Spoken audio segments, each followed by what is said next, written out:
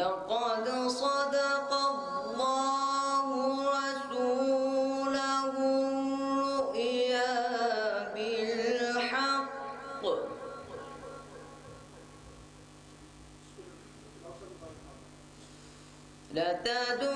لتدخلن المسجد الحرام إن شاء الله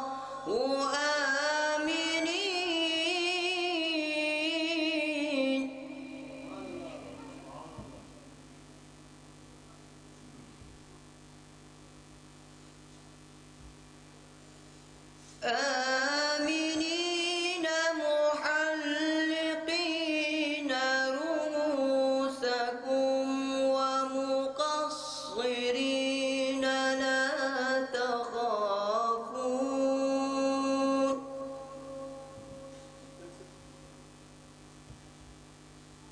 فعلم ما لم تعلموا فجعل من دون ذلك فتحا قريبا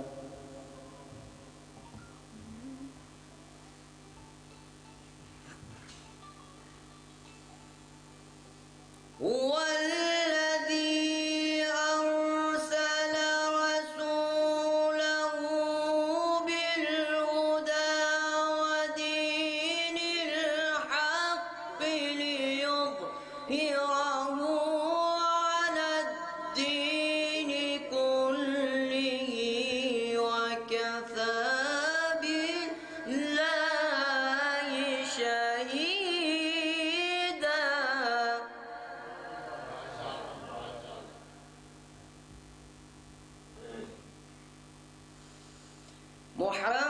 محمد رسول الله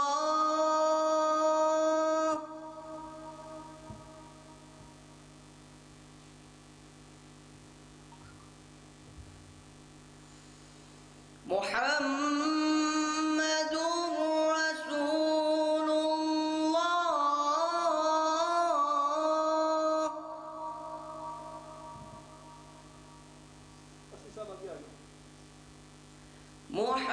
محمد رسول الله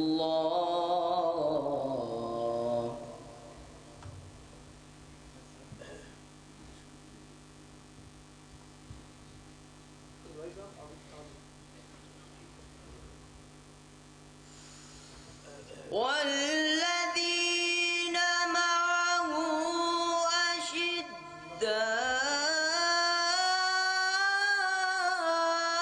أشداء على الكفار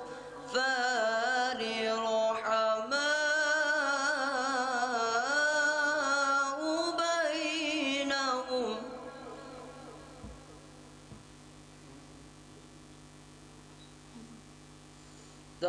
تراهم ركعا سجدا يبتغون فضلا من الله ورضوانا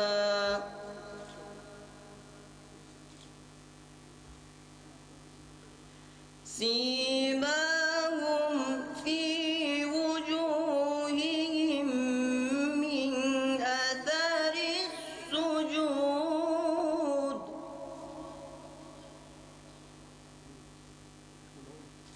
ذلك مثلهم في التوراة ومثلهم في الإنجيل كزرع أخرج شطأه فآزره فاستغلظ فاستوى على سوقه فاستوى على سوقه يعجب الزراع ليغيظ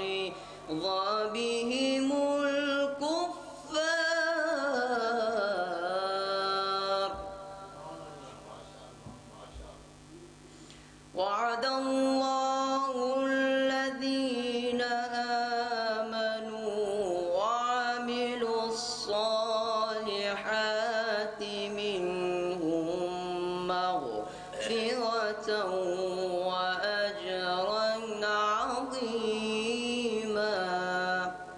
صدق الله العلي العظيم. اللهم صل على محمد وآل محمد وعجل فرجهم.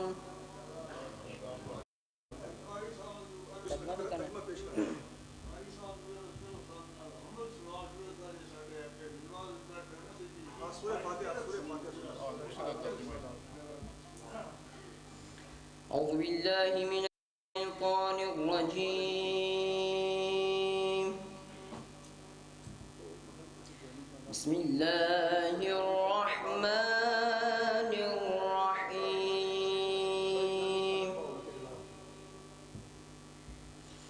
الحمد لله رب العالمين الرحمن الرحيم مالك يوم الدين. إياك نعبد إياك نعبد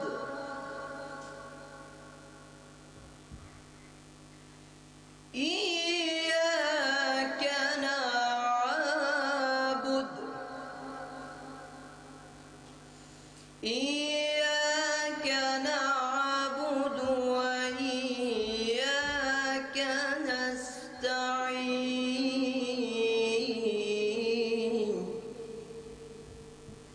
اهدنا الصراط المستقيم صراط الذين أنعمت عليهم غير المغضوب عليهم ولا الضالين.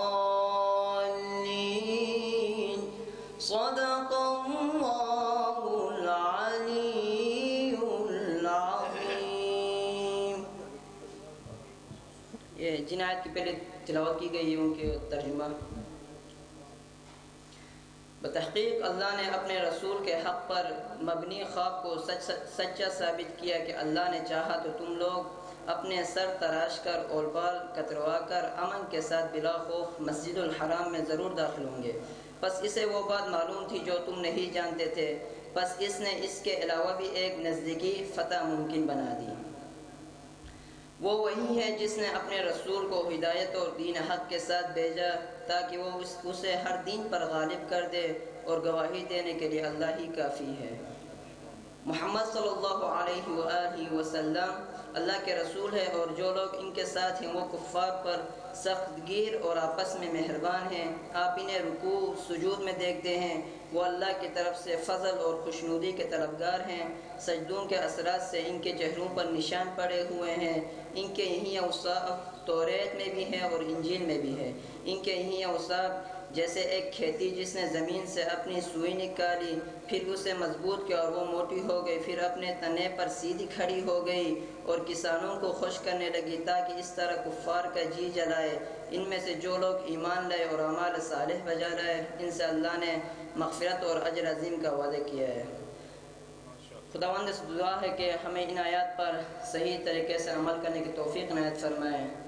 درود بھیجے محمد و آل محمد کی ذات پر.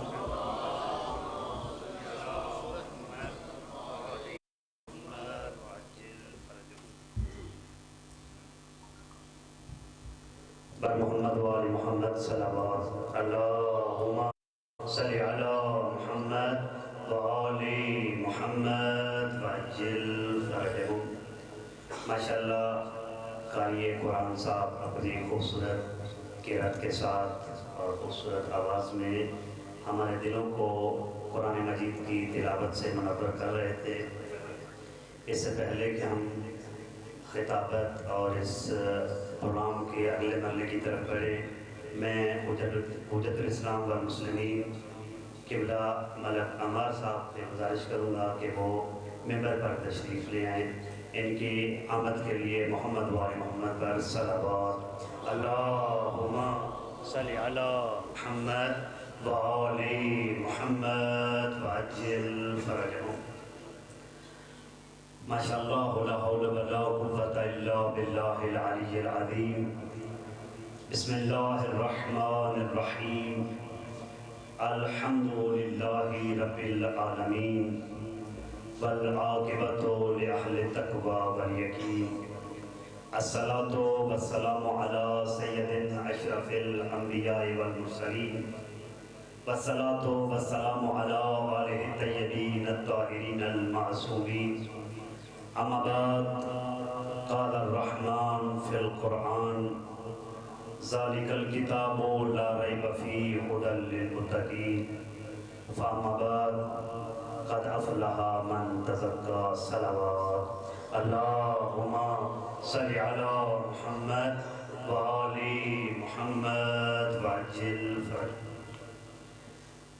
عزیزان محترم، معزز سادات و مومنین، عاشقان انبیاء و ائمہ و اولیاء، بالخصوص آج کی اس مقدس محفل میں آپ نے شرکت فرمائی، جو کہ حضرت پیر فضل شاہ صاحب کی یاد میں اور ان کی تعلیمات کو زندہ کرنے کے لیے الحمدللہ یہ 21 چک کو سعادت نصیب ہوئی۔ ہم تمام آنے والے مہمانان کا شکریہ ادا کرتے ہیں، کیونکہ حکم ہوا ہے قبلہ صاحبان کی طرف سے کہ آپ کچھ نہ کچھ گفتگو لازمی کریں۔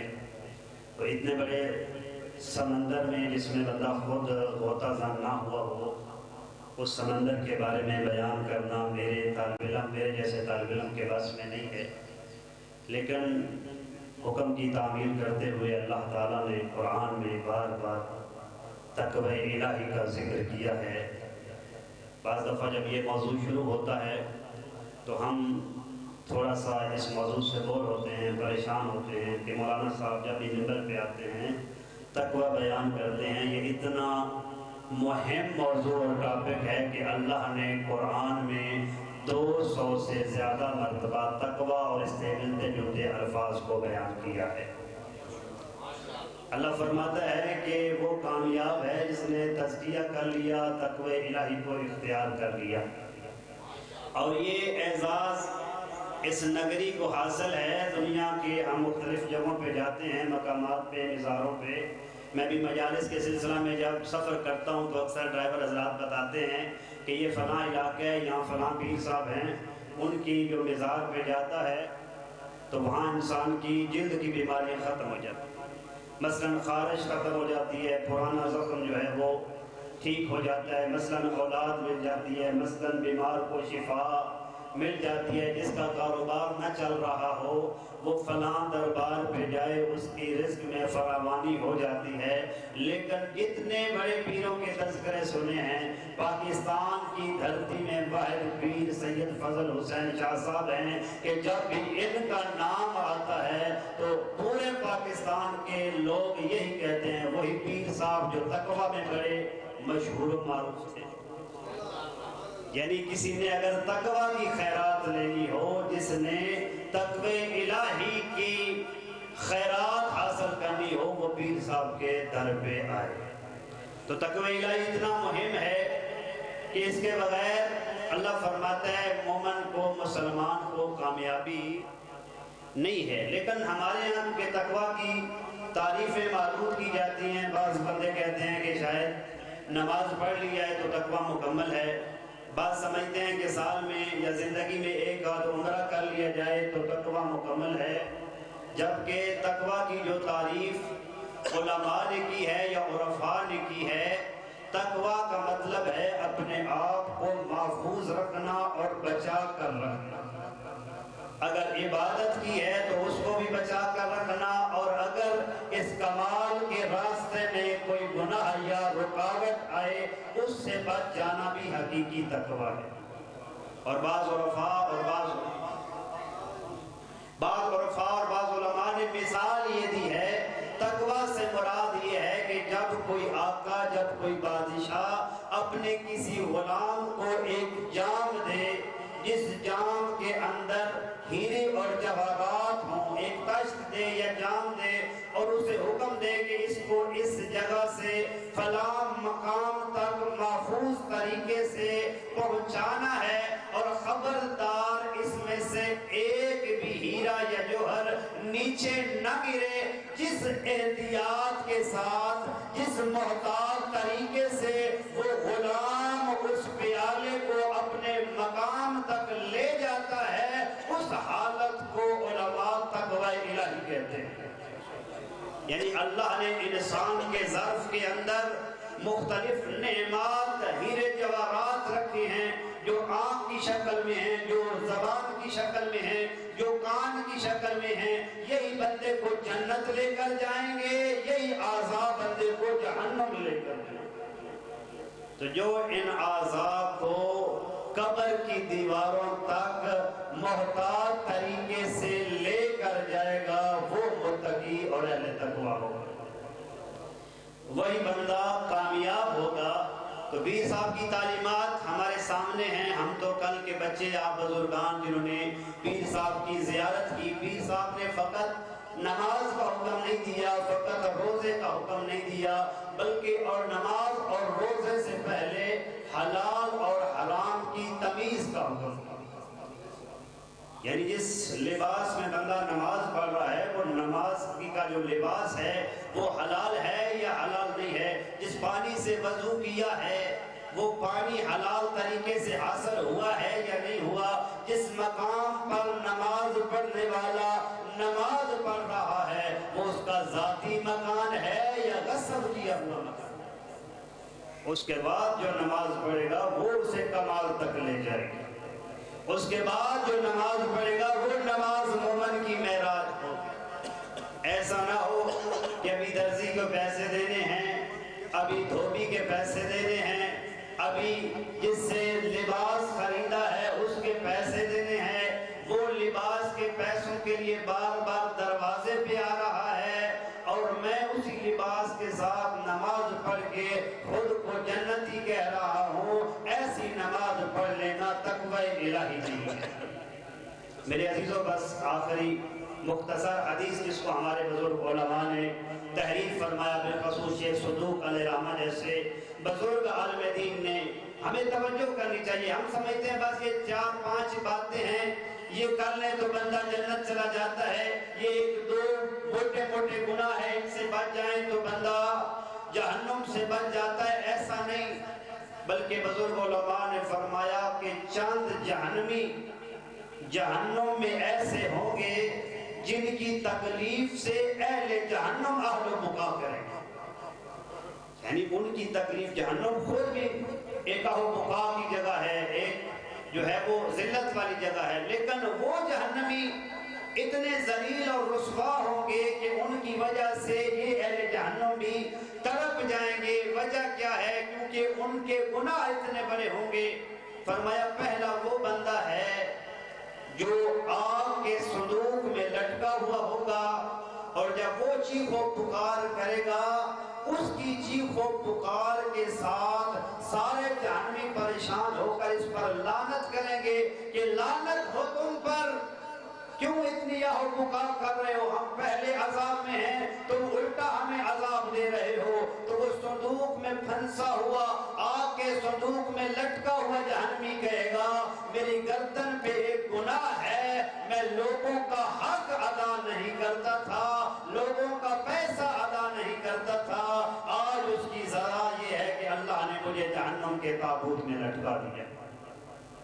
اور دوسرا گروہ، دوسرا شخص وہ جہنمی ہوگا جس کے منہ سے ایسی بدبو آئے گی کہ باقی اہل جہنم بھی تڑپ کر کہیں گے لعنت ہو تم پر کہ تمہارے منہ سے ایسی بدبو آ رہی ہے کہ ہم بھی تڑپ رہے ہیں اور تکلیف میں ہیں، ایسا کون سا گناہ کیا ہے؟ تو وہ جس کے منہ سے بدبو آئے گی وہ پکار کر کہے گا، میں اس زبان سے بد زبانی کیا کرتا تھا، گالم گلوچ کیا کرتا تھا۔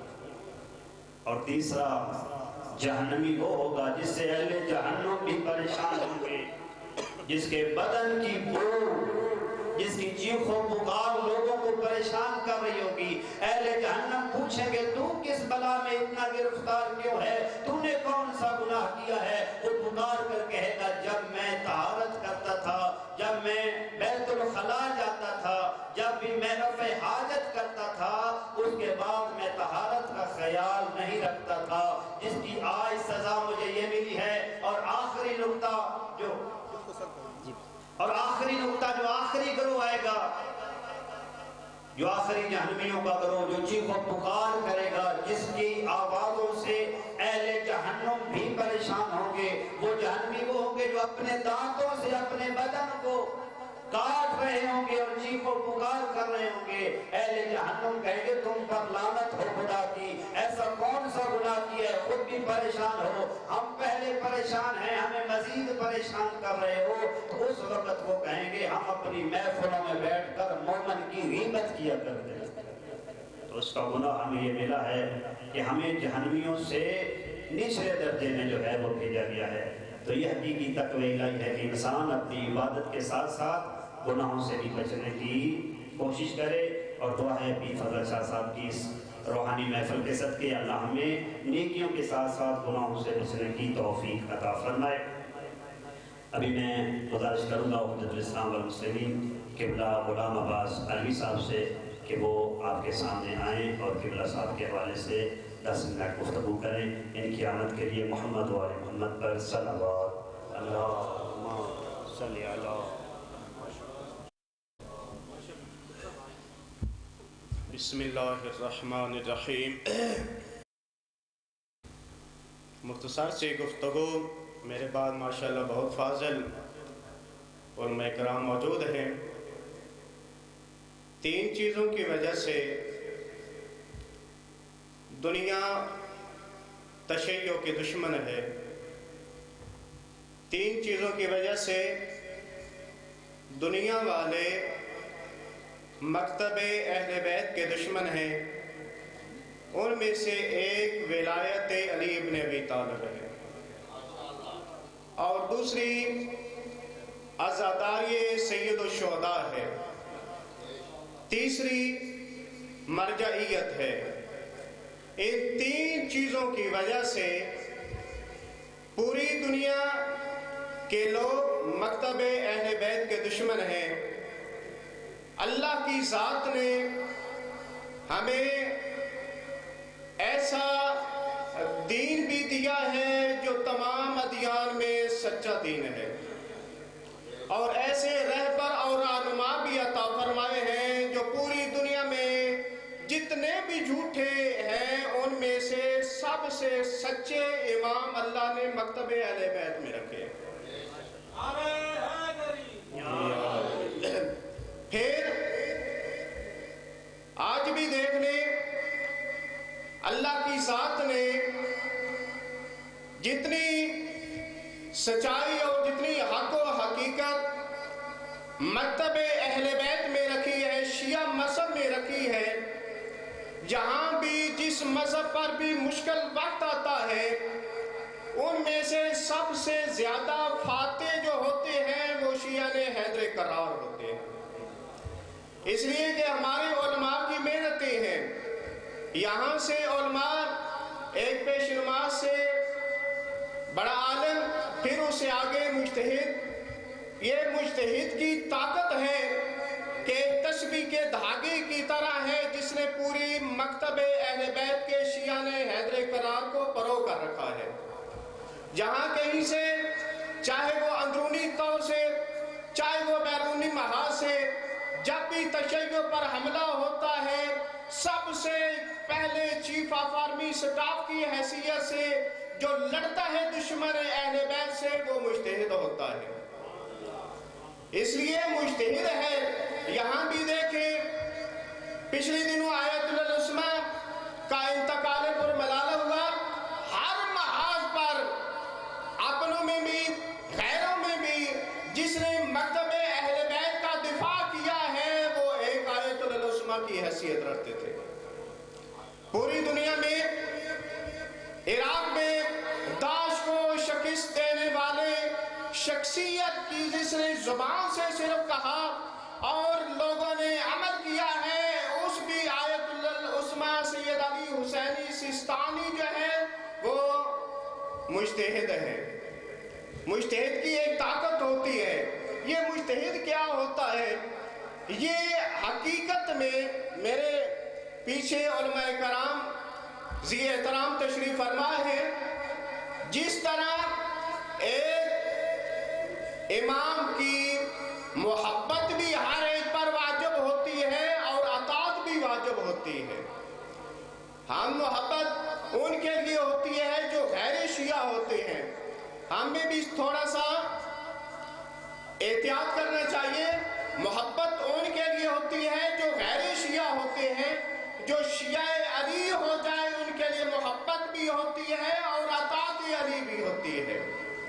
حقیقت میں مولا علی کا ماننے والا حوادار اور شیعہ وہی ہوتا ہے جو علی ابن ابی طالب کی محبت بھی رکھے اور ان کی ہر لحاظ سے اطاعت بھی کرے۔ اور پھر جب ائمہ معصومین کا مقدس سلسلہ امام حسن عسکری علیہ السلام تک آ کر ختم ہوا اور وہیں سے 12ویں امام کی ولادت باسعادت کے بعد غیبت صغریٰ کا دور شروع ہوا تو 4 نائبین خاص آئے۔ مختصر کر رہا ہوں، 4 نائبین خاص آئے۔ جب امام غیبت کبریٰ میں چلے گئے تو پھر نائبین خاص کا سلسلہ ختم ہوا اور پھر امام کے حکم کے مطابق جو قرآن اور احادیث کو اور عقل اور شعور اور علماء اعلام کے ذریعے سے مکتب اہل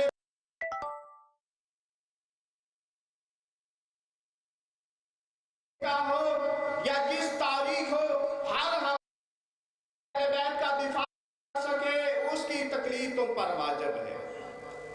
اور تقلید کے بغیر انسان کے اگر اعمال ہوں گے تو وہ بھی اعمال باطل ہو جائیں گے۔ اس کی ڈیٹیل ہے جو بڑے علماء جانتے ہیں اور پھر بتائیں گے بھی صحیح، اتنا ٹائم نہیں ہے۔ پھر دوسرا ہے عزاداری سید الشہداء۔ عزاداری کا نام صرف ماتمداری نہیں، عزاداری کا نام صرف زنی نہیں، عزاداری کا نام صرف مجلس عزا نہیں۔ عزاداری وہ ہے کہ جس کے ذریعے سے امام حسین یا آل محمد کے غم میں انسان شامل ہو اور شمار ہو۔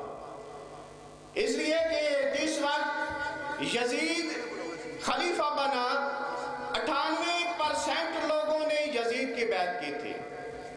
کتنے پرسنٹ؟ 98% لوگوں نے یزید کی بیعت کی تھی اور اس وقت صرف 2% وہ لوگ رہ گئے تھے جنہوں نے یزید کی بیعت نہیں کی تھی۔ اور آج بھی دیکھ لیں، آج 98% وہ لوگ ہیں کہ جو امام حسین سے محبت کرتے ہیں اور یزید پر لعنت کرتے ہیں، اور صرف 2% وہ لوگ ہیں کو یزید کے حامی ہے۔ اس چیز میں انقلاب کون سی چیز لائی؟ اس چیز کو 98% جو اس وقت یزید کے حامی تھے، یزید کی نفرت میں بدلنے والی چیز کا نام عزاداری امام حسین ابن علی ہے۔ آج بھی عزاداری ہے۔ عزاداری کے پلیٹ فارم سے اللہ کا قرآن بھی پڑھا جاتا ہے اور محمد و آل محمد کا پاک فرمان بھی پڑھا جاتا ہے۔ حقیقت میں مجلس عزا ہو، ماتمداری ہو، جتنے بھی یہ عزا کے سلسلے ہیں، یہ اس وقت ہی فائدہ مند ہو سکتے ہیں کہ جب ان میں سے روح عزا باقی ہو اور اس سے مقصد حسین ابن علی کا پرچار ہو۔ تو پیر فضل حسین شاہ صاحب آل اللہ مقامہ اتنی بلند حیثیت اور عظمت کے مالک تھے کہ جن سے کسی نے پوچھا کہ آپ مستجاب الدعوات کیسے بنے پیر صاحب، تو آپ نے ارشاد فرمایا کہ میری دعائیں اس لیے اللہ قبول فرماتا ہے کہ میں اس اللہ کی مانتا ہوں، وہ اللہ میری مانتا ہے۔ اور پیر صاحب سے کسی نے پوچھا کہ آپ کو اللہ نے اتنا بلند مقام عطا کیسے فرمایا، تو پیر صاحب نے ارشاد فرمایا 2 وجہوں سے اللہ نے مجھے یہ بلند مقام عطا فرمایا ہے۔ پہلا مقام یہ ہے کہ میں ہمیشہ سچ بولتا ہوں، اور دوسرا یہ ہے کہ میں ہمیشہ رزق حلال کا استعمال کرتا ہوں۔ آج ہم بھی پیر صاحب کی مقدس تعلیمات کے اس ذہن میں صرف 2 چیزوں کا خیال رکھیں کہ صدق مقال ہو اور رزق حلال ہو، تو ان 2 چیزوں کی وجہ سے اللہ پاک کی ذات ہمیں بھی بہت زیادہ بلند مقام عطا فرما سکتی ہے۔ دعا ہے اللہ رب العزت پیر صاحب کے درجات بلند فرمائے اور ہم سب کو پیر صاحب کی تعلیمات پر عمل کرنے کی توفیق عطا فرمائے۔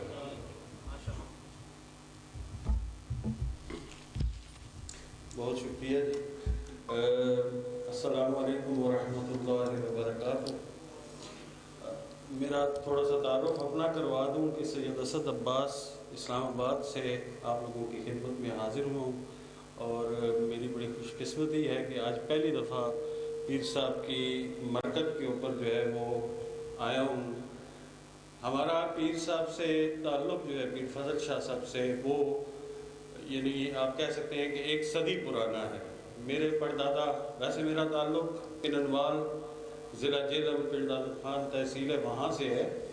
میرے پردادا جو ہیں ان کے بارے میں کہا جاتا ہے کہ وہ آتے تھے پیر فضل شاہ صاحب کے پاس۔ پھر میرے دادا ابو مرحوم جو ہیں سید تصدق حسین حکیم، وہ بھی مطلب پیر صاحب کے پاس اسی طرح تشریف لاتے تھے، اور تایا جو ہے وہ میرے وہ بھی آتے تھے۔ مجھے پہلی دفعہ جو ہے یہ سعادت نصیب ہوئی ہے، اور اتنا بزرگوں سے سنا ہے پیر صاحب کے بارے میں کہ یعنی ایک دل کے اندر بڑی خواہش تھی اور بڑی خلش تھی کہ میں پیر صاحب کو جا کے جو ہے وہ یعنی اس مرکز پہ حاضری دوں، اور میری بڑی خوش قسمتی ہے۔ میں علامہ سبطین شیرازی صاحب کا بڑا شکر گزار ہوں کہ جنہوں نے مجھے یہ یعنی توفیق اور یہ سعادت جو ہے جن کی وجہ سے مجھے یہ نصیب ہوئی ہے۔ پیر صاحب کے بارے میں جو ہمارے بزرگ بات کیا کرتے تھے، میرے دادا مرحوم کئی بینک میں ملازم تھے کسی، تو وہاں پہ چوری ہو گئی کچھ تقریباً چند لاکھ روپے کی۔ اب 1950s میں چند لاکھ روپے جو ہے وہ بڑی ویلیو رکھتی ہے، اور بڑی ایک تو مینیجر کی حیثیت سے ان کے لیے مشکل پیدا ہو گئی، تو انہوں نے پھر اپنے بیٹے کو تار بھیجا کہ آپ جائیں پیر فضل شاہ صاحب کے پاس اور ان سے کہیں کہ وہ جو ہے نا اس کے لیے دعا کریں میرے لیے کہ خداوند کریم مجھے اس مشکل سے نکالے، کیونکہ اگر چور نہیں پکڑا جاتا تو پھر ظاہری سی بات ہے کہ مینیجر جو ہے وہ ذمہ دار ہے۔ تو تایا ابو بتاتے تھے کہ پیر فضل شاہ صاحب کے پاس میں آیا اور آ کے میں بیٹھا، تو انہوں نے یعنی حال احوال پوچھنے کے بعد انہوں نے سیدھا دعا کرنی شروع کر دی۔ اب یہ بھی نہیں انہوں نے پوچھا کہ کیا مسئلہ ہے آپ کا، یہ کیا سلسلہ ہے، انہوں نے سیدھا دعا کرنی شروع کر دی، اور دعا انہوں نے کیا کی کہ اللہ عزتوں والوں کی عزتیں سلامت رکھیں، اتنی سی دعا کی ہے انہوں نے، اور دعا کر کے سب کو کہا آمین۔ پھر وہ کہتے ہیں کہ ہم نے لنگر شنگر کیا اور واپس آ گئے۔ تو جب واپس آئے گھر تو تار آیا والد صاحب کا، سیالکوٹ میں وہ تھے تعینات، ان کا تار آیا کہ میرا مسئلہ حل ہو گیا ہے، چور پکڑا گیا۔ یعنی یہ واقعہ جو ہے، پھر پیر فضل شاہ صاحب کے بارے میں آپ پاکستان میں کہیں بھی بات کریں، سوشل میڈیا پہ بات کریں، کسی سے بات کریں، یعنی آپ نام لیں پیر فضل شاہ صاحب کا، ہر بندہ کہے گا جی وہ ہمارے ادھر تشریف لاتے تھے، اور ان جیسا بزرگ ہی کوئی نہیں۔ تو یہ چیزیں جو ہیں یہ یعنی ایک انسان کے اندر یہ چیز پیدا کرتی ہیں کہ یار یہ کس قسم کی شخصیت تھی، کیا تھا، مطلب یہ کیسی ہستی تھی۔ اور میں آج چاہوں گا بھی کہ یہاں پر جو بزرگان موجود ہیں جن کی پیر صاحب سے ملاقات ہوئی ہے اور جنہوں نے ان کی زیارت کی ہے، ان سے ان کے تاثرات جو ہے وہ جان سکوں۔ افسوس کی بات یہ ہے کہ پیر صاحب کے بارے میں زیادہ معلومات جو ہے وہ دستیاب نہیں ہیں۔ یہ قلبی روایات جو ہیں وہ تو موجود ہیں، لیکن تحریری صورت میں کم معلومات ہے۔ ایک کتاب پیر صاحب کے بارے میں 1975 میں میرا خیال ہے لکھی گئی، جس کا نام تھا جامع الفتاوی۔ جامع الفتاوی جو ہے وہ پیر صاحب کے ہی ایک مرید تھے، علامہ منور حسین، انہوں نے تحریر کی، اور اس کے اندر انہوں نے پیر صاحب کے حالات زندگی اور ان کے تمام فتاوی جتنے بھی وہ مراجعین سے رابطہ کرتے تھے. اب یہ بڑی حیرت کی بات ہے کہ ہمارے ہاں یعنی پیری فقیری کا جو تاثر ہے وہ یہ ہے کہ یعنی مرجع، عالم، اس طرح کی تمام چیزوں سے انسان جو ہے وہ دور بھاگتا ہے. لیکن پیر صاحب کی زندگی میں ہم دیکھتے ہیں کہ ان کا مسلسل لکھنؤ کے مراجع سے، عراق کے مراجع سے مسلسل رابطہ تھا. ایک مسئلے، چھوٹے چھوٹے مسئلے کے لیے جو ہے وہ ان سے سوال کرتے تھے، خط لکھتے تھے اور خط کا جواب آتا تھا. پیر صاحب کی اگر میں علمی خدمات کے اوپر بات کروں، اگرچہ بہت سے یعنی یہاں پہ صاحبان علم موجود ہیں اور اس پہ بات کریں گے، میں اسے مزید جو ہے وہ آہستہ آہستہ بات کرتا رہوں گا. میں آپ تمام احباب کو اس نظام مرجعیت و تعلیمات زبدۃ العارفین کانفرنس میں تشریف لانے پر مبارکباد بھی پیش کرتا ہوں اور آپ کو خراج تحسین بھی پیش کرتا ہوں کہ خداوند کریم نے آپ کو یہ توفیق بخشی کہ اس اہل اللہ شخص کی برسی کی مناسبت سے، یعنی 23 اکتوبر ان کے انتقال کا دن ہے، اس کی مناسبت سے جو ہے یہ پروگرام، اور خصوصاً علامہ سید سبطین شیرازی صاحب جو کہ یعنی میں سمجھتا ہوں کہ خود بھی ایک اہل اللہ ہی ہیں، تو ان کا بھی یہ یعنی ان کو بھی اللہ تعالیٰ نے یہ توفیق دی ہے کہ وہ اس موقع پر جو ہے یہ پروگرام اس کا انعقاد کر سکیں. میں بہت شکر گزار ہوں اس محفل کے صدر محفل مدرسہ محمدیہ کے پرنسپل حجت الاسلام والمسلمین علامہ نصیر حسین صاحب کا کہ وہ تشریف لائے. اسی طرح سے مدرسہ سلطان المدارس کے سرپرست علامہ ڈاکٹر افتخار حسین صاحب کا بہت شکر گزار ہوں، جو داماد بھی ہیں علامہ حجت الاسلام محمد حسین ڈکو صاحب کے، وہ یہاں پر تشریف لائے. اسی طرح سے ہمارے دیگر مہمان گرامی جو کہ اس محفل میں تشریف لائے ہیں، جناب کوثر حسین کاظمی صاحب جو کہ منتظم اعلیٰ ہیں امام موسیٰ کاظم کمپلیکس اسلام آباد کے، جناب ڈاکٹر شوکت علی صاحب، اور اسی طرح سے جناب علامہ سید عمار الحسن صاحب جو پرنسپل ہیں سلطان المدارس کے، اسی طرح علامہ عبدالخالق اسدی صاحب جو کہ مرکزی ڈپٹی سیکرٹری ہیں مجلس ارادت المسلمین کے، ہمارے نہایت مہربان علماء میں سے ہیں. یہ تمام احباب جو ہیں ان کی آمد کا بہت بہت شکریہ. میں بلا تاخیر زحمت دوں گا سید علی آکاش شیرازی کو کہ وہ تشریف لائیں اور 10 منٹ کے لیے حالات حاضرہ کے حوالے سے گفتگو کریں. علی آکاش شیرازی.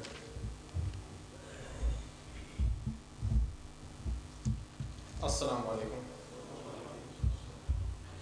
سامعین محترم، شب و روز ملک بھر دنیا بھر میں محفلیں مجالس برپا ہوتی ہیں، لیکن آج کی کانفرنس یہ کچھ مختلف ہے باقی تمام مجالس اور محفلوں سے. یہ کانفرنس ایک خاص اہمیت کی حامل ہے کیونکہ اس محفل میں ہم روایتی جو طور طریقہ ہے جس میں واعظ و نصیحت اور تعلیمات کا بول بالا کیا جاتا ہے، اسی کے ساتھ ساتھ ہم اپنی شناخت حاصل کرنے کے لیے آج اکٹھے ہوئے ہیں. آج مسلم امہ جس وجہ سے دنیا بھر میں ہم یہ نہیں کہہ سکتے کہ زوال کا شکار ہے، کیونکہ مسلمان کبھی زوال کا شکار نہیں ہو سکتا. ہم دنیا بین الاقوامی لحاظ سے پیچھے ہیں، ہمارے جو لائن آف ایکشن ہے ہم اس میں اس طرح سے ظاہر نہیں ہے جس طرح سے ہمیں ہونا چاہیے تھا. تو کچھ مخصوص وجوہات ہیں جس کی وجہ سے ہم لوگ آج اس لمحے تک پہنچ چکے ہیں، ان پہ تھوڑی روشنی ڈالنا چاہوں گا اگر آپ کی اجازت ہو. اقبال نے کہا خودی، ویسے تو یہ بہت مشکل لفظ ہے، اگر ہم خودی کو ڈیفائن کرنا چاہیں تو اس کی بہت گہرائی ہے. عام شخص کو سمجھنے کے لیے یہی کافی ہے کہ خودی کو آپ کہہ سکتے ہیں کہ یہ خود شناسی ہے. اگر مسلمان اپنے آپ سے آشنا ہو جائے تو دنیا کی کوئی طاقت اس کو نہیں روک سکتی. تو یہ خود شناسی کیا ہے؟ اسلام صرف ایک دین نہیں ہے، یہ ایک فطرت کا نام ہے اور یہ دنیا کی واحد حقیقت ہے جو انسان کو اس کی حقیقت سے آشنا کروا کر دنیا میں اس کو اہم منزل تک پہنچاتی ہے. جیسا کہ آج کل کے جو ماحول اور حالات چل رہے ہیں، ہم دیکھ رہے ہیں کہ کس طرح سے اسرائیل عرب میں آ کر پہلے آباد کاری اس نے شروع کی، اور اس کے ساتھ ساتھ اب وہ وہاں پہ اپنے نیشنلسٹ ایجنڈا کو بہت پاپولر کر رہا ہے. اس پہ تھوڑی بات کر لیتے ہیں. تھوڑا سا ہم تاریخ میں پیچھے جائیں تو دیکھیں کہ یہ کیسے اس لیول تک پہنچ گئے کہ اب یہ ایک قسم کی ایک بہت اہم قوت بن گئے ہیں سینٹرل ایشیا کی. ہم اس پہ تھوڑی روشنی ڈالتے ہیں. ورلڈ وار 1 کے بعد جب ہٹلر نے پہلی جنگ عظیم میں جنگ چھیڑ دی اور سلطنت عثمانیہ ٹوٹی، اس وقت فرانس، جرمنی اور رشیا، ان قوتوں کے درمیان معاہدے ہوئے جن میں انہوں نے ایک معاہدہ کیا کہ ہم یہودیوں سے، انہوں نے یہ وعدہ کیا کہ ہم آپ کی آباد کاری اس علاقے میں شروع کریں گے. اس کے لیے ان کے درمیان ایک معاہدہ، تحریری معاہدہ سائن ہوا تھا. تو اس میں یہ تھا کہ ہٹلر نے پہلی جنگ عظیم کی تباہ کاریوں میں بہت سے یہودیوں کا خاتمہ کیا. کلوز ٹو 6 ملین یہودیوں کو مارا گیا ہولوکاسٹ میں. یہ اب ان کے لیے ضروری ہو گیا کہ وہ اپنے نیشنلسٹ ایجنڈا کو اجاگر کریں تاکہ دنیا میں وہ زندہ رہ سکیں. جس طرح سے ان کی قتل و غارت شروع تھی، اور یورپ میں ہم نے دیکھا کہ جس طرح سے ان کو سیمائٹس کا ایک درجہ دیا گیا، یورپ میں ان کو جینٹائلز کی مخالفت میں، اور ان کو ایک جانور کی طرح سے ڈیل کیا جاتا تھا. گیٹوز ہوتے تھے جہاں پہ ان کو بند کیا جاتا تھا، ایک بیجز ہوتے تھے ان کے یلو، جن سے ان کی شناخت بنی کہ یہ یہودی ہے، اس کے ساتھ ہم نے اچھا سلوک نہیں کرنا. ان کو ایک بہت برا سلوک ان کے ساتھ کیا جاتا تھا. تو تاریخ میں یہ بتایا جاتا ہے کہ اس قوم کو بہت ایک قسم کا اندر سے ایک ایگریشن تھا باقی دنیا کے خلاف کہ کوئی ہمارے ساتھ کھڑا کیوں نہیں ہوتا، ہمارے خلاف اتنا برا سلوک کیا جا رہا ہے تو کیوں دنیا اس پر خاموش ہے، جیسا کہ آج کشمیر میں ہو رہا ہے. تو اس وقت کے جو لیڈرز تھے انہوں نے یہ سوچا کہ اس طرح بالکل نہیں ہونا چاہیے، کیونکہ ہٹلر کی تباہ کاریاں پوری دنیا کی لیڈرشپ کو ایک قسم کا انہوں نے ہلا دیا. تو اس وقت UK برٹش لیڈرز نے یہ طے کیا کہ ہم ان کو ایک خطۂ زمین، عرب جب ہم لوگ سلطنت عثمانیہ کو توڑ لیں گے تو اس میں سے ایک خطۂ زمین جس کو فلسطین کہتے ہیں، ہم ان کو یہ دے دیں گے. ان سے یہ وعدہ کیا گیا. تو 1914 سے لے کے 18 تک پہلی جنگ عظیم جب چلی، اس کے بعد آہستہ آہستہ ان کی آباد کاری یہاں پہ شروع ہوگی. جو دنیا بھر سے یہودی تھے وہ یہاں پر آنے لگ گئے.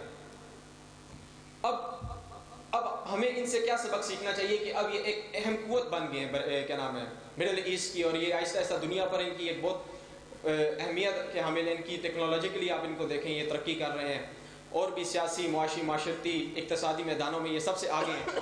ان کی اس کی وجہ کیا ہے کہ یہ کس وجہ سے اس مرحلے تک پہنچے ہیں؟ اس کی ایک خاص وجہ یہ ہے کہ ان کے درمیان کا اتحاد. انہوں نے دنیا بھر کے مظالم تو سہے، لیکن اس کے بعد انہوں نے یہ سبق سیکھا کہ ہمیں آپس میں متحد ہونا چاہیے. ہمیں ان سے یہ سبق لینا چاہیے کہ یہ اس قسم انہوں نے اپنے درمیان کی تمام جو ان کی ڈفرینسیشن تھی ان کو بھلا کے یہ ایک میدان پر، ایک موٹو پر جمع ہوئے.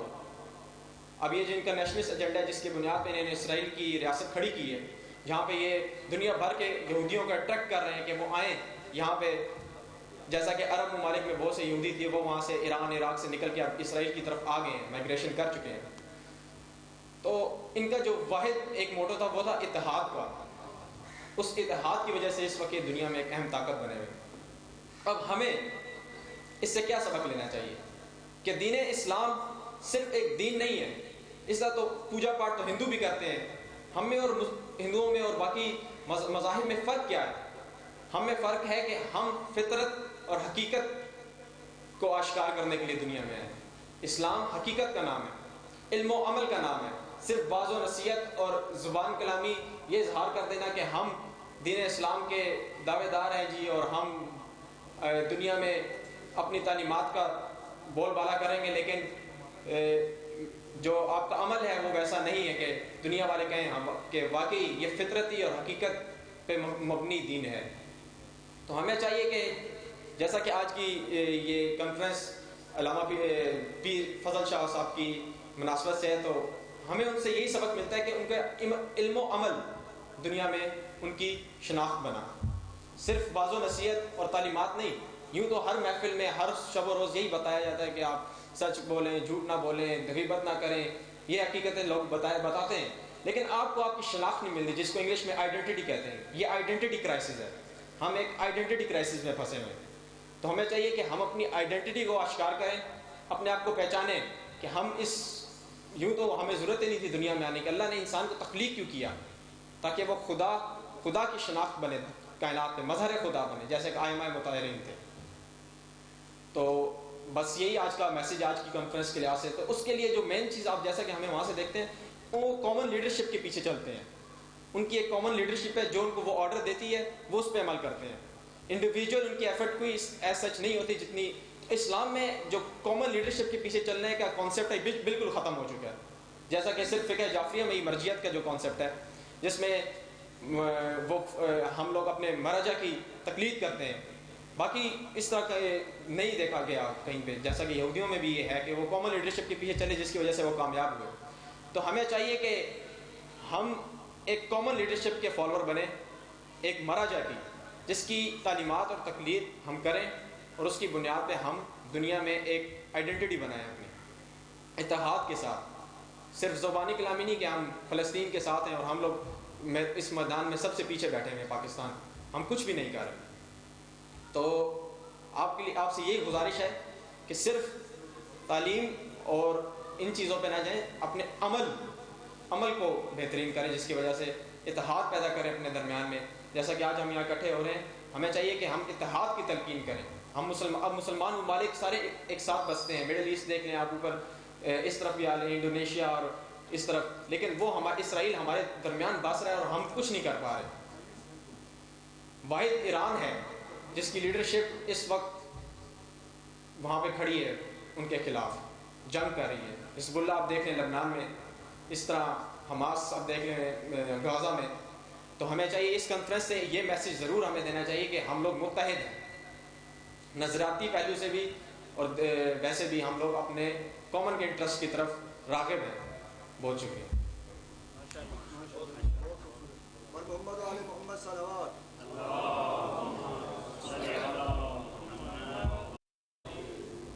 ماشاء اللہ جی, یہ تھے سید آکاش شیرازی, جو کہ مطلب بابا ناصر علی شاہ صاحب جو ہیں, جو اس ڈیرے کے بانی ہیں, ان کے مطلب ان کی نسل سے بھی ہیں. علامہ سید سبطین شیرازی کے بھتیجے ہیں. ماشاءاللہ بڑی یعنی جامع گفتگو کی انہوں نے اس کے حوالے سے, حالات حاضرہ کے حوالے سے. میں یہاں پر خوش آمدید کہنا چاہوں گا اس محفل کے چیف گیسٹ جناب فرمان علی بوسن صاحب کو, کہ وہ بھی یہاں پر موجود ہے. میں ان کا نام لینا بھول گیا. علامہ افتخار نقوی صاحب جو ہیں وہ بھی راستے میں ہیں, تشریف لا رہے ہیں. کلر کہار میرا خیال ہے پہنچ چکے ہیں. اسی طرح مجلس سے وحدت مسلمین کے سیکرٹری جنرل سید ناصر عباس شیرازی صاحب وہ بھی تشریف لا رہے ہیں. انہوں نے بھی وعدہ کیا ہے, دیگر حضرات نے بھی وعدہ کیا ہے. لیکن یہ ہے کہ جیسے جیسے ہمیں کنفرمیشن ہوگی آپ تک انشاءاللہ اس کے بارے میں اطلاع پہنچاتے جائیں گے. میں پیر صاحب کی زندگی کے حوالے سے, چونکہ آج کی محفل جو ہے وہ خصوصاً پیر صاحب اور مرجعیت کا آپس میں جو ایک رشتہ ہے اس کے حوالے سے ہے. یعنی پیر صاحب نے اپنی زندگی کے اندر جو میں نے مطالعہ کیا ہے ان کی زندگی کا, انہوں نے متعدد جہات میں کام کیا, اور ان چیزوں کو یعنی انہوں نے مد نظر رکھا کہ اس وقت معاشرے کی ضرورت, اس وقت معاشرے کو, ہماری قوم کو کس ڈائریکشن میں کرنے کی ضرورت ہے. لکھنؤ کے اندر ایک مد صحابہ تحریک چلی جس کے اندر شیعہ اور سنی کے مابین جو ہے وہ اختلاف پیدا ہو گیا. اب عموماً ہماری اس طرح کی جو تحریکیں ہوتی ہیں یا سیاسی پروگرام ہوتے ہیں ان کے اندر یعنی ہمارے یہ جو صوفی سلسلوں کے لوگ ہوتے ہیں یا عرفاء ہوتے ہیں یا ذاکرین ہوتے ہیں, وہ اس قدر زیادہ اس کو اہمیت نہیں دیتے یا وہ سمجھتے ہیں کہ سیاسی کاموں سے ہمارا کوئی تعلق نہیں. لیکن پیر صاحب نے یہ جو مد صحابہ تحریک تھی اس کے خلاف پھر ایک تبرہ ایجیٹیشن جو ہے شیعہ علماء نے شروع کی. اس تبرہ ایجیٹیشن کے اندر پیر صاحب نے یعنی شرکت کی, اور نہ صرف یہ کہ خود شرکت کی, پاکستان بھر سے خصوصاً پنجاب سے جو ہے قافلوں کو اس تبرہ ایجیٹیشن کے لیے پیر صاحب نے نکالا. دینی خدمات کو اگر دیکھیں کہ یعنی ہمارے پاس یہ جامعہ دارالعلوم محمدیہ سرگودا, اس کی بنیاد میں ان کا بڑا کردار ہے. اسی طرح جامعہ جعفریہ خوشاب کے اندر جو ہے اس کے اندر انہوں نے بنیادی کردار ادا کیا. مختلف علاقوں میں تبلیغی دورہ جات کے لیے جاتے تھے، لوگوں سے ملتے تھے اور لوگوں کو جو ہے وہ دین کی جانب راغب کرتے تھے. یعنی ایک وہ کردار ادا کر رہے ہیں جو کہ واقعی ائمہ اور انبیاء کا کردار ہوتا ہے کہ لوگوں کے درمیان جانا، ان سے بات چیت کرنا، ان سے یعنی ان کے مسائل کو ڈسکس کرنا. پھر یہ کہ یعنی ان کے لیے میں اس چیز کو یقیناً جاننا چاہوں گا کہ پیر صاحب جو ہیں ان کی شخصیت کے اندر وہ کیا کرشماتی یا وہ اس کو کہتے ہیں کرزمیٹک ایک آپ کی اٹریکشن ہوتی ہے کسی چیز کے بارے میں، وہ کیا کرشماتی ایک جاذبہ تھا ان کے اندر کہ لوگ جو ہیں وہ نہ صرف یہ کہ ان کی طرف کھینچے جاتے تھے بلکہ مطلب جو بھی ان کا نام سنتا، لکھنؤ کے بڑے بڑے مدارس جو مراجع ہیں جب وہ پیر صاحب کا ذکر کرتے ہیں قدوۃ السالکین، مرجع کا ایک اہل اللہ شخص کے بارے میں یہ کہنا کہ قدوۃ السالکین، ٹھیک ہے. اسی طرح سے یعنی ان کے زبدۃ العارفین، یہ اللہ یعنی اسے کیا کہتے ہیں کہ مطلب ایک عارف کے بارے میں، ایک ایسا شخص جس نے مرجع نہیں، جو مطلب جس نے دینی تعلیم ظاہرہ اتنی نہیں حاصل کی ہے، وہ اس شخصیت کے بارے میں مرجع اتنا بڑا ایک لقب اس کو دے رہا ہے. ایک مرجع انہیں کہتا ہے سلمان آل محمد، یعنی ہم سنتے ہیں سلمان اہل بیت جو ہے حضرت سلمان فارسی کے بارے میں. ایک مرجع سید احمد علی، مفتی سید احمد علی نے ان کو سلمان آل محمد کا بہت بڑا لقب ہے ایک مرجع کا. یعنی پیر صاحب نے ان شخصیات کے اوپر ایسا اثر کیا. لکھنؤ گئے ہیں باقاعدہ اور وہاں پر جو کچھ عرصہ رہے ہیں اس سے پھر لوگوں کے درمیان میں دعوت خطاب دینا چاہوں گا حجت الاسلام والمسلمین قبلہ محترم علامہ صفدر علی صفدری صاحب کو، جو کہ پرنسپل ہیں المنتظر مرکز منڈی بہاؤالدین کے، کہ وہ آئیں اور ہمارا یہ جو موضوع ہے اس کے حوالے سے آپ کے سامنے اظہار خیر. علامہ صفدر علی صفدری صاحب.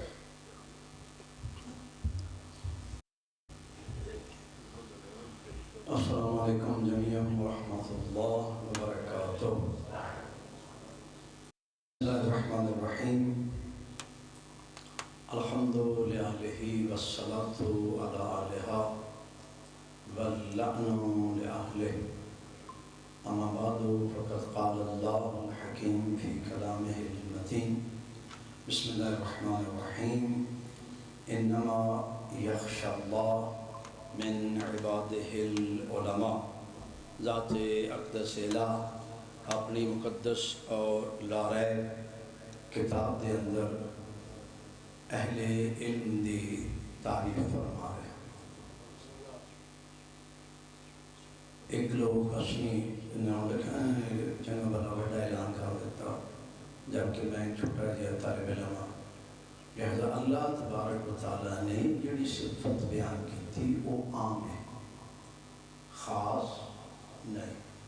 صفت جس ویلے عام ہو سی، جس موصوف دے وچ وہ صفت پائی ہوئی سی، الہی نظام دے وچ اور فرشتیاں دی زبان دے وچ وہ عالم ہی لکھا ہوئی سی. علم دی عالم دی تعریف کی کیتی گئی انما یخشی اللہ من عبادہ العلماء، سوائے اس کے نہیں کہ علماء ہی خوف خدا رکھتے ہیں. بس جس بندے دے اندر خوف خدا ہے، جیڑا بندہ بھی اللہ دی عظمت اور اللہ دی نافرمانی تو ڈردا، الہی نظام اس نو عالم آکھیا ویندا. جس دا ایک مصداق قبلہ پیر فضل حسین شاہ آل اللہ مقامہ ہو اس صفت دے بہترین موصوف قرار دیتے بندے. پھر دین ایک نظام حیات ہے سی اور دین نے تربیت دے مسائل نو بہت ابتدا تو شروع کیتا. وہ میرا چونکہ موضوع نہیں، میں صرف میرا مقصد وہ ماحول ہے سی اور اس ماحول دے افراد جنہ پیر فضل شاہ صاحب نو اکی چک مستقر ہون دا موقع دیتا، او کون ہے سن؟ او ہستیاں، او ماحول، وگرنہ اکلا بندہ جیڑا بھی پیڑا ہوئے وہ کسی جگہ تے رہائش تو گھبرانگا۔ اگر اس نو اس دے مزاج دا ماحول فراہم کیتا بنیے تے او اتھے پرسکون ہونگا، اس نو اتھے ران لگیاں، ہچکچاہٹ نہیں ہوندی، مشکلات نہیں ہونیاں۔ لہذا اس ویلے دا جڑا اکی چک ہے سی، جس جگہ تے سی کھڑے ہیں، ایک ہستی دی قبر اتھے، قبلہ سید فضل حسین شاہ صاحب آل اللہ مقامو ہو، مانوی دنیا دے وچ، الہی نظام دے وچ، خوف خدا علی تاریخ دے وچ قبلہ سید فضل حسین شاہ صاحب بھی بہت بڑے عارف ہے سن، بہت بڑے عامل ہے سن، اور ایسی شخصیت ہے سی کہ جس دے وجود مقدس دے اندر دنیا اور آخرت دو شیاں جم ہے سن، یعنی جتھے بہت بڑے پرہیزگار، بہت بڑے دنیا دار، نالی بہت بڑے دیندار اور بہت بڑی بصیرت دے مالک، آج بھی انہاں دی بصیرت نو دیکھ کے انسان حیران رہ بیندا۔ تسی اپنے صرف محرم دے شروع نو اگر ذہن وچ رکھ لو تے انسان حیران رہ بیندا، کتھوں جلوس نکلنا، کتھے کتھے اس دے تقریراں ہونیاں، کس حد تک جانا، کس ٹائم تک جانا، یہ سارا نظام مساجد نو اکٹھا کرنا، یہ صدیاں بات سمجھنے والی بصیرت ہے۔ اور اگر تسی غور کرو تو بہت بڑا کریڈٹ کہ اہل سنت برادران نو عملی دعوت اتحادی ایک قبلہ فضل حسین شاہ صاحب دا مقام ہے سی کہ این دو ایک اگر تھے شیعہ اور سنی وہ آپس ایک بنامہ ہاتھ رہ رہے۔ اسی طرح انہاں دے کول بانا لے حضرات، میں کسی دی پارٹی بازی نہیں کرانا، مثلا جناب حاجی بھائی خان صاحب، ایک بندہ اتنی بڑی جاگیر دا مالک ہے، 2 مرحبے اتنے زمین دا مالک، کافی ڈھیر سارے مدد میں یاد نہیں، 12-14 مرحبے کہانی زمین دا مالک، پیر راندے نال وہ اس رنگ رنگے گئے سن کہ پیروری اس محفل دے انہا پروانیاں نو ویک کے سکون محسوس کر دے ہیں۔ اور ایسا انہا ہستیاں دے وچوں جنہاں نو میں مثلا خود حاجی صاحب دی زیارت دا شرف حاصل ہویا، انہاں نو میں ویکھیا کہ پتہ ہی نہیں سی لگتا بھئی یہ کون آ رہے ہیں، اتنا بڑا نامی زمیندار، خرچ کرنا لا بندہ، راہ خدا دے وچ اس قدر خوف خدا، یہ ماحول ایسی، یہ وہ افراد ہے سن جنہاں دے درمیان ایک بہ کے پیروری پرسکون ہوندے ہیں۔ اور پھر اے لوگ، میں نو پیروری نہیں یاد، میری عمر ہی نہیں اتنی، میں بعد مثلا فضل حسین صاحب اے چھاڑے موچی برادران دے وچوں سن، وہ آرام نال ان فقی مسائل جڑے عام بندے نو کتاب وچوں پڑھ کے سمجھ نہیں آتی، وہ اس انداز وچ بیان کردے ہیں جے بندے نو وہ مسئلہ بھولدے ہی نہیں۔ یہ بھی اس ماحول دے لوگاں دا اثر ہے سی جنہاں پیر فضل شاہ آل اللہ مقام شریف دے کولو کہ کیتا فائدہ اٹھایا، انہاں دی تعلیمات تے عمل کیتا۔ اسی طرح جندران برادری نے وچوں شخصیات پیران دے قربان آلیاں پتہ ہی نہیں سی لگتا، انہاں دی آکڑ اس انداز پیر فضل شاہ صاحب نے اپنے کردار دے نال، اپنی گفتار دے نال بدلی ہے سی کہ وہ جھلک سن نظر ہوندی ہے سی پیر فضل شاہ آل اللہ مقام شریف دی۔ جی جڑے ہستیاں موجود ہوں انہاں دا ذکر نہیں کراندا، قبلہ سید غلام اکبر شاہ صاحب قبلہ سید محمد حسین شاہ صاحب ایک وہ لوگ آئے کہ جنہاں نے پیران دی محفل دی زینت بن دے اور کمال سید برابر دے سید لیکن حسد نام دی شاہی کوئی نہیں. کوئی بندہ یہ نہیں آنکھ سکتا بھئی جناب پیران دے نام فضل حسین شاہ صاحب نو حسد ہوئے، خادم حسین شارن حسد ہوئے، غلام اکبر شارن. حتی اس تشیدت میں کنا اس لکارات تھوڑی ہے اے پھر کتھو دے سالات دیا بزرگاں دی محنت بھئی 18-21 جگ ہو سی، 11 جگ ہو سی تاکہ محرم تے سارے بندے ہوں دے باقی مناسبت تے کچھ ہوں دے کچھ نہیں ہوں دے. ایک تھوڑے دے ایک تھوڑے دے کو جدہ رل بحسن اللہ تعالی امام حسین علیہ السلام دی زینت بڑھ بحسن تاکہ اللہ تعالی دے بھرم باقی رہے. یہ دینی وظائف پیر فضل شاہ آل اللہ مقاموں انہیں ذمہ لے ہوئے عزاداری اور اس دنات ریلیٹڈ امور دوسرے فضل شاہ صاحب لے ہوئے. نہ اے انہاں دا شکوہ کردہ نظر ہونگے نہ او انہاں دا اس زمانے شبیہ روضہ امام حسین علیہ السلام تعبیر کرونا ایک کوئی چھوٹا کام نہیں. جی حاجی صاحب سانو یاد ہے جدہ سے مدرسے گئے مولوی صاحب کو پیار تو بھی بندے سدے ہو جو نسی دے یا کہنا انہاں بلا کیا کہنا بھئی آکھو اسی بلے جی مولوی نا اسی جی طالب علم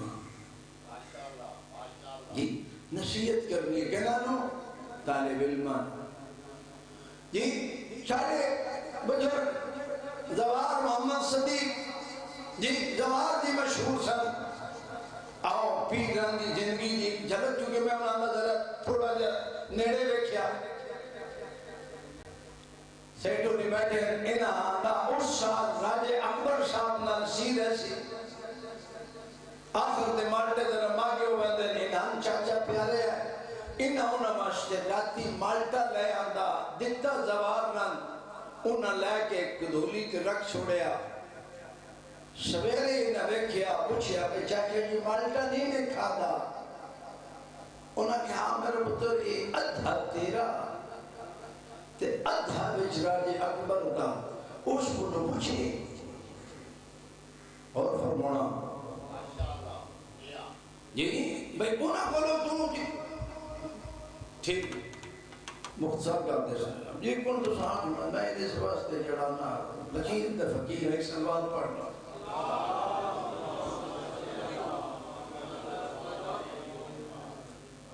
جی غور فرمایا پیر صاحب کے نا پیر صاحب دی تعلیمات تھی کہ وہ انہاں قربان آلے لوگ ماحول فرام کرن آلے انہاں لوگاں جی ایمانداری دی گلے پچھلے بھی جسے باندھے ہیں تے سکون محسوس کرتے ہیں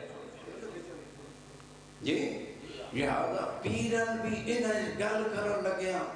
میں بعض بزرگاں ویکھیا بھئی انہاں دے سرات ہے نا او احتیاط پیران نہیں ویکھیا انہاں قربان آلے لوگاں جی کو ننوانے نہیں ٹک لائی دا سر تے ٹک ہوندہ سی جدن خط کرونے ادا او بھی بال رگڑوا چھوڑنے اس طرح تاکہ مسجدہ یقین ہو بنیے.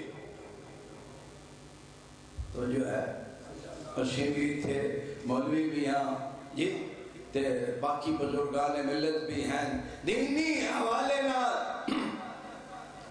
اتنی احتیاط شرعی امور نہ صرف آقام ہے.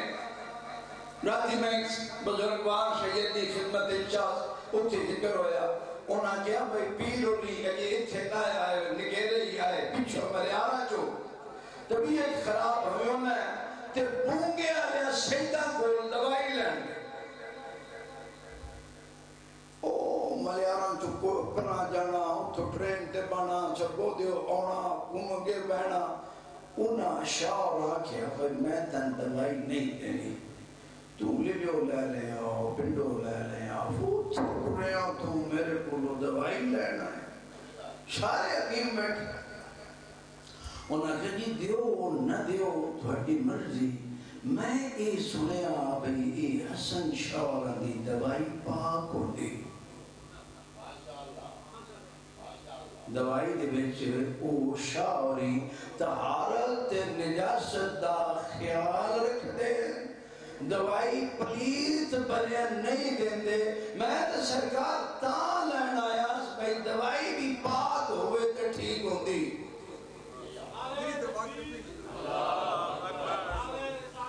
یا رسول اللہ یا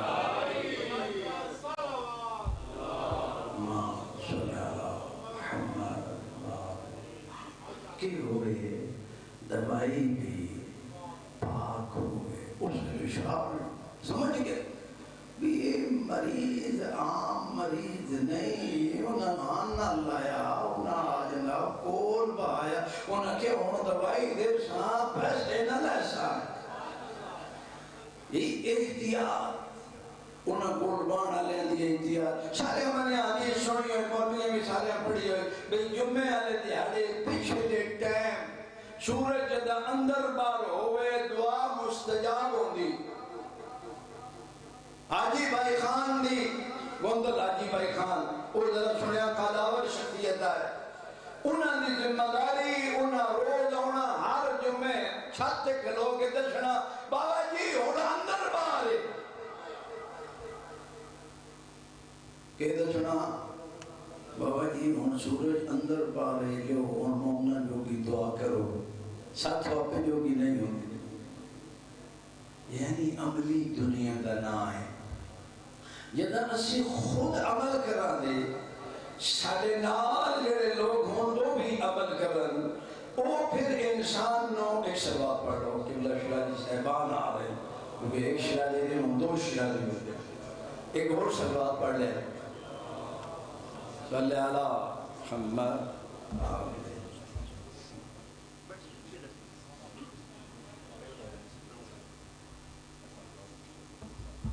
ایک اور سلوات دکھی جی پڑھنا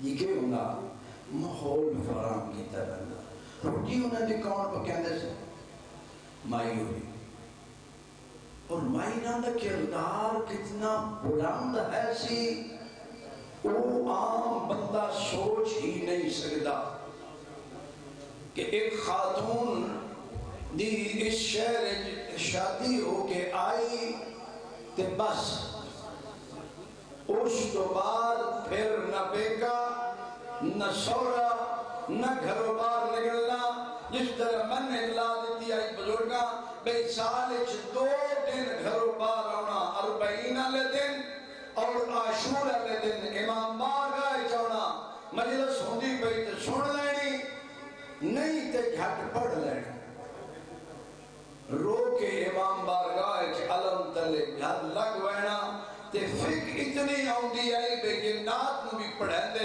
خود سے تین شرائی صاحب کو جن ویکھے بھی آئے میں جڑا یمائی اور یاد ان کئی باری بخار تکتے طبیعتہ خراب ہونی ہے اندر کمرے نائے پہن دیتے وہی آنا فرمائی کی بخار ہو چھوپ منو اور بندہ والو میں یعنی تصرف رکھتے ہیں ایسیاں شخصیات ایسا ماحول ایسے بے رعا حسد تو عالی تکبر تو محفوظ غیبت کرن دا شوق ہی نہیں خدمت کرن دا جذبہ دین سکھن دا جذبہ جی دین نال محبت دا جذبہ جی قبلہ پیر صاحب آخر عمرے آخری چونکہ بقیت نہ کہ میں جنریٹ کر دے ماں کہ میرا آخری واقع ہو سی اس تو بعد سلوات آیت اللہ العظمہ دو اشیاء سمجھو سن اگر تو سن توجہ کی تھی بعد میری گل چیتے آئے آیت اللہ العظمہ آقا محسن الحکیم رضوان اللہ تعالیٰ علیہ دے مقلد ہے آقا محسن حکیم نجب پیر فضل حسین شاہ کی چک اتو مسئلہ لکھے نے میں کس کمرے دے وچ نجس کپڑا لٹکیا ہوئے پایا ہوا نہیں خالی کمرے کی بھائی نجس کپڑا ہوئے تے میری بھائی نماز اتھے ہو ویسی عام ہر بندے واسطے حکم ہے بھائی ہو بندی سمجھے ہے مرجیے جنوں آیت اللہ العظمہ آغا موشن حکیم فتوہ دیتا بھئی تیری اس کمرے کی نماز نہیں ہوگی. سمجھا یہ ہے بہت ساری حدیثاں کہ جس ویلے بندے دا مقام بلند ہو گندا اس واسطے مکروہ بھی حرام دا درجہ اختیار کر گندا اور وہ مکروہ تو بھی اس قدر نفرت کردا جس قدر عام لوگ حرام تو بھی نفرت نہیں کر دے اور مستحب نو اس قدر اہمیت دیتا کہ عام لوگ واجب نو نہیں دیں دے. لہذا دعا ہے کہ پیر صاحب آج اللہ مقامہ شریف دے اللہ درجات بلند فرمائے اور 21 چک آلیاں اللہ تبارک و تعالی توفیق دے وے کہ انہاں دے آثار دی حفاظت کرن انہاں دی سیرت نو احیاء کرن دی کوشش کرن. پروردگار عالم محمد و آل محمد صدقے سنسارین توفیق عطا فرمائے بے برکت صلوات محمد و اہل بیت محمد.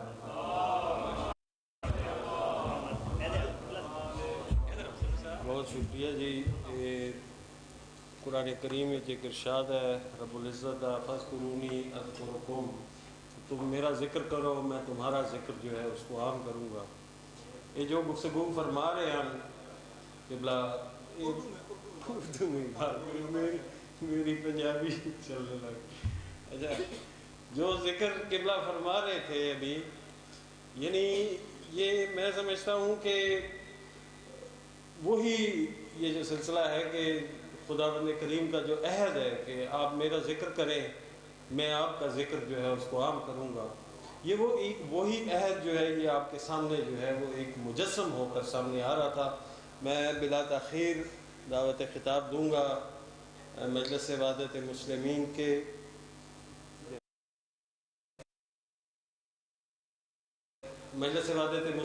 کے مرکزی سیکرٹری جنرل برادر سید ناصر عباس شیرازی صاحب کو اس محفل میں آنے پر خوش آمدید بھی کہتا ہوں اور ہدیہ تبریک بھی پیش کرتا ہوں. دعوت خطاب دوں گا مجلس وحدت المسلمین کے مرکزی سیکرٹری علامہ عبدالخالق اسدی صاحب کو کہ وہ آئیں اور آپ حضرات کے سامنے اپنے ارشادات پیش کریں. السلام علیکم ورحمۃ اللہ. ایک بار سورہ فاتحہ پیر صاحب اور بقیہ ان کے دور کے جتنے لوگ تھے ان سب کے لیے اور اپنے اپنے مرحومین کے لیے ایک بار سورہ حمد کی تلاوت فرما لیں.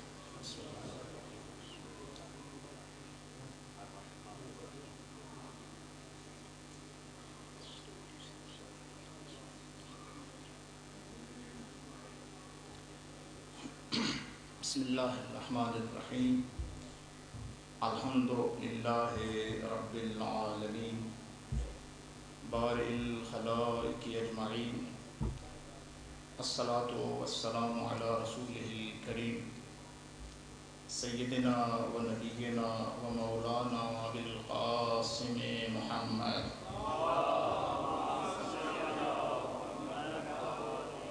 وأهل بيته الطيبين الطاهرين المعصومين سيما بقية الله في الأرضين. وبعد قال الحكيم في كتابه الحكيم وقول الحق ومن يعظم شعائر الله فإنها من تقوى القلوب. ایک سلوات پڑھ لیجیے واضح.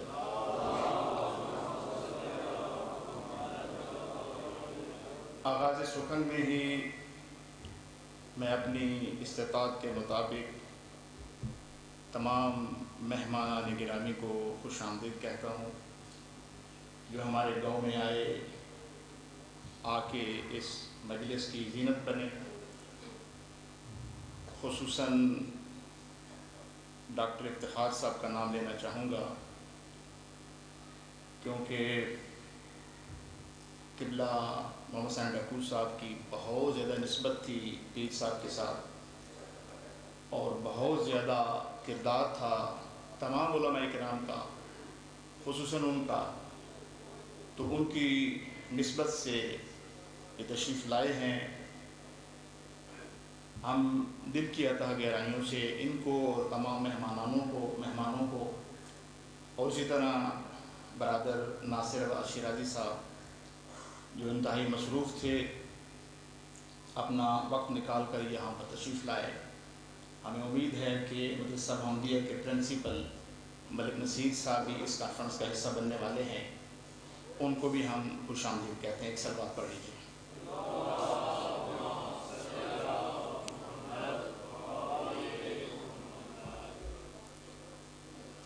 پیر صاحب کی زندگی کے بارے جو کام بہت پہلے ہم نے کرنا تھا، بہت دیر کے بعد اس کا آغاز ہوا.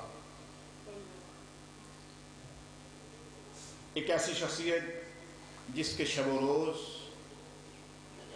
جن کی زندگی، جن کی عبادات، جن کی طہارت اور پاکیزگی ہمارے پاس امانت تھی.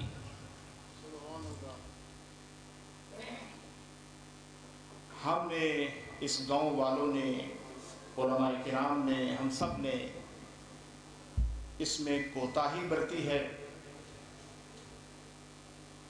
بہرحال پھر بھی اگر بغور جائزہ لیا جائے تو اندازہ ہوتا ہے کہ یہ بہترین وقت تھا کہ قبلہ پیر فضل حسین شاہ صاحب کے افکار کو، ان کی تعلیمات کو دوبارہ بیان کیا جائے، زندہ کیا جائے اور اس پہ بات کی جائے. اس کی کئی وجوہات ہیں. سب سے پہلے جو اس وقت دنیا کے حالات چل رہے ہیں، جہاں نئے نئے عقیدے اور نئی نئی دلیل اور نئے نئے فلسفے لے کے لوگ مارکیٹ میں آ رہے ہیں، اس موقع پر حقیقی تعلیمات کا احیاء اور بیان قوت کے ساتھ ہونا چاہیے. اور یہ اعزاز ہے ہمارے برادر محترم حجت الاسلام والمسلمین سید سبطین شیرازی صاحب کو کہ انہوں نے اس کا آغاز کیا ہے. ہماری دعائیں ہیں کہ انشاءاللہ یہ مشن پورا رہے اور کامیابی کے ساتھ اپنے مراحل طے کرے. میں نے جو میرے ذمے ہے موضوع کہ پیر صاحب کے جو تبلیغی سلسلے تھے، جو ان کے مشن تھے، وہ کس انداز میں اور کہاں کہاں انجام دیتے تھے. ویسے تو اس موضوع کی میں بات کرنا چاہ رہا ہوں کہ پیر فضل حسین شاہ صاحب کو فقط محض عبادات کے پنجرے میں آپ ان کا جائزہ نہیں لے سکتے تھے، کیونکہ وہ بہت بڑے نمازی تھے، لہذا اچھے تھے. ان کی شخصیت نماز اور روزے سے آپ ان کو نہیں پہچان سکتے. اس سے زیادہ آگے تھے، یعنی وہ عبادات کا احیاء کرنے والے تھے. ایک قسم کی پیغمبری بجا لا رہے تھے، ایک قسم کی رسالت ادا کر رہے تھے ہمارے معاشرے میں، ہمارے گاؤں میں اور ان تمام علاقوں میں. ان کی زندگی کا ایک ایک ورق اٹھا کے دیکھیں تو اس میں حکمت و دانائی نظر آتی ہے. پیر فضل حسین شاہ صاحب کا جو بہترین قیمتی در ہے، جو قیمتی جوہر ہمیں دے کے گئے ہیں، وہ دو چیزیں ہیں. ہمارے خاص کر ہمارے اس گاؤں کے لیے وہ دو چیزیں ہیں. ایک، حکمت و دانائی سے پیش آئیں. ہر مشکل کام میں بھی آسانی ہو سکتی ہے اگر بندہ سمجھداری کا مظاہرہ کرے اور جذباتی پن کو نہ اپنائے. اور دوسرا، جو سب سے زیادہ کمزوری ہے ہمارے گاؤں میں، ہمارے اس علاقے میں، وہ سنجیدگی کی ہے. قطعاً یہاں کے لوگ سنجیدہ نہیں ہوتے. تھوڑا سا ہنسی مذاق چلتا رہتا ہے، غیر سنجیدہ ماحول رہتا ہے، غیر تحقیقی بات ہوتی ہے. پیر فضل حسین شاہ صاحب نے یہاں آ کر سنجیدگی اور متانت کا درس دیا ہے کہ جو آپ میں سے سنجیدگی کے ساتھ آگے بڑھے گا وہ کامیاب ہوتا چلا جائے گا، اور اگر ان کی زندگی کو آپ 4 حصوں میں تقسیم کریں تو بہترین ہوگا۔ جو ان کے تبلیغی مشن تھے، مجھ سے اگر کوئی پوچھتا ہے تو میں آپ کے سامنے یہ بات دہرا دیتا ہوں، آپ میری اصلاح کر دیجیے گا کہ ایک سرگودا ضلع نہیں تھا، ڈھیر سارے اضلاع میں پیر صاحب کے گہرے روابط تھے۔ مثلا چکوال باقاعدہ وہ سفر کرتے تھے، منڈی بہاؤالدین، خوشاب، سرگودا، جھنگ، بکھر، جھنگ اور چنیوٹ جو اب ضلع بن گیا، اور بہت سے علاقے یہاں پر ان کے سفر ہوتے تھے۔ ایسے نہیں ہے کہ وہ یہاں سے اٹھتے تھے تو ملیار چلے جاتے تھے، ملیار سے اٹھتے تھے تو کرڑ چلے جاتے تھے، کرڑ سے اٹھ کے یہاں آ جاتے تھے۔ یہ ان کا ایک پہلو تھا، ایک چہرہ تھا جو ہمارے گاؤں والوں کے سامنے تھا کہ پیر صاحب ہمارے پاس رہتے ہیں۔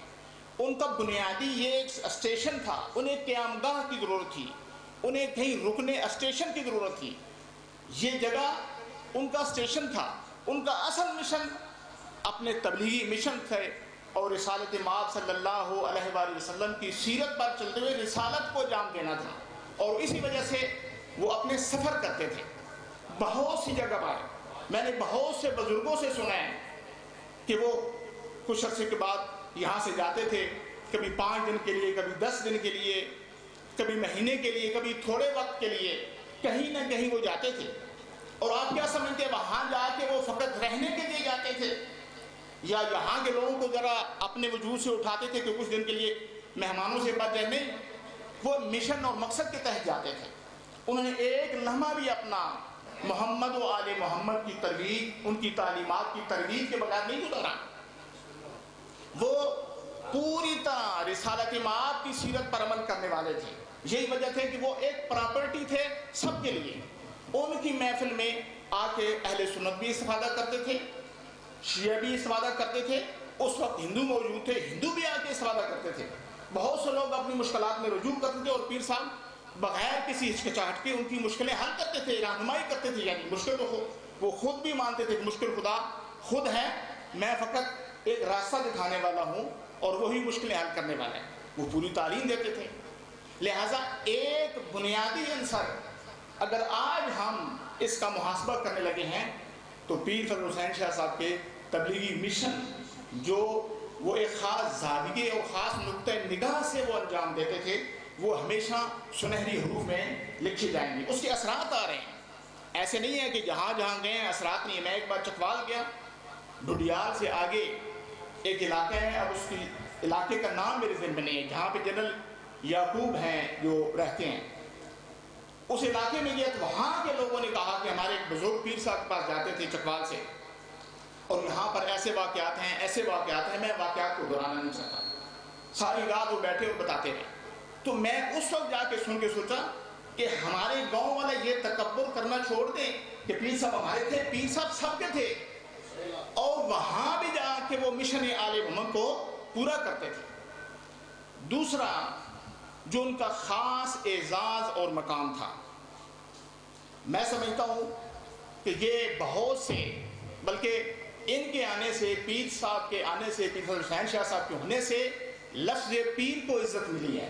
میرا پیر ہمارے معاشرے میں پٹا ہوا لفظ ہے، لوگ احترام یا سمجھتے ہیں کہ یہ کوئی فراڈ ہے، لیکن جب ان کے ساتھ لفظ پیر علماء خود استعمال کرتے ہیں تو اس سے پتہ چلتا ہے کہ لفظ پیر کا بھی احترام ہے، اور پیر صاحب نے آ کے اس لفظ کو احترام دیا ہے۔ دوسرا جو بنیادی مشن تھا پیر صاحب کا کہ وہ اپنی اس تبلیغ میں، اپنے سفروں میں، اپنے جو مشکلات اٹھاتے تھے شہروں میں جانے کی، کسی سے توقع نہیں کرتے تھے۔ بے لوث تھا، مالی معاونت یا چندہ اکٹھا کرنا نہیں تھا، معاشی حالات کو ٹھیک کرنے کے لیے وہ نہیں کرتے تھے۔ ان کی زندگی میں میں نے بہت سے لوگوں سے پوچھا، ایسا کچھ بھی نہیں تھا۔ ہاں اگر وہ کرنا چاہتے تو بہت سے مواقع تھے، لیکن یہ جو کام انہوں نے کیا بغیر توقع کے کیا، فی سبیل اللہ کیا، خدا سے ڈرتے ہوئے کیا، اور لوگوں کو ہدایت کا کام کیا۔ تیسرا جو بڑا پہلو پیر صاحب کا اس سے بھی زیادہ، اس تبلیغی مشن سے بھی زیادہ اہم ہے، وہ ان کے گہرے روابط تھے۔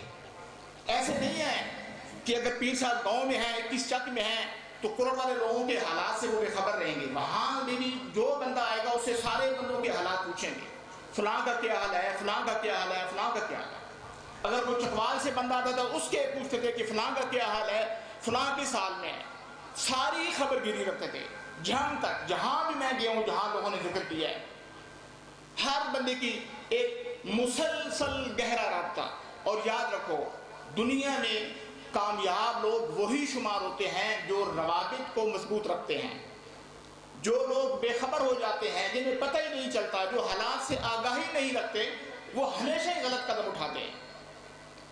غلط قدم کب اٹھاتا ہے؟ جب انسان کو پتہ ہی نہیں ہے حالات کیا ہیں، آپ کے سامنے بات ہے۔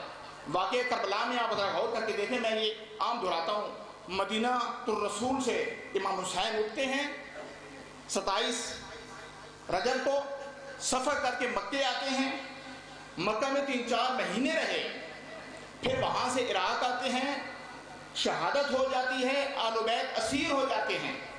لیکن مدینہ الرسول جس میں بڑے بڑے اصحاب موجود تھے، جب اہل بیت اسیر ہونے کے بعد بنا پر روایات 1 سال یا چند ماہ بعد یا چند دنوں بعد واپس آتے ہیں، تو اس وقت اصحاب رسول اکٹھے ہوتے ہیں، کہتے ہیں امام حسین شہید ہو گئے، یزید نے ایسے کیا۔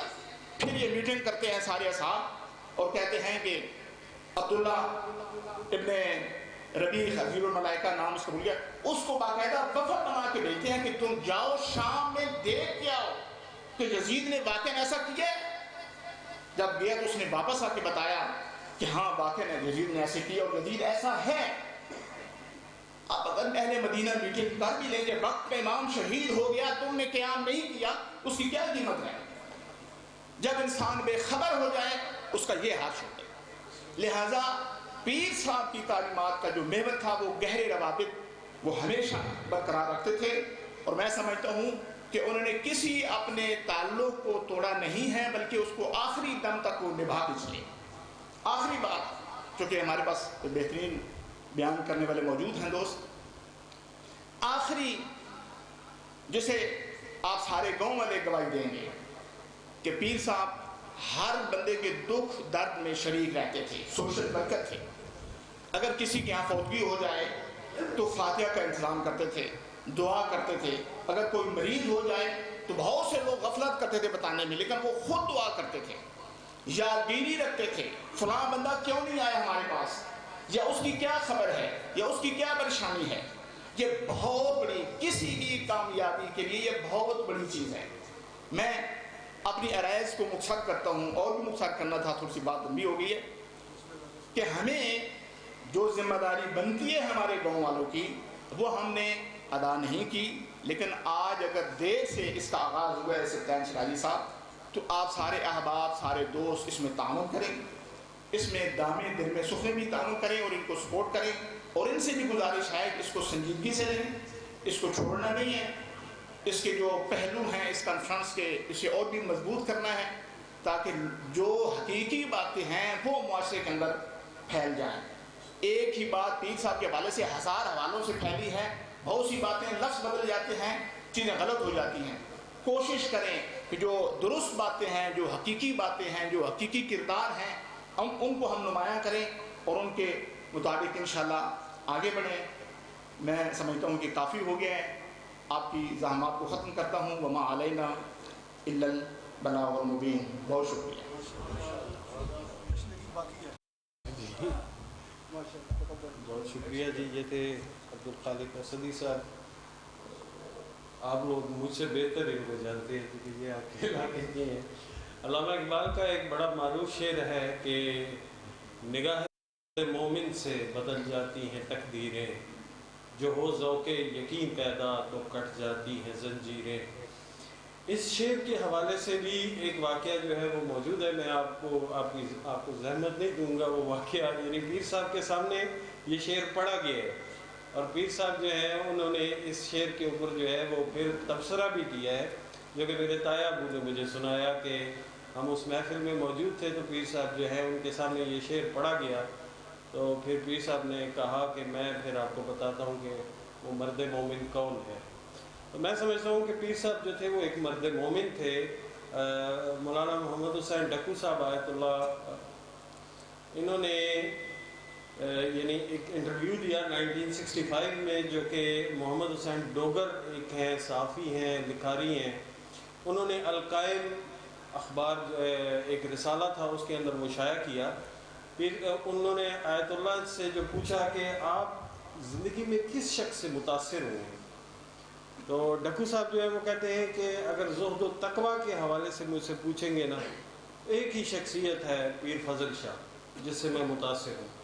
اور ڈکو صاحب اس حد تک متاثر تھے کہ آپ اندازہ کر سکتے ہیں، یعنی آج ان کے داماد، ان کے نواسے یعنی اس محفل میں شریک ہوئے ہیں، بالخصوص وہ تشریف لائے ہیں سرگودا سے اس مقصد کے لیے۔ میں بلا تاخیر دعوت خطاب دوں گا سرپرست اعلیٰ مدرسہ سلطان المدارس کے سرپرست ہیں ڈاکٹر افتخار حسین صاحب، ان کو کہ وہ آئیں اور مرجعیت نیز پیر صاحب کے حوالے سے اپنے معروضات جو ہیں وہ آپ کے سامنے پیش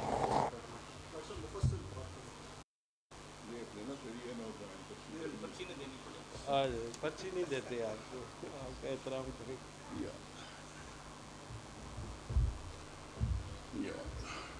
السلام علیکم۔ اعوذ باللہ من الشیطان اللعین الرجیم، بسم اللہ الرحمن الرحیم، الحمد للہ والصلاة علی اہلہا، اما بعد فقد قال اللہ الحکیم فی کتابہ الحکیم وهو اصدق الصادقین۔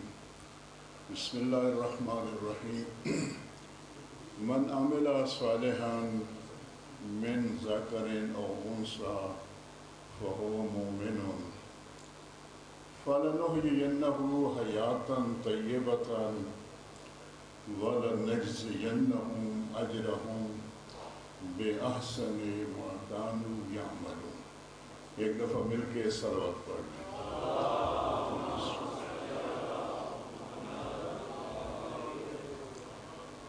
میرے محترم سامعین، ہم لوگ چونکہ عادی ہے مجلس کے عنوان سے سننے اور پڑھنے کے، کانفرنسوں میں بیٹھنا، پھر کرسیوں پہ چڑھ کے بیٹھنا، بندہ تنگ ہو جاتا ہے۔ ایسا ہی ہے، کیا میرے ساتھ بھی ایسا ہی کرنا ہے یا تھوڑا تھوڑا بولتے آئیں گے؟ ایک دفعہ مل کے سارے بآواز بلند صلوات پڑھیں۔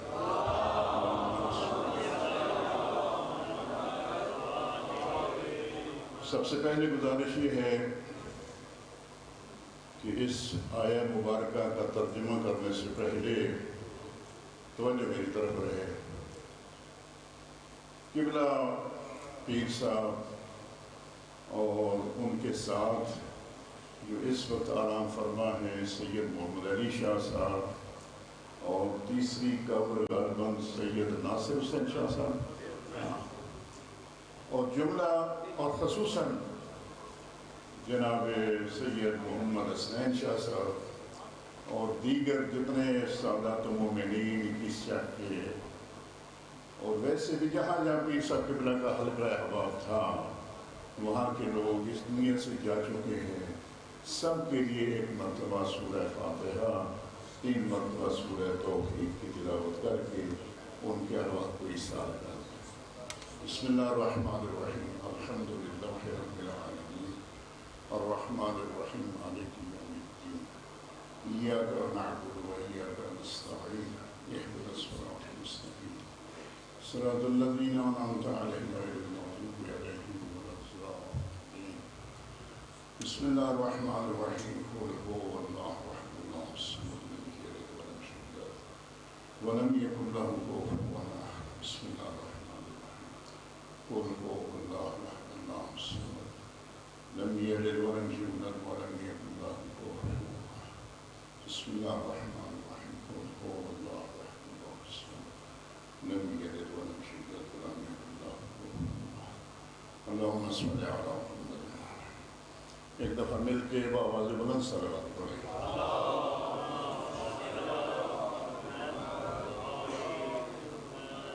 میرے محترم سامعین، خالق کی کائنات کا فرمان میں نے آپ کی خدمت میں پیش کیا ہے. سورہ نحل 14واں پارہ.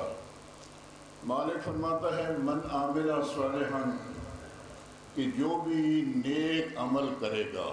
توجہ چاہتا ہوں خاموشی سے نہیں, تھوڑا تھوڑا بولتے ہیں گے کیونکہ یہ وقت ایسا ہوتا ہے کھانا کھا کے نماز پڑھ کے ہر کسی کے آرام کا وقت ہوتا ہے, اور اکثر بیشتر میں دیکھ رہا ہوں کہ جو ڈیگ لگا کے بیٹھے ہیں وہ سو بھی گئے.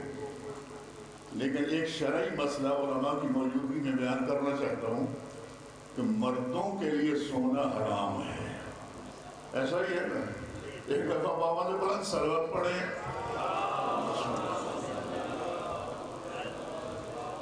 آپ امیدیں جاگ گئے ہیں. میرے محترم خالق کے کائنات سورہ نحل میں فرماتا ہے من عامل صالحا کہ جس نے بھی نیک عمل کیا من ذکر او انثی, چاہے مردوں میں سے ہو چاہے خواتین میں سے. سمجھ آ رہی نا بات؟ لیکن خالق ایک شرط لگا رہا ہے ساتھ, یعنی نیک عمل کرے مرد ہے یا عورت ہے, لیکن شرط یہ ہے فَهُوَ مُؤْمِنٌ, ہو علی والا.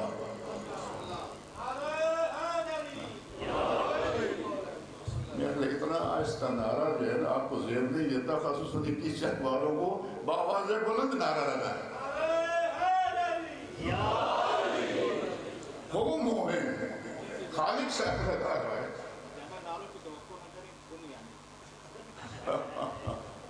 نہیں, مجھے توقع ہے جو علی والا ہے وہ بولے گا, جس کے دل میں علی بستا ہے وہ بولتا ہے.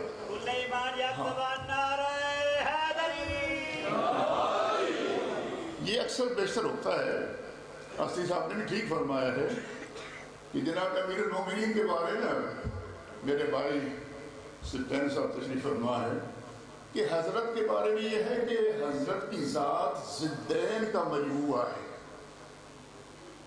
یعنی یہ خصوصاً آپ بھی دیکھیں گے کہ جو بندہ زیادہ نمازی ہو نا, توجہ ہے نا آپ, نمازی ہے, روزہ دار ہے, تحت الحنک ہے, مقدس ہے, جب کوئی ماتم داری کا موقع آئے گا وہ خاموشی سے پیچھے بیٹھے ہو, تقریباً یعنی مشاہدہ ہوتا ہے. بہت زیادہ بڑا آفیسر ہے, اگر کوئی کسی غریب کے گھر جانا ہے تو وہ نہیں, یعنی ایک صفت ہر بندے کی ایک ہوتی ہے. لیکن امیر المومنین کی ذات ضدین کا مجموعہ تھی کہ جہاں علی اللہ کی بارگاہ میں اتنا بڑا عابد ہے اتنا بڑا سخی بھی ہے. جتنا بڑا عابد ہے, ایک دفعہ مل کے صلوات پڑھیں.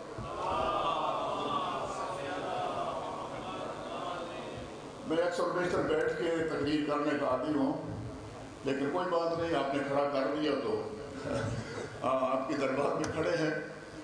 تو چونکہ امیر المومنین یعنی ان میں یہ صفات کہ مختلف صفات کا مجموعہ ہے. تو میرے دوستو یعنی یہ ضرور ہے, لیکن چونکہ ہم جس ہستی کے ماننے والے ہیں, قبلہ فرمایا کرتے تھے کہ جس کے دل میں چراغ ولایت علی روشن نہیں ہے وہ سب کچھ ہے, مومن نہیں ہے. مومن تب ہی بنتا ہے. اور اس کے ساتھ ساتھ یعنی سنی شیعہ کی کوئی تفریق نہیں ہے, مذہب و ملت کی تفریق نہیں ہے. اتنا ضرور ہے جنت کا حقدار وہی ہے جس کے دل میں علی بستا.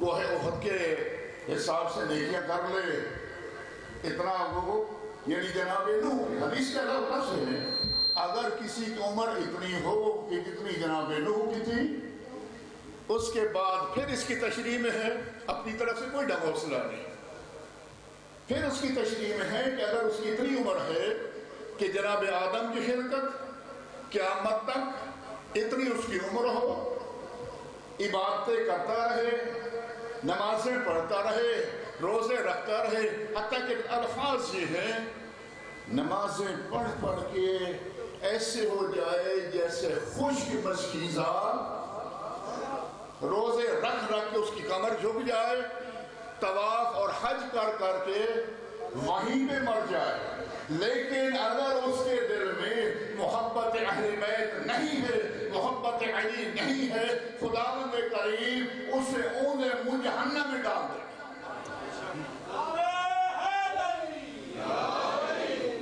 جنت کا حقدار وہی ہے جس نے اپنے آپ کو در زہرا پہ جھکا لیا۔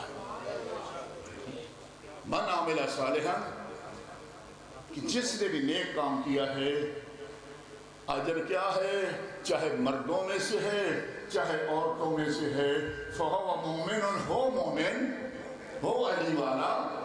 کہ لفظ کا مختصر ترجمہ یہی کیا کرتے تھے کہ مومن سے مراد کیا ہے، علی والا ہے۔ لا الہ الا اللہ پڑھ کے جہنم میں جا سکتا ہے، محمد رسول اللہ پڑھ کے جہنم میں جا سکتا ہے، اس سے اپنی طرف سے نہیں۔ یہ ابن حجر مکی نے اس حدیث کو نقل کیا ہے، کہتا ہے پاک پیغمبر کا فرمان ہے، یا علی انت وشیتک، توجہ ہے احباب، یا علی انت وشیتک هم الفائزون یوم القیامہ۔ یہ حضرت نے نہیں فرمایا یا علی جو فقط اللہ کو مانتا ہے وہ جنت میں جائے گا، یہ نہیں فرمایا کہ جو اللہ کے ساتھ میرا ذکر کرتا ہے فقط وہ جنت میں جائے گا، نہ کیا فرما رہے ہیں، یا علی انت وشیتک هم الفائزون یوم القیامہ۔ کیوں؟ وجہ یہ ہے جو علی کو اپنا امام مانتا ہے وہ نبی کو سچا نبی بھی مانے گا، اللہ کو سچا خدا بھی مانے گا۔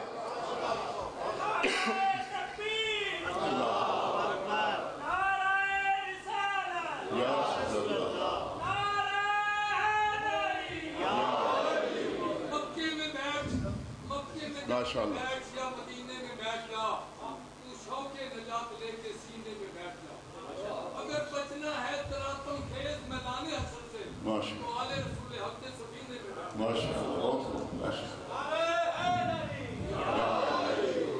تو میرے دوستو یہ تو یقین رکھیں، میں نے پہلے گزارش کی ہے، میں کبھی بھی شیعہ سنی یا کسی کے تفریق کا عادی نہیں ہوں۔ جو بھی دروازہ اہل بیت پہ آ گیا اس کی نجات ان کے ہاتھ میں ہے جو تقسیم کرنے والے ہیں جنت اور جہنم۔ من عمل صالحا ابھی ترجمہ چل رہا ہے، یا کہہ دیں گے میں بیٹھ جاؤں گا، ٹھیک ہے نا، یا تھک گئے تو میں ختم کر دوں، ہاں، لیکن اپنی بیداری کا ثبوت دیں، ایک دفعہ مل کے صلوات پڑھیں۔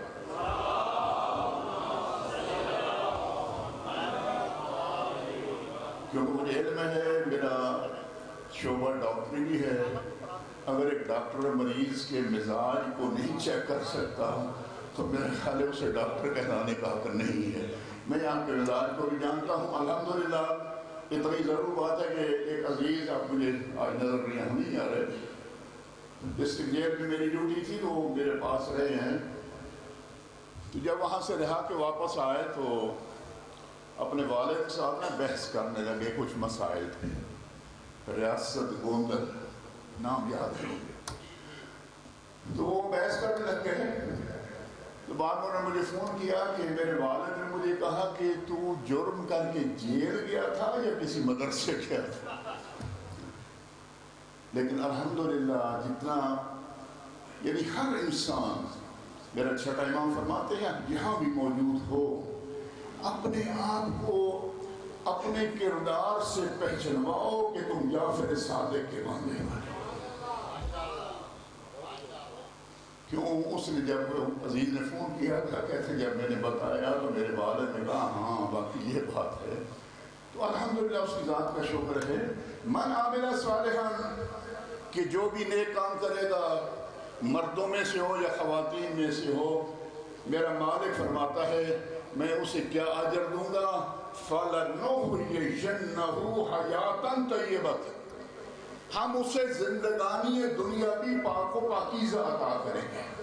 اب ذرا اجر سنتے آئیں، توجہ ہے نا احباب کی، اسے زندگانی دنیا، آخرت کا اجر تو الگ ہے، زندگی یہ دنیا کیا کریں گے، اسے پاک و پاکیزہ عطا کریں گے۔ اس کی مثال آپ کے سامنے ہے قبلہ پیر فضل شاہ صاحب قبلہ کا فوٹو لگا ہوا ہے.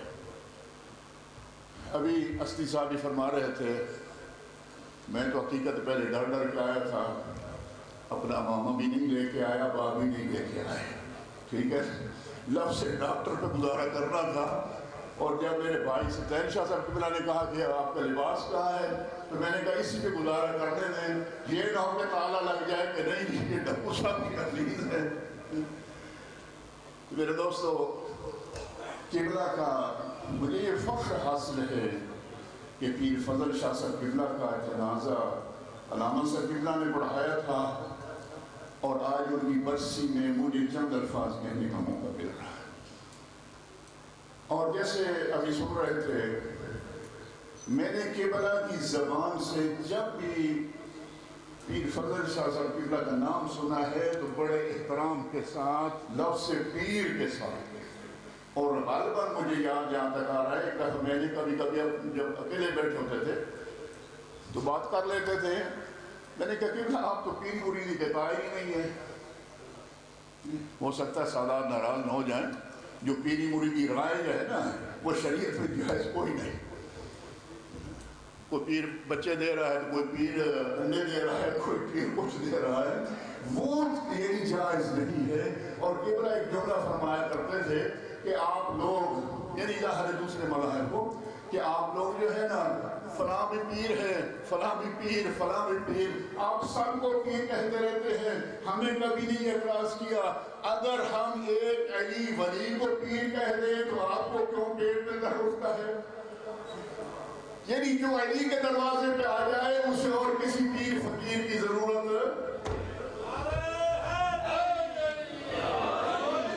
ان قبلہ کی زبان سے لفظ پیر سنا ہے تو پیر فضل شاہ سے, پیر فضل شاہ سے. اور واقعی ان کی قربانیاں تھی, ان کی عظمت, ان کا مقام. یعنی ایک ہوتا ہے بادشاہ, توجہ ہے نا احباب, ایک ہوتا ہے بادشاہ گھر. ابھی میں سن رہا تھا ایک جملہ کہ قبلہ پیر صاحب ظاہر ہے ظاہری طور پہ کسی مدرسے میں نہیں پڑھے لکھے تھے, لیکن اتنے محتاط, اتنے پرہیزگار, کسی نے کوئی مسئلہ پوچھا ہے تو علماء سے رجوع کرنا.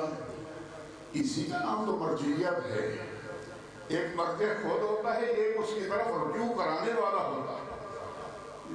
علماء کی طرف رجوع کرایا, لکھنؤ کے علماء کی طرف, نجف کے علماء کی طرف, قوم کے علماء کی طرف.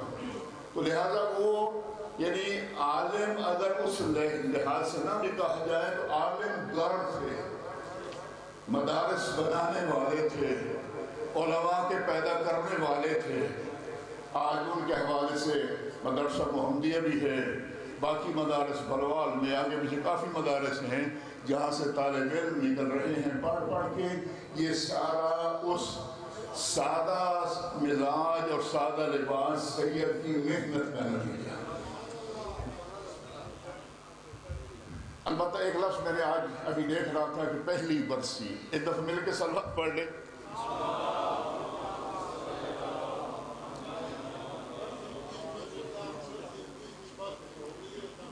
میں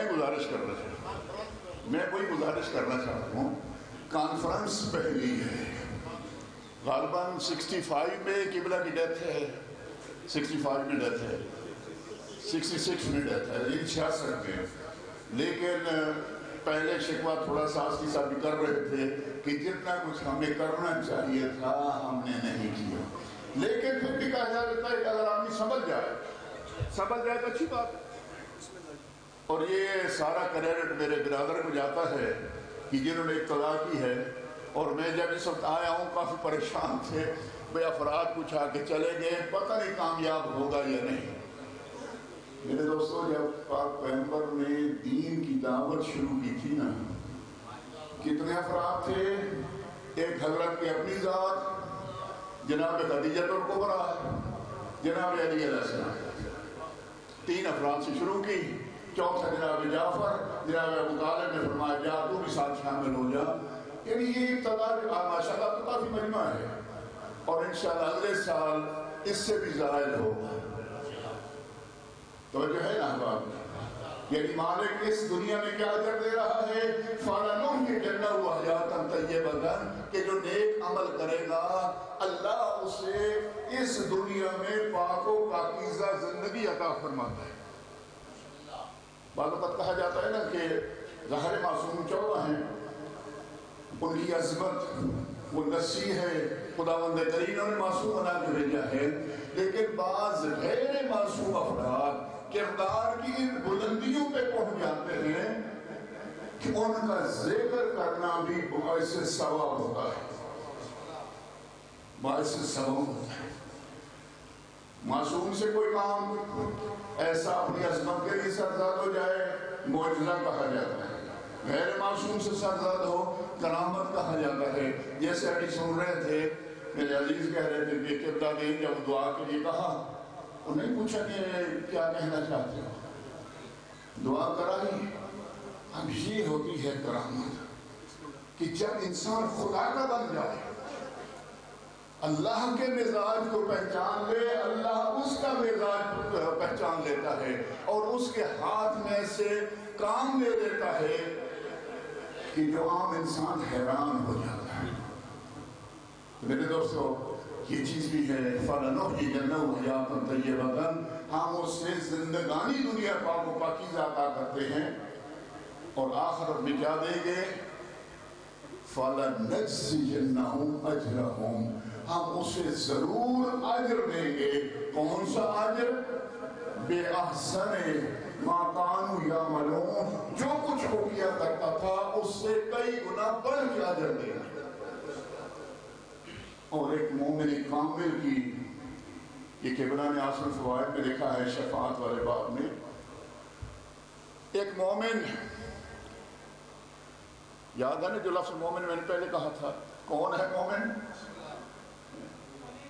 ہاں بول پڑ اونچا بولے، کیوں آپ ڈر رہے ہیں؟ جس کے دل میں محبت ایسی ہے کہ بروز محشر انبیاء کی شفاعت بھی ہوگی، آئمہ کی شفاعت بھی ہوگی، مومن کامل بھی شفاعت کریں گے۔ کتنی شفاعت کریں گے؟ 70,000 لوگوں کی ایک مومن شفاعت کرے گا۔ میرے اللہ یہ میرا ملازم تھا، میرا اللہ یہ میرا ہمسایہ تھا، میرے مالک اس نے فلاں وقت میرے ساتھ مدد کی تھی، اتنی وہ شفاعت کریں گے کہ جو غیر ہیں وہ اس وقت گھبرا کے کہیں گے کاش کہ ہم نے بھی دنیا میں علی کو مانا ہوتا۔ تو لہذا یہ وہ ہستیاں ہیں جن کی حیات طیبہ یہ ہے آج ہم بیٹھے ہیں اتنی مدت کے بعد بھی یاد کر رہے ہیں، ان کا نیک نام ہے، دنیا میں بھی یاد کر رہے ہیں، اور آخرت میں ان کی عظمت اور مقام یہ ہوگا کہ اللہ ہم لوگوں کو ان کی شفاعت نصیب فرمائے کہ ہماری نجات کا سبب بن سکے۔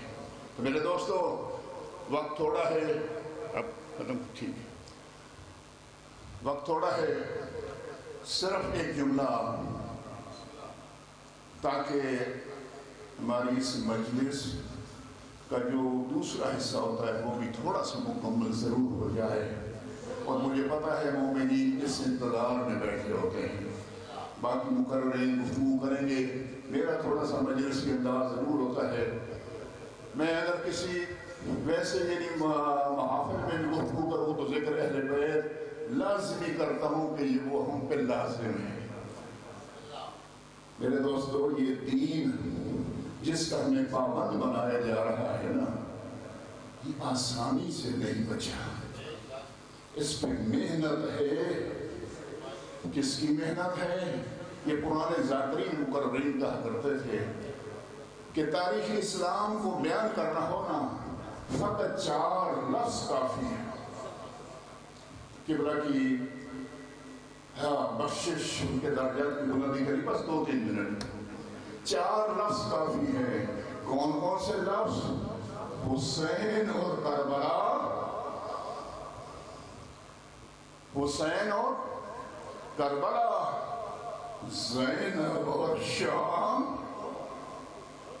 جب کربلا سامنے آتی ہے نا اس وقت ذہن میں ضرور آتا ہے کربلا میں کون مارا گیا، عام یعنی شہید ہونے والا نہیں تھا، اس وقت صحابی موجود تھے، 8 صحابی کربلا کے میدان میں موجود تھے جنہوں نے دیکھا ہوا تھا حسین کو دوش نبوت پہ نماز کی حالت میں کمر پہ دیکھا ہوا تھا، عظمت حسین کو جانتے تھے۔ لیکن یہ کہا کرتا ہوں عظمت حسین، قربانی حسین کربلا میں ختم ہو جاتی اگر زینب حسینیت کا پیغام لے کے شام نہ جاتے، اگر زینب پیغام حسینیت لے کے نہ جاتی۔ تخت یزید کو ہلا دینے والی خاتون کا نام زینب ہے۔ ہاں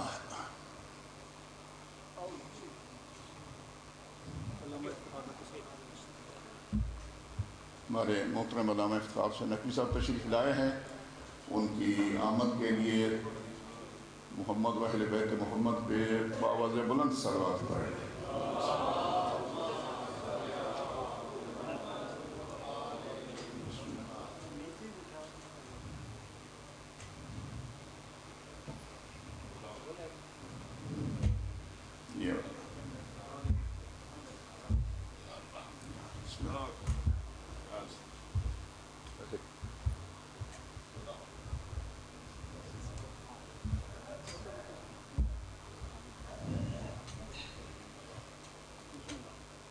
بس میں 1-2 منٹ بس میری طرف توجہ میں ختم کرنا چاہتا ہوں، ایک رزلٹ دینا چاہتا ہوں۔ میرے دوستو، حسینیت کا پیغام ختم ہو جاتا کربلا میں اگر جناب زینب اس پیغام کو لے کے شام تک نہ جاتی۔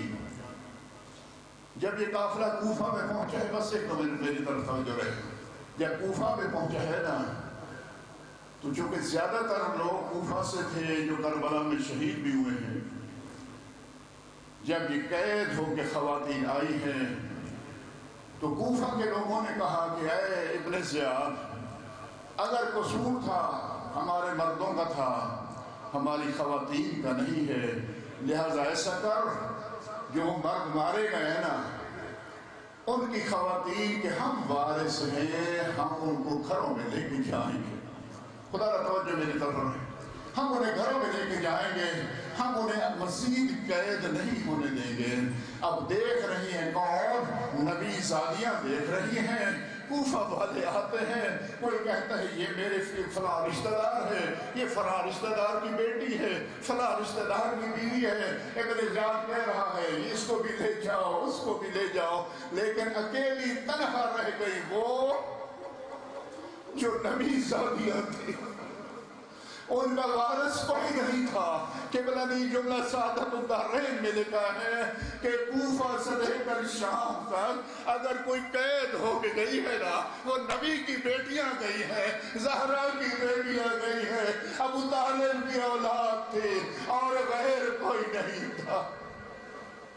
اور جب بی بی آئی، کیا حال ہے، کیسے دین بچا ہے، خدا را اپنی طرف سے کبھی بھی کوئی ایسی بات نہ شامل کرو، نہ اس دین میں سے نکالو۔ یہ زینب نے بچایا ہے، اپنی چادر لٹوا کے بچایا ہے۔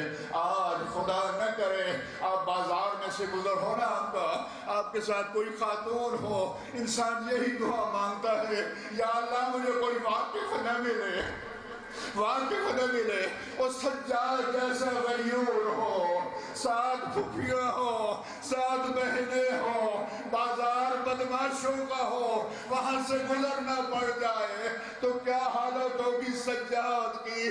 اس لیے کہا تھا اے کاش میری ماں نے مجھے نہ جنا ہوتا، سجاد کو یہ دیکھنا پڑتا۔ الا رحمت اللہ علی القوم الظالمین، آخر دعوانا ان الحمدللہ رب العالمین۔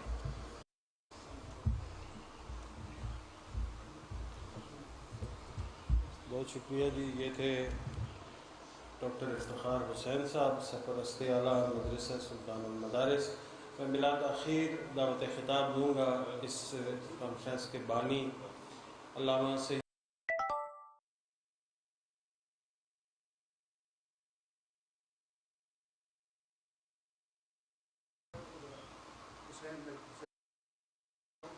حسین بھی اچھا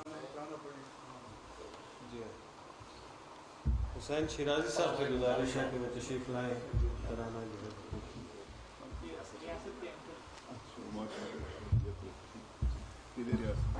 خوشنودی امام زمانہ بلند تر صلوات.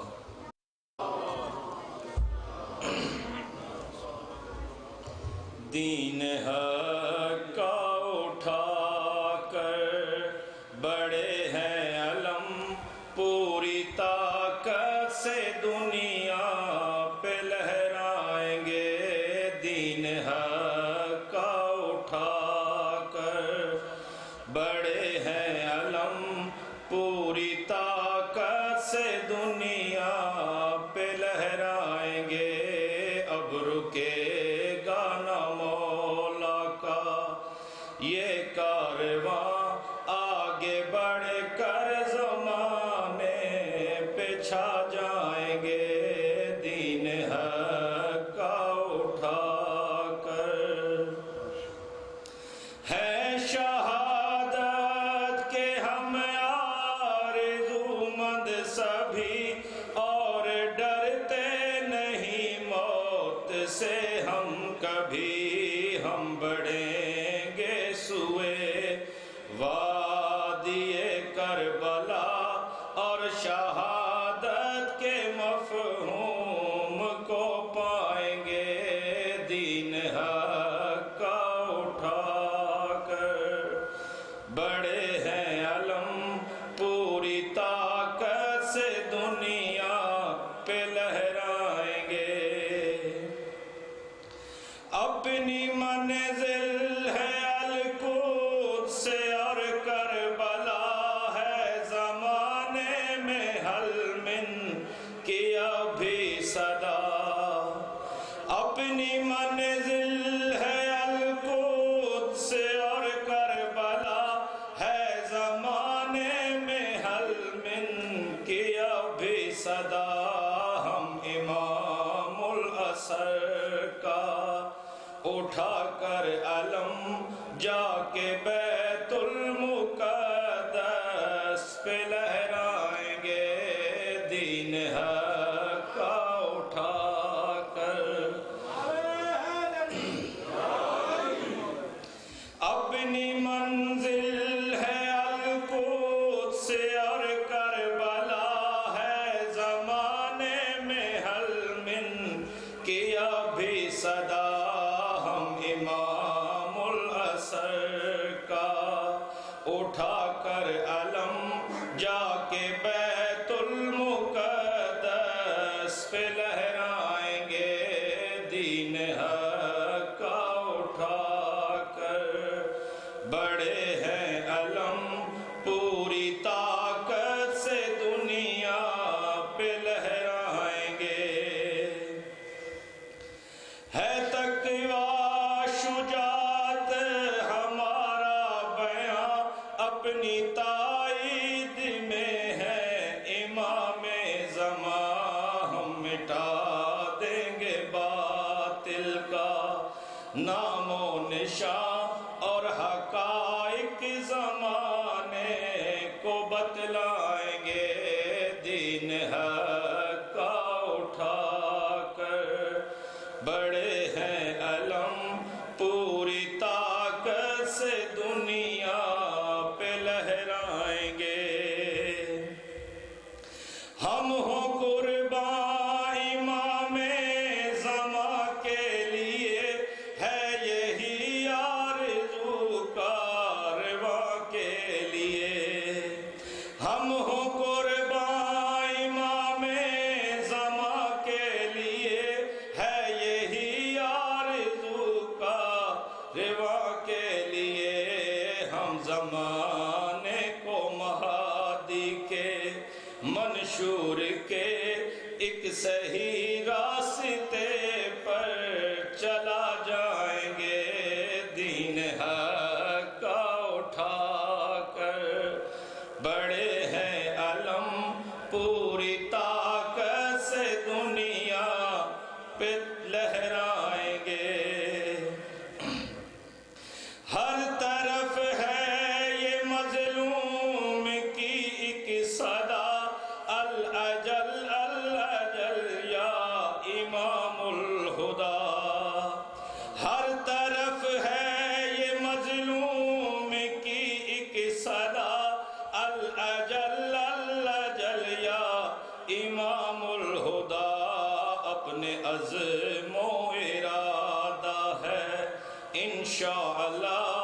تیری سمت زمانے کو لے آئیں گے، دین حق کا اٹھا کر بڑے ہیں علم پوری طاقت سے دنیا پہ لہرائیں گے۔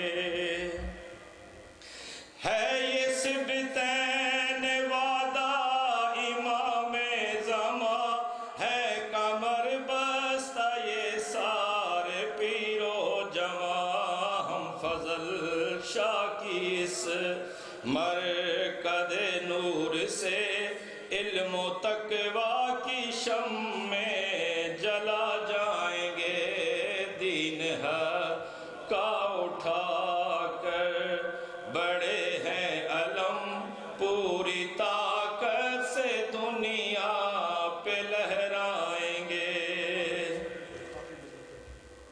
ہے یہ سبتین وعدہ امام زمان، ہے کمر بستہ سارے پیر و جوان، ہے یہ سبتین وعدہ امام زمان، ہے کمر بستہ یہ سارے پیر و جوان، ہم فضل شاہ کی اس مرکز نور سے علم و تقویٰ کی شمع جلا جائیں گے، دین حق کا اٹھا کر بڑے ہیں علم پوری طاقت سے دنیا پہ لہرائیں گے، اب رکے گا نہ مولا کا یہ کارواں، آگے بڑھ کر زمانے پہ چھا جائیں گے، دین حق کا اٹھا کر۔ خوشنود امام زمانہ بلند تر صلوات۔ ماشاءاللہ جی، یہ تھے سید حسین شیرازی صاحب۔ میں سمجھتا ہوں کہ اگر پیر صاحب وصیت کر سکتے تھے کہ مجھے کرڑ لے جائیں، مجھے ملیار میں جا کے دفن کریں، یا مجھے اجنالہ دفن کریں جا کے، جہاں پر مطلب ان کے ڈیرے تھے، لیکن اس بزرگ ہستی کا اس علاقے کا انتخاب کرنا، یہ یعنی ایک فقیر کی دور رس نگاہیں جو ہیں اس کو ہم شاید ابھی نہ پہنچ سکے۔ اور آج یہ جو نظم یعنی سبتین شیرازی صاحب کی پڑھی ہے حسین شیرازی صاحب نے، یہ اس چیز کی نشاندہی کرتی ہے کہ انشاءاللہ یہ خطہ جو ہے یہ کسی تحریک کا اور کسی یعنی ایسی مذہبی اس کا موومنٹ کا باعث بنے گا جو کہ مطلب ملت کے لیے اور اس دین اسلام کے لیے جو ہے وہ تقویت کا باعث ہوگی۔ میں گزارش کروں گا سبتین شیرازی صاحب سے کہ وہ اپنی معروضات پیش کریں۔ بسم اللہ الرحمن الرحیم۔ تقریر کا ارادہ نہیں ہے، بس دو چار کلمات عرض کرنا چاہتا ہوں۔ سب سے پہلے تو میں نہایت خوش بھی ہوں، مشکور بھی ہوں، اور آغا علامہ سید افتخار حسین نقوی صاحب کی صحت و سلامتی کے لیے دعا بھی کرتا ہوں۔ میری خواہش تھی، کیونکہ میں نے ان کے ساتھ کام کیا ہے، میں ان کی شخصیت کو جانتا ہوں، عارفانہ خیالات کے حامل ہیں، مدبر ہیں، مفکر ہیں، محقق ہیں، ایک مانی ہوئی قومی شخصیت ہیں، بہت وسیع خدمات کا ایک سلسلہ ہے، پورے ملک میں بیرون ملک ہر جگہ پہچان۔ ابھی فلسطین کانفرنس میں یہ جا رہے تھے، مجھے کہہ رہے تھے کہ اگر میں وہاں چلا گیا تو پھر شاید مشکل ہوگا، لیکن یہ اور بھی لوگوں کو بلایا ہوا تھا، لیکن آتے ہیں وہی جن کو سرکار بلاتے ہیں۔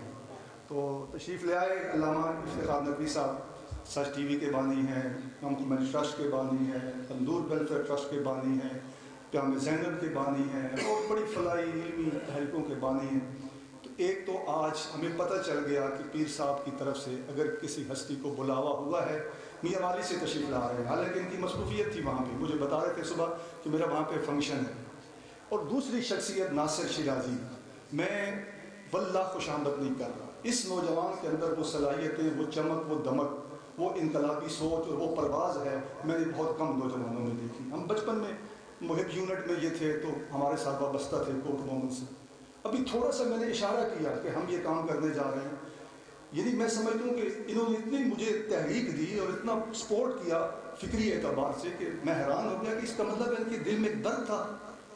تو خود یہ آج ان کی انتہائی مصروفیات تھی، لاہور میں مصروفیت تھی، کراچی میں مصروفیت تھی، بے پناہ مصروفیات تھیں، لیکن سب مصروفیات کو چھوڑ کر یہ ناصر شیرازی یہاں پہنچ گئے۔ تو یہ دو شخصیتیں۔ پھر ڈاکٹر صاحب، حالات بڑے دگرگوں تھے ڈاکٹر صاحب کے، ڈاکٹر افتخار صاحب کے۔ مجھے پتہ ہے وہاں کے حالات جو پیدا ہو گئے، ان کے ساتھ وہی ہوا جو رسالت مآب کے جانے کے بعد ان کی اولاد کے ساتھ ہوا زیادہ۔ لیکن بہر صورت یہ تشریف لے آئے۔ اسد تقوی یہ پیر صاحب کے عاشقوں میں ایک عاشق ہے اور درویش آدمی ہے۔ یعنی ہم نے مل کے کام کیا ہے ثاقب اکبر صاحب کی اس البصیرہ میں ان کو جانتا ہوں، اور ان کی بڑی تحقیق ہے عرفاء پہ، شجر نسب مختلف۔ ہم نے آپس میں ایک میٹنگ کی ہے کہ کیوں نہ ہم پیر فضل شاہ کو اٹھائیں، اس پہ ویب سائٹ، اس پہ سوشل میڈیا، اس میں الیکٹرانک میڈیا، اس میں دیگر حوالوں سے اویئرنیس۔ تو انہوں نے میرے ساتھ حامی بھری۔ میں نے کہا کہ ہمارے پاس وسائل نہیں ہیں، لیکن انقلاب وسائل کے محتاج نہیں ہوتے۔ جب انقلاب شروع ہوتے ہیں تو وسائل سمٹ کر قدموں میں آتے ہیں۔ یہ ہم نے افتخار نقوی صاحب سے سیکھا ہے۔ ان کے پاس کچھ بھی نہیں تھا، لیکن آج پاکستان کی سب سے بڑی شخصیت اور بہت بڑا کام ہے ان کا۔ تو یہ ایک ٹیم بن گئی۔ عبدالخالق اسدی بچپن کے میرے دوست، سفری بچپن کے میرے دوست۔ جو بھی میں نے آواز اٹھائی تو یہ سب سے پہلے میرے دائیں بائیں یہ لوگ میں نے کھڑے ہوئے دیکھے، اسدی صاحب کو اور صفدری صاحب کو، اور انہوں نے کہا جی کہ آپ شروع کریں۔ ہم تو درینا یہ خواہش تھی کہ آپ اس پروگرام کو لے کے چلیں، تو ہم آپ کے ساتھ ہیں۔ پھر یہاں پہ جو مقامی علماء ہیں، ہمارے علوی صاحب ہیں، کربلائی صاحب ہیں، بہت پیارے لوگ ہیں، یہاں پہ خدمات سر انجام دے رہے ہیں۔ ان مسجدوں میں بہت زیادہ اب رونق ہو گئی ہے ان دو علماء کی وجہ سے۔ تو اس گاؤں کے اندر ان کی خدمات قابل تعریف ہیں۔ ہمارے بزرگ ریاض شاہ صاحب، میں ان کی دل سے قدر کرتا ہوں۔ ایک تو وہ رشتہ بھی ہے، اس کے علاوہ پیر صاحب کو قریب سے دیکھا ہے انہوں نے۔ اس وقت ان کی نوکری نئی لگی تھی تو پیر صاحب کو جانتے۔ میں نے ان کو کہا تھا کہ آپ اسٹیج پہ آ کے کوئی بات کریں، لیکن وہ پھر انہوں نے کہا میں بولتا نہیں۔ بس میں نے اتنا ہی کہنا تھا، میں آپ کو اپنا عزم اور اپنا ارادہ بتا رہا ہوں۔ مجھے یاد ہے، آپ کو پتہ ہے کہ میں نے ناصر بھائی اور آغا صاحب، میں نے مختلف تحریکوں میں کام کیا۔ میں اگر اپنی کامیابی کا کسی چیز کو گردانتا ہوں راز، تو وہ یہ ہے کہ میں اپنے کاز کے ساتھ مخلص ہوں۔ میں نے کبھی اپنے کاز کے ساتھ دھوکہ نہیں کیا۔ ویلکم جی، نصیر صاحب تشریف لے آئے ہیں، مجھے بہت خوشی ہے۔ بلکہ آپ کی مصروفیات بہت زیادہ تھیں اور پتہ تھا کہ شاید آپ نہ پہنچ سکیں، لیکن پیر صاحب نے بلایا آپ کو، آپ بھی تشریف۔ مدرسہ محمدیہ کے پرنسپل ہیں اور علامہ نصیر صاحب ماشاءاللہ بہت بڑی شخصیت ہیں اور اتنے بڑے ادارے کو چلا رہے ہیں، تشریف لائے ہیں، ہمارے لیے سعادت ہے۔ اور آج کی اس بزم کے جو زیر صدارت آغا صاحب کی ہے، اور باقی یہ سب مہمان خصوصی ہیں جتنے بھی تشریف فرما ہے۔ تو یہ خوبصورت ایک گلدستہ سج گیا ہے۔ مجھے اب یقین ہو رہا ہے کہ آئندہ یہی گلدستہ آئندہ بھی اس کو دیکھے گا۔ ہمارے بڑے ڈاکٹر الطاف بوسن صاحب میرے بہت اچھے دوست ہیں، اسلام آباد میں میرے ساتھ بہت کوآپریٹو اور بڑا تعاون کرنے والا۔ انہوں نے آنا تھا لیکن کوئی ایسی مجبوری بنی، ان کے بیٹے وہ آ گئے، ان کے بھائی آ گئے، یعنی تشریف رکھتے ہیں یہ تو، اور ڈاکٹر صاحب سامنے بیٹھے۔ یعنی یہ شخصیات ہیں کہ جو دور دراز سے، کوثر شاہ صاحب میرے خیال چلے گئے ہیں، کہاں گئے وہ آئے، تو یہ دور دراز سے۔ میں ایک آپ کو خاص بات بتاؤں، دو مولوی صاحب میرے بڑے قریبی دوست تھے، ان کو میں نے کہا کہ جی آپ بھی آئیں، تو ایک نے کہا جی کہ پیٹرول اتنا خرچ ہو جاتا ہے، ایک نے کہا جی کوئی لفافہ ملے گا۔ میں نے کہا بھئی یہاں تو کوئی دینا پڑے گا، یہاں دینے والی بات نہیں ہے، اگر خرچ کر کے آ سکتے ہیں تو بسم اللہ آئیں، ہمارے پاس لفافے نہیں ہیں، ورنہ یہ گیدرنگ اگر میں لفافوں والا کام کرتا تو یہاں 2-3 بسیں بلوا لیتے، یہ بھرپور گیدرنگ، لیکن ہم اخلاص سے کام کر رہے ہیں۔ کربلا میں 72 تھے، لیکن کتنی بڑی تحریک کی بنیاد رکھی، امام خمینی کے ساتھ کتنے لوگ چلے، کتنی پارلیمنٹ تھی۔ آج حزب اللہ ان تنظیموں کو دیکھیں کہاں سے انہوں نے گراس روٹ سے شروع کیا، چند افراد تھے، انہوں نے ایک انیشیٹو لیا، کام کیا اور آج کہاں پہنچ گئے۔ تو میں آپ سے یہ عرض کرنا چاہتا ہوں، میں انشاءاللہ ایک وقت آئے گا اسلام آباد چھوڑ کے ہو سکتا ہے یہاں بیٹھ جاؤں، یہی گھر بنا لوں، اور ہم جتنے بھی دوست احباب ہیں، یہ بزرگ ہماری سرپرستی کریں اور ہم یہاں بیٹھ کے اس شخصیت کو زندہ کریں۔ اور یاد رکھیے یہ ہماری شناخت ہے۔ دنیا میں جیسے مولوی صاحب بتا رہے تھے، جہاں بھی جاتے ہیں جب ان کا نام لیا جاتا ہے تو لوگ ہمیں پہچانتے ہیں، یعنی ہمیں ایک شناخت ملی، اس گاؤں کو جو عزت ملی، سادات برادری کو جو ریسپیکٹ ملی، اس گاؤں کا جو تقدس ہے، پیر فضل شاہ کی نگری لوگ کہتے ہیں، آج بھی ہم ان کی وجہ سے، اور آج ان کو ہم نے بلا دیا ہے، ان کو فراموش کر دیا ہے۔ یعنی اس پر پھر اگلے سال مقالہ، بلکہ میں نے اسد سے کہا تھا کہ پیر صاحب پہ مقالہ لکھیں، میں تو کہتا ہوں کہ یہ PhD کا تھیسس اس پہ لکھا جا سکتا ہے پیر صاحب کی شخصیت پہ۔ میں نے یہ سوچا کہ اگر ہم اس ایشو کو لے کے نہیں چلیں گے تو یہ جو بچے ہیں ان کو پیر فضل کا کچھ نہیں پتہ چلے گا، پیر فضل شاہ صاحب کیا تھے۔ جبکہ ہم لوگوں سے جب ائمہ کی بات کرتے ہیں ان کی سیرت کی تو لوگ کہتے ہیں وہ معصوم تھے، ہم ان کو پیر فضل شاہ پیش کر سکتے ہیں کہ یہ تو غیر معصوم تھے، ان کی زندگی دیکھو، انبیاء والی زندگی، ائمہ والی زندگی انہوں نے اپنائی۔ تو بہر صورت انشاءاللہ اس تحریک کا ہم نے آغاز کیا ہے۔ آغا صاحب نے اپنے چینل کے لوگوں کو بلایا ہے، بلکہ مجھے مشورہ دیا تھا کہ آپ علامہ آیت اللہ حافظ ریاض نجفی صاحب کو انوائٹ کریں، وہ انہوں نے بھی آنا تھا، چلو وہ پیر صاحب کے دور کے تھے لیکن وہ نہیں پہنچ سکے۔ تو بہر صورت پھر ٹیلی کاسٹ کریں گے، کہہ رہے تھے کہ ہم اس کو اپنے سچ چینل پہ اس پروگرام کو چلائیں گے، آج ان کی ٹیم آئی ہوئی ہے۔ لیکن مجھے افسوس یہ کہنا پڑتا ہے کہ یہاں ہم شاید اس کو مذاق سمجھتے ہیں۔ وہ ایک شعر ہے کہ آئینے نو سے ڈرنا، طرز کہن پہ اڑنا، منزل یہی کٹھن ہے قوموں کی زندگی میں۔ ہم بیریئرز توڑنے والے لوگ نہیں ہیں، ہم رک جاتے ہیں، ہمارا سفر رک جاتا ہے۔ یعنی آپ دیکھیں کہ ایک نیا ذوق، ایک نیا رنگ آپ کے سامنے آیا ہے، آپ کو پتہ چل رہا ہے، آپ کو آگاہی ہو رہی ہے۔ اس کانفرنس کے ذریعے ایک لیکچر ہے، یہ گفتگو ہے، یعنی اسلام آباد سے اسکالر، دانشور، doctor, P H D doctor یہاں آ کر اگر آپ سے بات کریں گے تو آپ کی سوجھ بوجھ آپ کی بہتر ہوگی۔ تو یہ انشاءاللہ مجھے امید ہے، میں نے کوئی دعوت سب کو دی، پورے گاؤں کو دعوت دی، اور پروگرام میں نے یہاں رکھا۔ حالانکہ بھائی کہہ رہے تھے جی کہ وہ وہاں پہ رکھیں پیر صاحب، میں نے کہا کہ نہیں، جو ہمارا مرکز ہے، میں گاؤں کا نمائندہ، ایک گھر کا نمائندہ نہیں ہوں، میں پوری ملت کا نمائندہ ہوں۔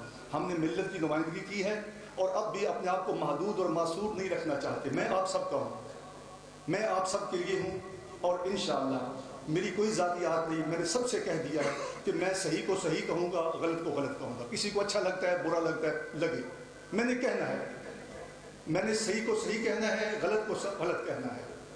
اور میں نے 3 چیزیں دی ہیں، اسی پہ میں ختم کر رہا ہوں۔ ان کو جو منشور دیا ہے، پہلی ہے شریعت، اس کے بعد طریقت، اس کے بعد حقیقت۔ شریعت کیا ہے؟ قرآن، قرآن شریعت ہے، راستہ ہے۔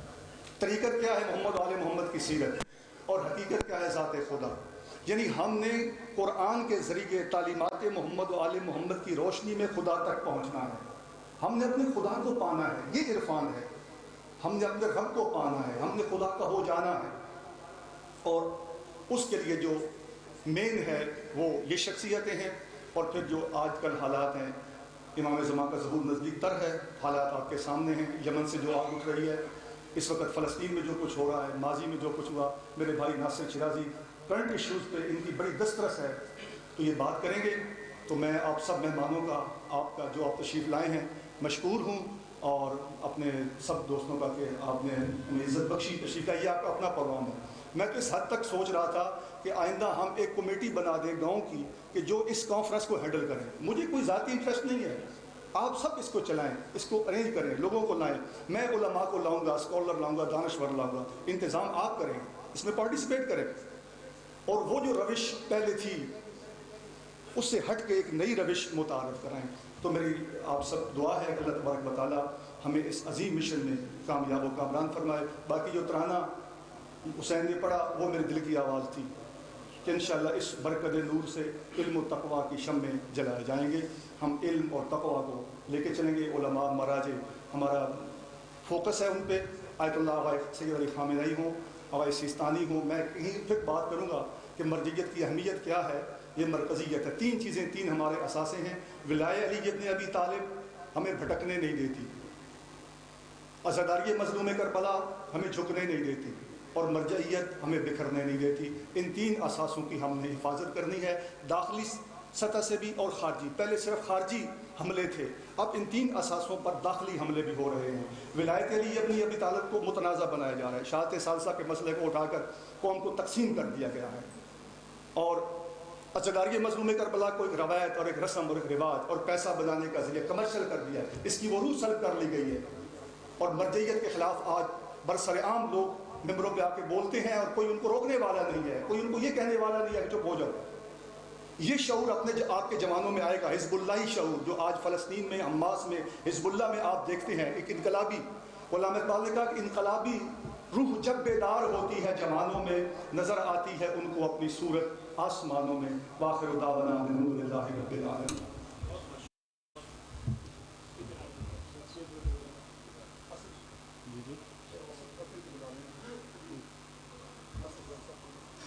بہت شکریہ جی، یہ تھے مولانا سلطان شیرازی صاحب۔ میں بلا تاخیر دعوت خطاب دوں گا مجلس وحدت المسلمین मरकज़ी secretary general brother Syed Nasir Abbas Shirazi साहब को कि वो आए और आपके सामने अपने मारूज़ात पेश करें।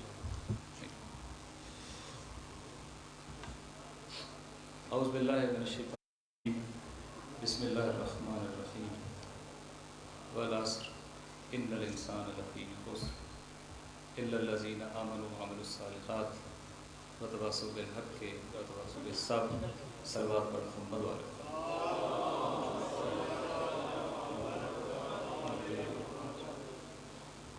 सबसे पहले मैं हदिया तबरीक पेश करना चाहता हूँ स्टेज पर बैठी हुई मुअज़्ज़िज़ शख्सियात हुज्जतुल इस्लाम वल मुस्लिमीन अल्लामा इफ्तिखार हुसैन नकवी, आग़ाए नसीर, आग़ाए अब्दुल खालिक असदी और बिरादर मोहतरम सैयद शिराजी और दीगर जो शख्सियात यहाँ तशरीफ़ रखती हैं।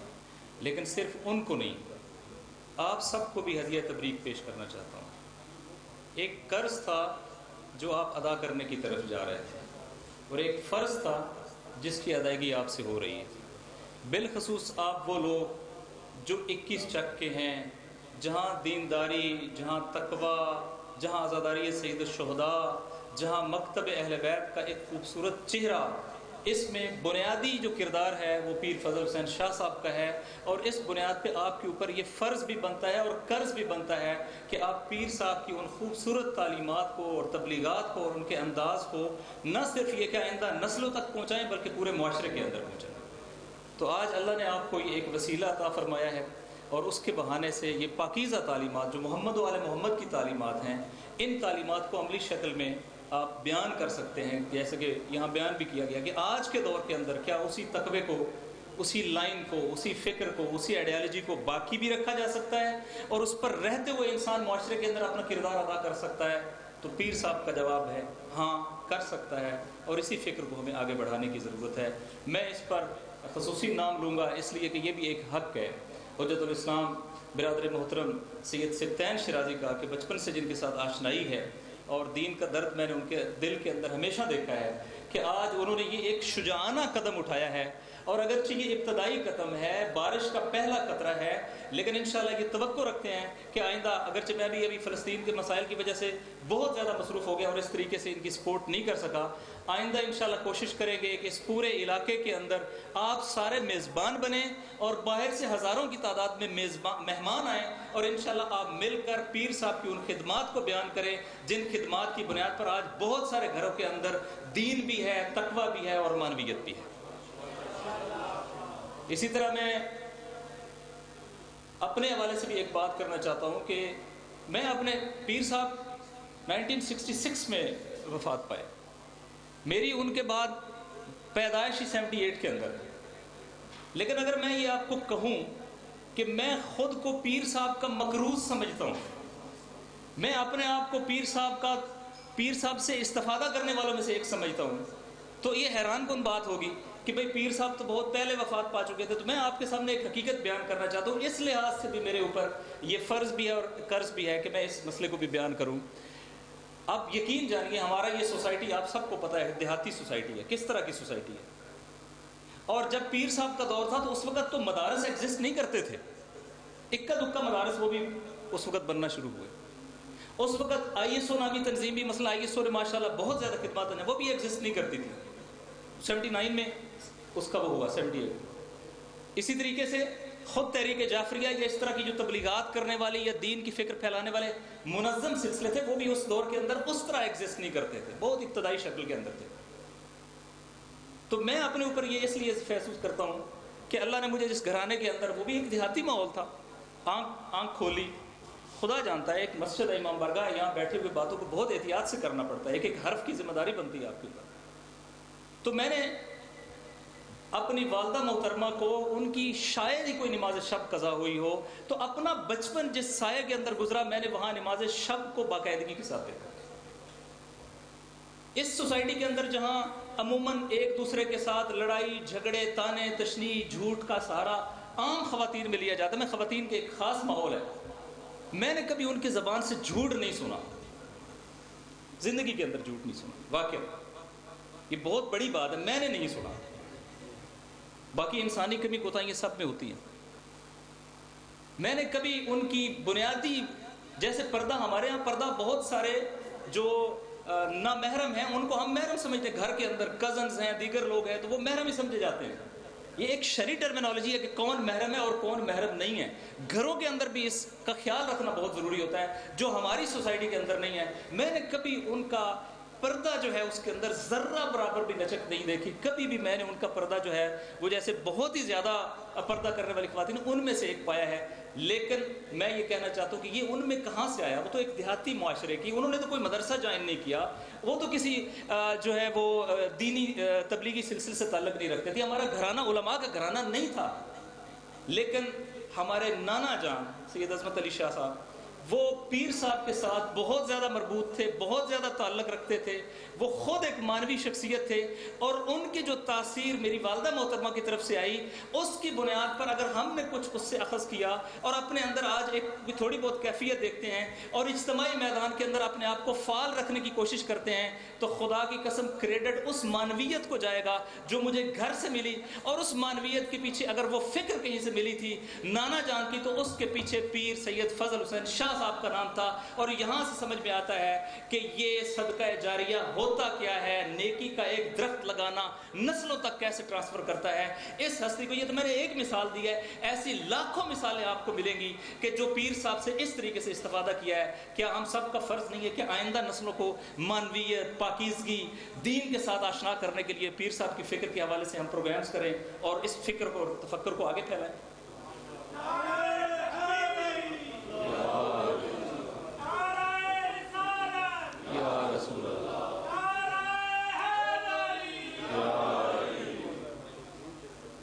اسی طرح میں جو یعنی اپنے پیدا ہونے کے بعد سے میں پیر صاحب کا ذکر سنتا تھا، ان کی باتیں سنتا تھا. پھر بعد میں ظاہر ہے بہت ساری قبلہ باقر شریعت صاحب کے ساتھ بیٹھتے تھے، پیر صاحب کی باتیں ہوتی تھی، دیگر بزرگان کے ساتھ بیٹھتے تھے، پیر صاحب کی باتیں ہوتی تھی. تو ایک چیز جو میں نے ایک اور مجھے اپنا یاد ہے، جب میں پہلی بار شاید قبلہ افتخار رفیع صاحب اس وقت ماڑی انڈس میں ہوا کرتے تھے، میں بھی ماڑی انڈس میں ایک کیمپ کے اندر گیا تو شہید ڈاکٹر محمد علی نقوی اس وقت تشریف لائے، ایک گفتگو کی اور گفتگو کرتے ہوئے پہلی بار دین کا ایک خوبصورت انداز سمجھایا. کہا حزب اللہ وہ نہیں ہے، یعنی گروہ خدا وہ نہیں ہے جو لوگوں کو اپنی طرف دعوت دے، بلکہ حزب اللہ وہ ہے جو لوگوں کو خدا کی طرف دعوت دے، یعنی محوریت خدا کی طرف ہو. آپ پیر صاحب کی جتنا میں نے افکار کا مطالعہ کیا، چونکہ ظاہر ہے میرے ناقص ہیں، یہ بزرگان اور علماء اس کے اوپر زیادہ مسلط ہیں، لیکن میں نے یہ دیکھا ہے کہ پیر صاحب اپنی اس مانویت کے کمال کے باوجود، دین اور فقہ کو بھرپور طریقے سے سمجھنے کے باوجود، پیر صاحب ایک مانوی شخصیت ہونے کے باوجود لوگوں کو اپنے سے مربوط نہیں کرتے تھے، بلکہ اس وقت بھی پیر صاحب نے جو فتاوا منگوائے، جو مختلف ایشوز پہ گائیڈ لائنز اور ہدایات منگوائیں، وہ مرجعیت سے منگوائیں. گویا پیر صاحب نے اس سلسلے کے ساتھ جو الہی سلسلہ ہدایت ہے اس کے ساتھ لوگوں کو منسلک کیا اور خود بھی اسی سلسلے کے ساتھ منسلک رہے اپنی تمام تر مانویت کے کمال اور عروج کے باوجود. لہٰذا یہ ایک بہت اہم نقطہ ہے کہ پیر صاحب، البتہ یہ ایک الگ بات ہے کہ جب کوئی انسان خدا کے لیے خالص ہوتا ہے تو اللہ لوگوں کے دلوں میں اس کی محبت پیدا کر دیتا ہے اور وہ جتنا خالص ہوتا جاتا ہے اتنی ہی گہری محبت پیدا ہوتی جاتی ہے. یہ اللہ کا، کیونکہ جب کوئی اللہ کے ساتھ اٹیچ ہو جاتا ہے تو چونکہ وہ اللہ فانی ہے، چونکہ اس کو زوال نہیں آ سکتا، تو جو اللہ کے ساتھ اس طریقے سے اٹیچ ہوتا ہے اللہ بھی پھر اس کے ذکر کو اسی طریقے سے لافانی کر دیتا ہے اور اس کو مٹنے نہیں دیتا. انشاءاللہ اگر پیر صاحب نے اپنی ساری زندگی اپنے اللہ کی رضا کے لیے گزاری ہے اور انفرادی اور اجتماعی طور پر اپنا کردار ادا کیا ہے تو پیر صاحب کی فکر مٹ نہیں سکتی. یہ اللہ کا لطف ہے کہ وہ ہم میں سے کس کو اس عنوان سے وسیلہ بنائیں. اور آپ سب کو اور برادر محترم سلطان شرازی صاحب کو میں اس پہ ہدیہ تبریک پیش کرتا ہوں کہ انہوں نے آپ کو وسیلہ بنایا ہے اور آپ بھی انشاءاللہ جب سارے اللہ کام کریں گے اللہ آپ کے ذکر میں بھی تاثیر ڈالے گا. لیکن اصل بات یہ ہے ہم لوگوں کو اپنے گرد متوجہ نہیں کریں اور نہ کیا ہے پیر صاحب نے لوگوں کو مرجعیت کے گرد متوجہ کیا ہے، اس سلسلہ ہدایت کی طرف متوجہ کیا ہے اور ادھر لوگوں سے فتاوا لے کے یہاں لوگوں کو منتقل کیا. اور میں اسی تناظر میں یہ نقطہ بھی بیان کر دوں کہ آپ ان کے فتاوا اٹھائیں گے تو اس وقت بھی پیر صاحب کا جو رجحان ہے، اگرچہ تمام مراکز دین جو ہیں، خواہ وہ نجف ہو، خواہ وہ قم ہو، خواہ وہ فرض کریں اس وقت لکھنؤ ہو یا ممکن ہے لبنان بھی اس ٹائم میں مرکز تھا. صلوات پڑھیے محمد والی.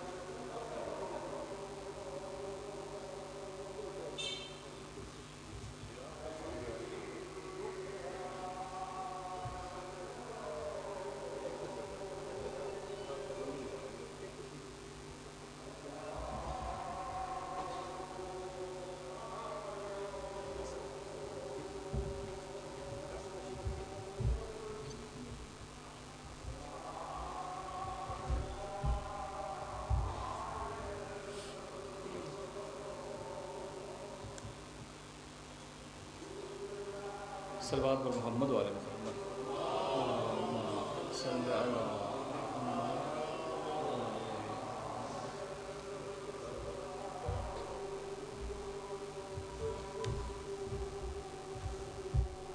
انشاءاللہ میں کوشش کروں گا کہ اختصار کے ساتھ اپنی بات کو کمپائل کروں. آپ تمام حاضرین جو ہے وہ پروگرام کے اختتام تک تشریف رکھیے گا. انشاءاللہ اس کے بعد مولانا نصیر صاحب خطاب کریں گے اور اس کے بعد علامہ افتخار نقوی صاحب اور اس کے بعد اجتماعی دعا جو ہے وہ پیر صاحب کے مزار کے اوپر ہوگی اور آپ لوگوں کے لیے یعنی طعام اور گفٹس کا بھی انتظام ہے, وہ ضرور لے کر جائیے گا. خود یہ گفٹ کافی نہیں ہے انشاءاللہ تعالیٰ کہ پیر صاحب کے تفکر کو اب جو بیان کر رہے ہیں تو یہ اب موضوع کھل گئے نا. پہلے تو موضوع بستہ تھا, اب موضوع کھل رہا ہے. اب آپ ڈیبیٹس ہوں گی, باتیں ہوں گی انشاءاللہ تعالیٰ, اور انشاءاللہ یہ خدمت کا سلسلہ یہ چراغ سے چراغ جلنے کے وہ آگے چلے گا. تو خود آپ یہ دیکھیں کہ کیسے پیر صاحب لوگوں کو سلسلہ مرجعیت کے ساتھ اٹیچ کیا کرتے تھے. وہ جو میں نے بعض کتابیں دیکھی اس میں فتاوی ہیں مراجع کی طرف سے, اور اس کے اندر بھی ایک نقطہ اگرچہ اس پہ زیادہ استفادہ کروں گا بعد میں علماء سے, کہ رابطے میں وہ پیر صاحب تمام جو دینی مراکز تھے ان میں تھے. جیسے میں نے کہا نجف, جیسے لکھنؤ, جیسے اس وقت لبنان میں بھی ایک حوزہ تھا, یا ایران کے اندر. لیکن یہ خود ایک کام ہے کہ تمام مراکز دینیہ کے ساتھ اس طریقے سے رابطے میں رہا جائے. لیکن اس کے ساتھ ساتھ پیر صاحب جو ہے وہ مخصوص مراجع یعنی جو عالم تھے, جو عالم کا ہمارے ایک آئیڈیالوجی ہے, اس کو بھی ضرور بیان کرتے تھے اور ان کے تفکر اور ان کی جو فتاوی تھے اس کو اہمیت دیتے تھے. چونکہ مرجعیت کے لیے ایک عالم والی شرط بھی ہے تو اس کو باقاعدہ اولویت دیتے تھے. اگر ہم اس کانسیپٹ کو دیکھیں اور آج ہم شہید حسینی کی طرف دیکھیں, جیسا کہ ڈاکٹر شہید نے کہا تھا اسلام کو سمجھنے کے لیے بہت ساری تشریحیں اور تفسیریں اور تعبیریں موجود ہیں, تو ہمیں کیسے پتہ چلے گا فلاں مولانا صاحب بھی کھڑے ہو گئے, فلاں شخصیت بھی کھڑی ہو گئی, ہر ایک نے اپنی لائن بیان کی. تو شہید باقر الصدر فرمایا کرتے تھے عراق سے کہ اگر تم اس کنفیوژن میں ہو تو آپ اپنے آپ کو امام خمینی کی ذات میں ضم کر لو, چونکہ آپ خود کو امام خمینی کی ذات میں ضم کر لو گے، ایسے جیسے امام خمینی نے خود کو اسلام میں ضم کر لیا ہے، تو چونکہ لائن کلیئر ہے لہذا آپ کبھی اشتباہ کا شکار نہیں ہوں گے۔ اور پاکستان کی سرزمین پر شہید ڈاکٹر محمد علی نقوی یہ باقاعدہ بار بار کہا کرتے تھے کہ آپ اپنے آپ کو شہید حسینی کی ذات میں ضم کر لیں، جیسے شہید حسینی نے خود کو امام خمینی کی ذات میں ضم کر لیا ہے، اور جیسے امام خمینی اسلام کی صحیح اس وقت کی تعبیر و تشریح ہے۔ تو یہ بڑا امپورٹنٹ ہوتا ہے کہ ایک لائن ہو، چونکہ مرکزیت بڑی ضروری ہے مکتب اہل بیت کے اندر۔ اس مرکزیت میں جو نظام ولایت فقیہ ہے کہ شہید علامہ عارف حسین الحسینی جیسی ہستی جس کے ہمارے اوپر احسانات ہیں پاکستان کی ملت کے اوپر، وہ جب بات کرتے ہیں تو وہ یہ کہتے ہیں کہ میں اپنی جان دینے کے لیے تیار ہوں، اپنا مال دینے کے لیے تیار ہوں، اپنی اولاد قربان کرنے کے لیے تیار ہوں، اپنا سب کچھ قربان کرنے کے لیے تیار ہوں، لیکن خط ولایت فقیہ سے 1 انچ پیچھے ہٹنے کے لیے تیار نہیں ہوں۔ یہ تفکر وہی تفکر ہے جس میں مراجع کے اندر بھی ایک خاص مرکزیت ہے، جس مرکزیت کے ذریعے سے مکتب اہل بیت ایک خاص چین کے ساتھ مربوط ہوتا ہے، اور پیر صاحب اس کو بھی پریزرو کرتے تھے، مرجعیت کو الگ سے، اور مرجعیت میں خاص مراجع جو مراجع کے اندر جن کا ایک خاص مقام تھا جو عالم کے عنوان سے صف اول پہ تھے اس کو بھی الگ سے وہ کرتے تھے۔ اب میں اسی نقطے کے تناظر پہ چونکہ یہ بات کرنا آج کے دور کے اندر ہمارے ہاں عموماً جو ایک تصور ہے دین کا بھی تصور ہے، میں اس کو بھی اس موضوع کو تھوڑی سی اختصار سے لیکن بیان ضرور کروں گا۔ ہم اگر ہمارے یہاں کوئی شخص مسجد بہت جاتا ہو، داڑھی رکھ لی ہے، اپنے واجبات پورے کرتا ہے، زکوٰۃ خمس ساری دیتا ہے، تو ہم اس کو کہتے ہیں یہ دیندار شخص، بنیادی واجبات ادا کرے تو ہم اسے دیندار شخص کہتے ہیں، مساجد کے ساتھ رابطہ ہو، معنویت ہو، نماز شب ہو، یہ ساری چیزیں ایڈ اپ کریں، ہم اسے دیندار شخص کہتے ہیں۔ میں ولی فقیہ کی بات کرنا چاہتا ہوں، یہ درس خارج میں میں نے اس کو پڑھا ہے، اس کا ترجمہ بھی پڑھا ہے۔ رہبر معظم آیت اللہ سید الخامنئی نے اس مسئلے کو بیان کیا، کہا ہے کہ ممکن ہے ایک شخص جو یہ ساری چیزیں کرتا ہو لیکن اسے یہ فکر نہ ہو کہ میرے معاشرے کے اندر ظلم اور استحصال کہاں ہو رہا ہے، اور وہ سوسائٹی میں موجود ظلم اور استحصال کو ختم کرنے کے لیے اپنی ذمہ داری متعین نہ کرتا ہو، اور پھر اس ذمہ داری کو متعین کرنے کے بعد اپنی ذمہ داری ادا کرنے کے لیے میدان میں نہ آتا ہو، تو رہبر کے بقول ایسے شخص میں اور ایک بے دین شخص میں کوئی فرق نہیں۔ ہمارے ہاں مکتب اہل بیت میں دین انفرادی نہیں ہے، انفرادی کام بھی ہیں اور دین اجتماعی ذمہ داری کا نام ہے، یہ دونوں مل کر دین تشکیل دیتے ہیں۔ ہمارے ہاں عام طور پہ جو پیروں کا اور بزرگوں کا اور اولیاء کا جو عموماً کنسپٹ بنا ہوا ہے، صحیح یا غلط اس کی بات نہیں کر رہا، وہ یہی ہے کہ وہ خود معنویت کے حامل ہوتے ہیں، اپنے تقوی کا خیال رکھتے ہیں، اپنے امور کی طرف دیکھتے ہیں، ان کا اجتماعی کام نظر نہیں آتا۔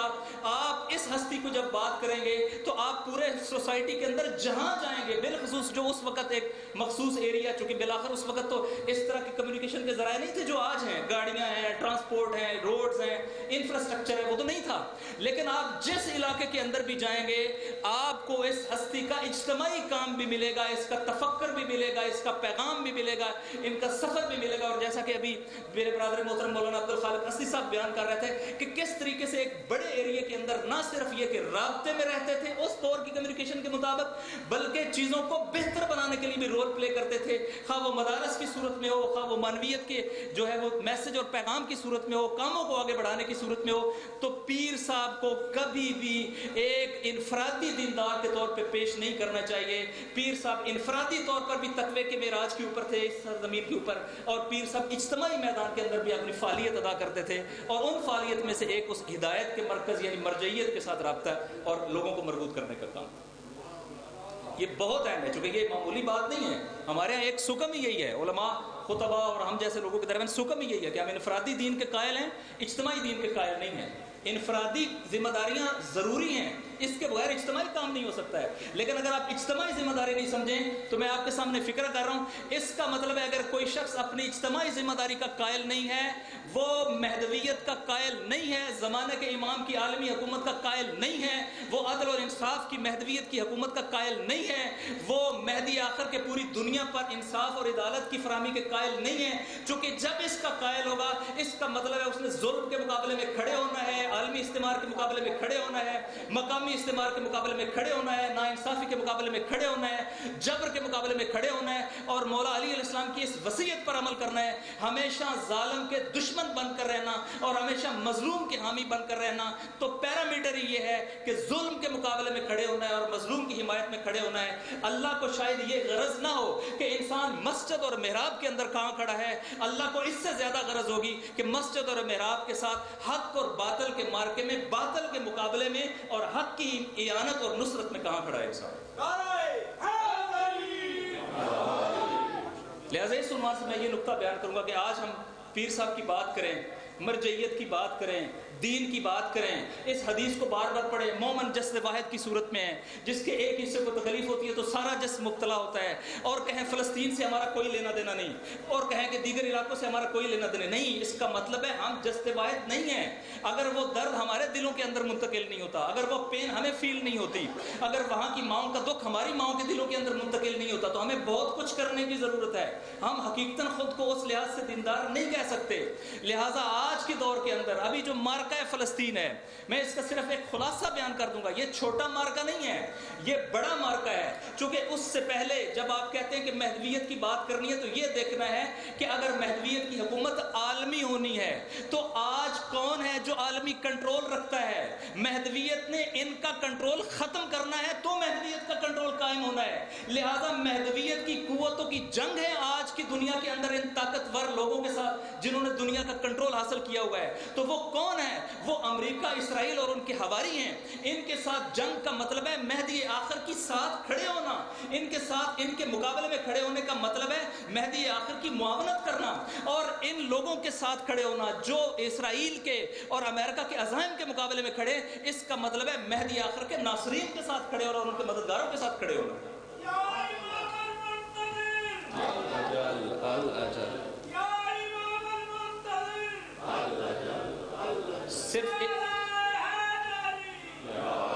صرف ایک نقطہ اس میں سے بیان کر کے، چونکہ میں فلسطین کے قضیے کو نہیں بیان کر سکتا ہوں، وہ بڑا ہے، میں اس موجودہ غزہ کی صورتحال کو بھی بیان نہیں کر سکتا ہوں، میں صرف آج کے 2 انڈیکیٹر آپ کے سامنے بیان کروں۔ ابھی بچوں کے، جو نوزائیدہ بچے اور چھوٹے بچے ہیں، ان کے جسموں پہ ماؤں نے لکھنا شروع کیا ہے ان کے نام۔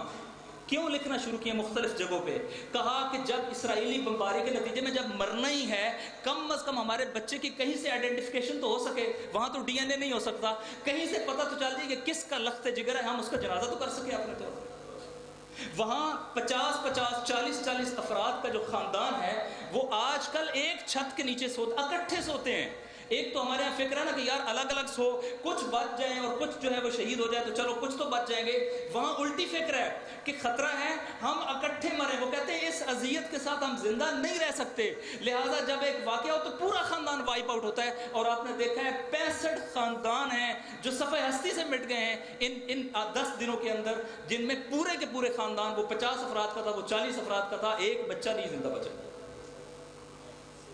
یہ قربانی ہے اس وقت وہاں پر۔ اور کیا کیا ہے انہوں نے؟ ہم بھی یہاں بحثیں کرتے تھے، سنتے تھے، اسرائیل ملٹری مائٹ، اسرائیل بڑی طاقت، اس کے پیچھے امریکہ کی طاقت، اس کا خوف، اس کا سحر۔ امریکہ دنیا کی سب سے بڑی state of the art technology کی حامل ملٹری ہے، درست ہے۔ اسرائیل اس ریجن کے اندر سب سے بڑی state of the art military might ہے، درست ہے۔ اسرائیل نے 4 گھنٹوں میں 4 ارب ممالک کو شکست دی، یہ درست ہے۔ اسرائیل نے مصر سے صحرائے سینا لیا، اردن سے مغربی کنارہ لیا، شام سے گولان ہائٹس لی، لبنان سے جنوبی لبنان لیا 4-4.5 گھنٹوں کے اندر، یہ درست ہے۔ اسرائیل انڈیفیٹیبل رہا، یہ درست ہے۔ اسرائیل کے پاس مرکاوا ٹینک ہے جو امریکہ کے پاس بھی نہیں ہے، یہ درست ہے۔ اسرائیل کے پاس Iron Dome missile defence system ہے جو دنیا کا سب سے اچھا سسٹم کاؤنٹ کیا جاتا ہے، یہ درست ہے۔ اسرائیل نیوکلر پاور ہے، یہ درست ہے۔ اسرائیل کے پاس اسپیس ٹیکنالوجی ہے، درست ہے۔ اسرائیل امریکہ کو بھی ڈرون سپلائی کرتا ہے، یہ درست ہے۔ اسرائیل کے پاس نیول پاور ہے، یہ درست ہے۔ اور اس کے مقابلے میں جو لوگ تھے ان کے پاس کیا تھا؟ کبھی پتھر، کبھی خنجر، کبھی گلیل، اس کے ساتھ وہ ٹینکوں کا مقابلہ کرتے تھے، اور لوگ ہمارا مذاق اڑایا کرتے تھے کہ آپ ان فلسطینیوں کا نعرہ لگاتے ہیں، ان کی حمایت کرتے ہیں۔ انہیں نہیں پتا تھا ہمارا تعلق کربلا کے ساتھ ہے، ہم کثرت پہ نہیں جاتے، ہم وسائل پہ نہیں جاتے، ہم کم تعداد کے ساتھ بدی کی بڑی بڑی قوتوں کو شکست دینے کی اہلیت رکھتے ہیں۔ اور آج فلسطینیوں کا جب ہاتھ پکڑا ہے حزب اللہ نے، آج فلسطینیوں کا جب ہاتھ پکڑا ہے مولا علی کے غلاموں نے، آج فلسطینیوں کا جب ہاتھ پکڑا ہے حیدر کرار کے ماننے والوں نے، تو آج فلسطین کی یہ کیفیت آ گئی ہے کہ ایک وقت میں ان کے ہاتھوں میں پتھر تھے، ایک وقت میں ان کے ہاتھوں میں غلیل تھی، ایک وقت میں ان کے ہاتھوں میں بد دعا کے علاوہ کوئی چیز نہیں تھی، اور اسرائیل کی ملٹری مائٹ میں نے آپ کے سامنے بیان کی یہ تھی، اور اس کا خوف یہ تھا۔ اور آج کیفیت یہ ہوئی ہے کہ 7 اکتوبر کو جب ان اللہ کے شیروں نے حملہ کیا ہے تو انہوں نے فضائی حملہ بھی کیا ہے، انہوں نے سمندری حملہ بھی کیا ہے، انہوں نے زمینی حملہ بھی کیا ہے، یہ 40 کلومیٹر اندر گئے ہیں۔ اسرائیل کی military might, intelligence might, Merkava tank, missile defence system, ان کی نیوکلیر پاور کا سحر انہوں نے فضا کے اندر بکھیر دیا ہے اور اس کا سحر پاش کر دیا ہے، اور اس کے مقابلے میں یہ ثابت کیا ہے کہ جب انسان اللہ پہ توکل کرے اور قربانی کے لیے آمادہ ہو تو بڑی سے بڑی دشمن کے مقابلے میں آپ کو کھڑا کرنے کی صلاحیت دیتا ہے۔ یہ صلاحیت کربلا نے ان کو دی ہے، یہ صلاحیت رہبریت نے ان کو دی ہے، یہ صلاحیت امام خمینی اور ان کے ماننے والوں نے ان کو دی ہے، اور آج اس صلاحیت کے نتیجے میں وہ دشمن کی آنکھوں کا خار بن کر رہے ہیں۔ لہذا اس ساری کیفیت میں آج وہ اپنا کام کو جاری رکھے ہوئے، اور میں آپ کو یہ عرض کروں کہ اگر یہ جنگ آگے بڑھتی ہے، چونکہ اس پہ پھر میں ایک اور متوجہ کرنا، اگرچہ وہ دور ہے، اگرچہ فلسطین کا مسئلہ بنیادی حقوق کا بھی ہے، انسانی حقوق کا بھی ہے، عربوں کا بھی ہے، عالم اسلام کا بھی ہے، لیکن میں ایک نقطہ آپ کے لیے بیان کرنا چاہتا ہوں، باقی ساری چیزیں چھوڑ دیں۔ امام زمان علیہ السلام کی روایات میں جو بیان کیا گیا ہے، مراکز ہیں مہدویت کو جج کرنے کا۔ ایک طریقہ کار یہ ہے، کیا وہ مراکز جو پہلے عالم کفر کے ہاتھ میں تھے اور جن کے بارے میں روایات ہیں کہ وہ زمانے کے امام کے سپاہیوں کے ہاتھ میں آئیں گے، آج ان مراکز کی ڈیٹیل کیا ہے جسے ہمیں جیو پالیٹک کہتے ہیں؟ تو جب آپ اٹھائیں گے تو روایات میں یمن اہل بیت کے مرکز میں سے ایک ہے، امام زمان علیہ السلام کے مراکز میں سے ایک ہے، لیکن کس کے ہاتھ میں تھا؟ آپ کے علم میں ہے کہ عراق اہل بیت کے مراکز میں سے ایک ہے، لیکن صدام کے ہاتھ میں تھا۔ آپ کے علم میں ہے کہ شام اہل بیت کے مراکز میں سے ایک ہے، لیکن وہاں داعش نے کنٹرول کر لیا تھا۔ آپ کے علم میں ہے کہ یہ منطقہ فلسطین اور لبنان یہ اہل بیت کے مراکز میں سے ایک ہے، لیکن وہاں اسرائیل نے اگریشن کیا ہوا تھا۔ آج اللہ کے حکم سے اور اس نظام ولایت فقیہ اور نظام مرجعیت جس میں بنیادی کردار آیت اللہ سید علی خامنائی اور سید علی حسینی کا، آیت اللہ علی حسینی سیستانی کا ہے، کہ جنہوں نے آج ایکویشن اس طرح بدل کے رکھ دی ہیں کہ آج کا عراق صدام کا عراق نہیں ہے، حسین ابن علی کے نوکروں کا عراق ہے۔ آج کا دمشق ISIS کا دمشق نہیں ہے، بلکہ سیدہ زینب سلام اللہ علیہ کے غلاموں کا دمشق ہے۔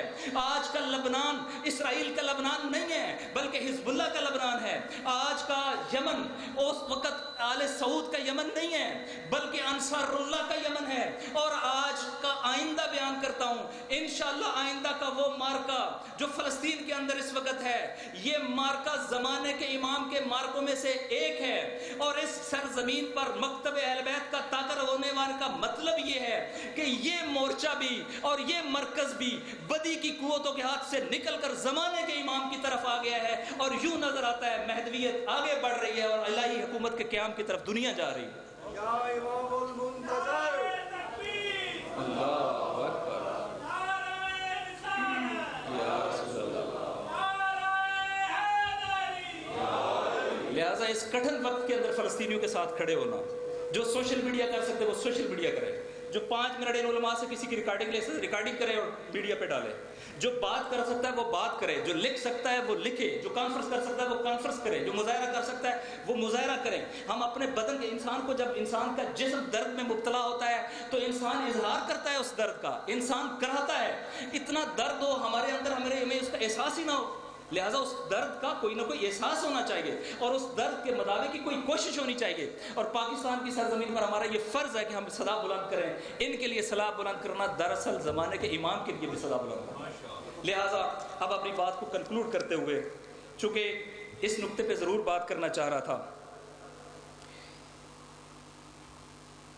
جہانی حکومت کی بات بھی ہو گئی، مہدویت کی بات بھی ہو گئی، مرکزیت کی بات بھی ہو گئی۔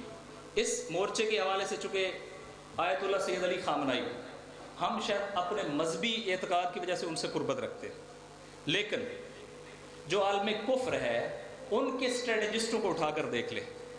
عالم کفر اکٹھا ہو کے آیا، انہوں نے کہا بشر نہیں رہے گا۔ آپ کو یاد ہوگا مولانا افتخار صاحب کے تو ٹی وی چینل کور کرتے ہوں گے، اس وقت بش تھا، اس نے کہا اوباما کہ نہیں رہے گا بشر۔ پھر بش लेबनान के अंदर आया और उसने कहा कि हम लेबनान को अपने हिसाब से बदलेंगे और हिजबुल्लाह को डिसमेंटल करेंगे। फिर ये इराक के अंदर आए, उन्होंने कहा दाइश जो है वो 30 साल आइंदा बाकी रहेगी। कोंडोलीज़ा राइस का स्टेटमेंट है। इसके मुकाबले में इस मर्द जलील ने, इस अल्लाह के एक इलाही इंसान ने, चूंकि 3 चीजें लड़ रही हैं और यही मेरी बात का आस है, 3 चीजें लड़ रही हैं। एक मकतब है जो इस मकतब के मुकाबले में लड़ रहा है, जो मकतब कुफ्र है, जो मकतब जुल्म है, उसके मुकाबले में एक मकतब है जो लड़ रहा है।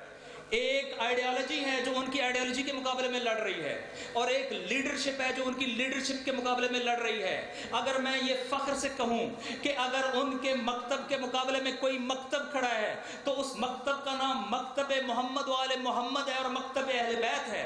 और अगर उनकी आइडियोलॉजी के मुकाबले में कोई आइडियोलॉजी खड़ी है तो वो आइडियोलॉजी नजरिया निज़ाम विलायत फ़क़ीह और मरजइयत है।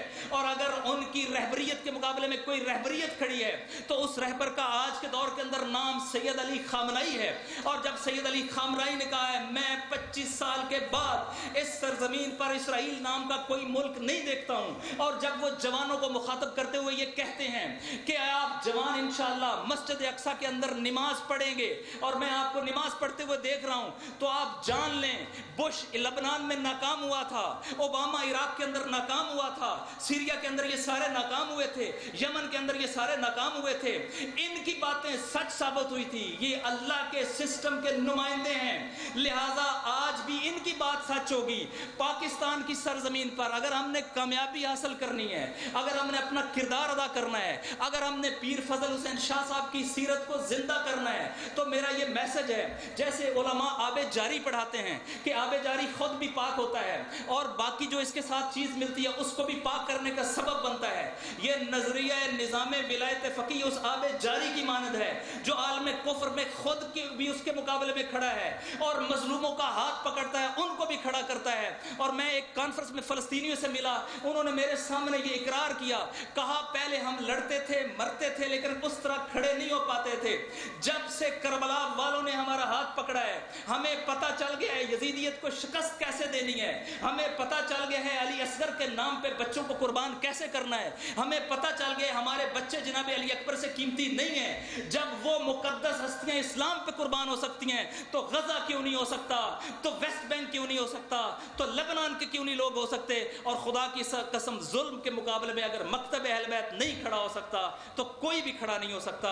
अल्लाह ने हमें बनाया ही इसलिए है, जुल्म आलमी हो तब भी उसके मुकाबले में खड़े हों, रीजनल हो तब भी उसके मुकाबले में खड़े हों, मकामी हो तब भी उसके मुकाबले में खड़े हों, लेकिन उस आबे जारी, उस निज़ाम मरजइयत, उस निज़ाम विलायत फ़क़ीह से खुद को राब्ते में रखे, उसकी हिदायत के मुताबिक चलें, पीर साहब की रूह बिशाद होगी, नतीजा भी मिलेगा, जुर्रत और मैदान के अंदर खड़े होने का हौसला भी मिलेगा और कामयाबी भी मिलेगी। वस्सलामु अलैकुम वरहमतुल्लाहि वबरकातुहू। आप सबका, बिरादर मोहतरम असद का और जितने उलमा, शख्सियात, बुजुर्गान, बहुत सारे हमारे यहाँ तशरीफ़ फरमा है साहिबान स्टेज, एक बार फिर शुक्रिया अदा करता हूँ कि आपको ज़्यादा ज़हमत दी। वस्सलामु अलैकुम वरहमतुल्लाहि वबरकातुहू। बहुत शुक्रिया। ये थे नासिर शिराज़ी साहब। एक गाड़ी है LE 9493, ये कहीं रास्ते में खड़ी हुई है, उसकी वजह से ब्लॉकेज है, तो काइंडली उसको हटा लीजिएगा। मैं समझता हूँ कि किबला पीर फजल शाह साहब जो हैं, उनकी ज़िंदगी के हवाले से अगरचे यानी कल भी रिवायात, जिस तरह से मैंने पहले भी कहा कि लोगों के पास मौजूद है, उनके आसार को जमा करने की ज़रूरत है, उसके ऊपर काम करने की ज़रूरत है। उनकी अफकार जो है उसमें से नज़रियात को अख़ज़ करने की ज़रूरत है। अगरचे कई एक नज़रियात जो है वो बिल्कुल वाज़ेह हैं, मसलन अहले बैत अलैहिमुस्सलाम का तज़किरा है, इसी तरह से मोहम्मद वाले मोहम्मद की जो दीन है उसकी तरवीज है या मरजइयत से उनका ताल्लुक़ है, लेकिन इसके बावजूद इसको थोड़ा सा मज़ीद जो है वो लोगों के सामने पेश करने की ज़रूरत है ताकि उनकी अफकार जो है वो वाज़ेह हो।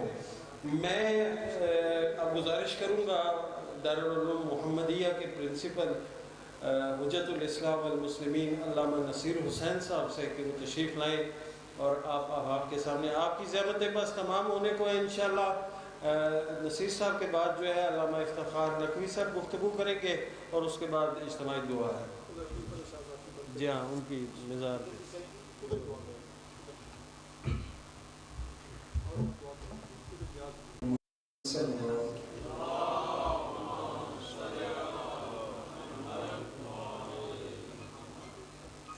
أعوذ بالله من الشيطان الرجيم. بسم الله الرحمن الرحيم. الحمد لله رب العالمين، وصلى الله على خير خلقه محمد وآله الطاهرين الذين أذهب الله عنهم الرجس وطهرهم تطهيرا.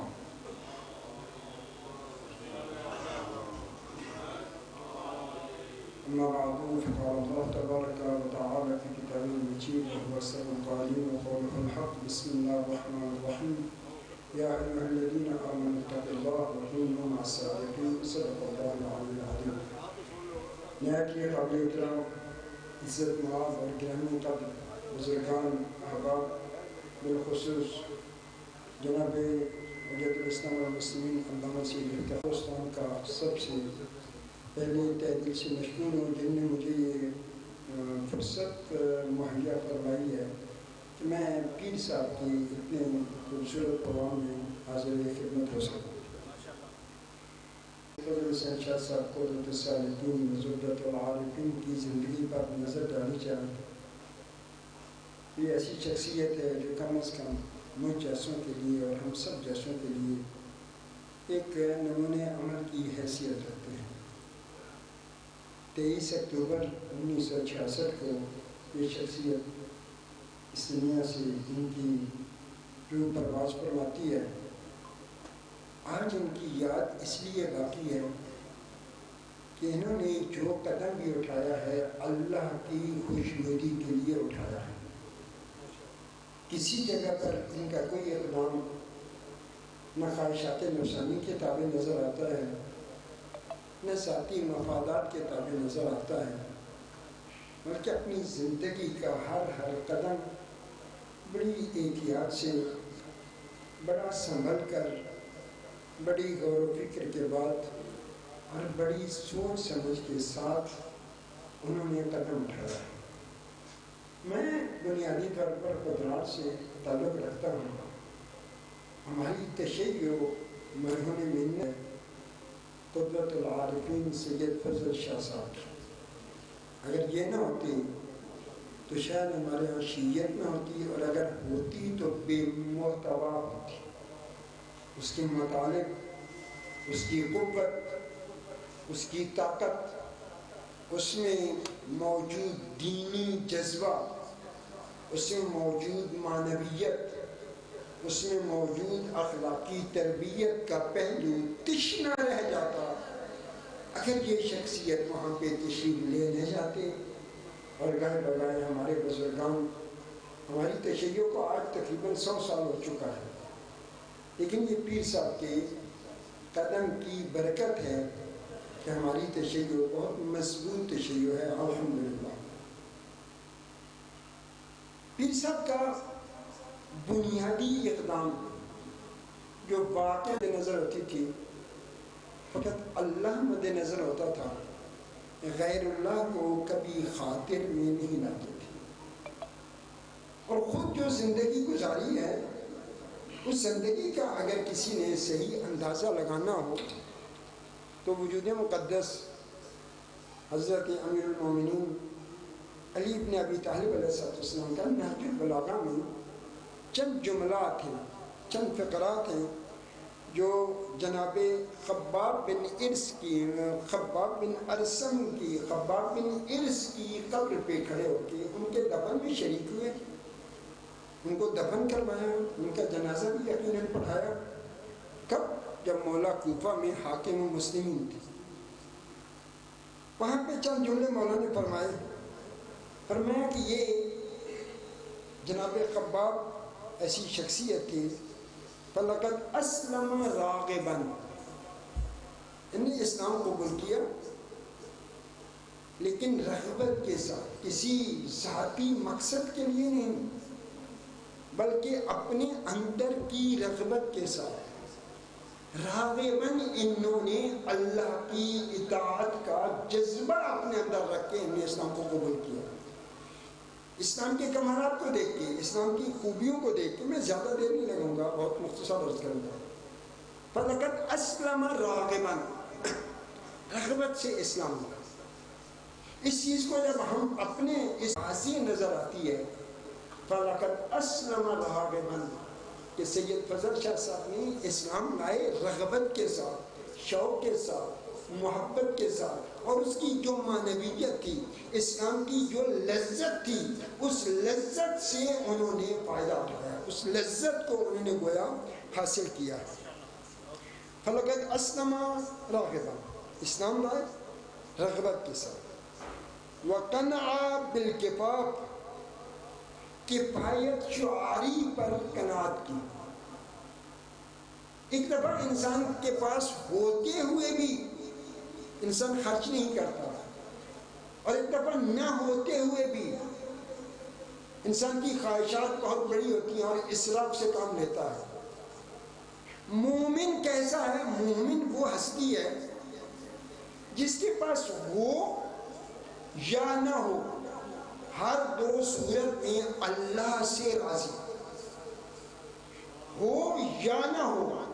وہ رغبت جو خدا کے لیے ہے، وہ رغبت جو اللہ کے ساتھ ہے، وہ معنویت، وہ کفایت شعاری جو اللہ کے رزق میں اللہ چاہتا ہے.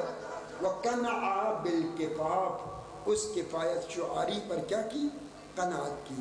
یہ صفت بھی پیر فضل شاہ صاحب میں بڑی واضح اور آشکار نظر آتی ہے. تیسری صفت جو ان میں دیکھی گئی ہے وَرَضِيَ عَنِ اللَّهِ، علی علیہ السلام فرما رہے ہیں جناب خباب کے لیے کہ خباب پہلا کام کیا تھا؟ فقط اسلم راغباً، رغبت کے ساتھ اسلام لائے. وَقَنَعَ بِالْكِفَافِ، کفایت شعاری کو قناعت کے درجے پر رکھا. اور تیسرا کیا ہے؟ تیسرا فرمایا وَرَضِيَ عَنِ اللَّهِ، اللہ پر راضی. ہر انسان کی زندگی میں بڑے بڑے امتحان آتے ہیں، لیکن سب سے مہم مرحلہ وہ ہے کہ انسان ہر حال میں اللہ سے راضی ہے. اللہ انسان سے بہت جلد راضی ہو جاتا ہے. ہم تو دعائے کمال میں ہمیشہ پڑھتے ہیں یا سریع الرضا، اے جلد راضی ہو جانے والی ذات، اغفر لمن لا یملک الا الدعاء، ہمیں بخش دے چونکہ ہمارے پاس جز دعا کے کوئی سرمایہ نہیں.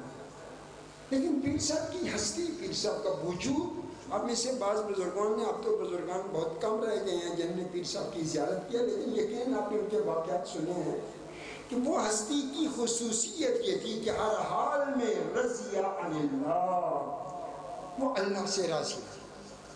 اللہ سے کیسے راضی رہے؟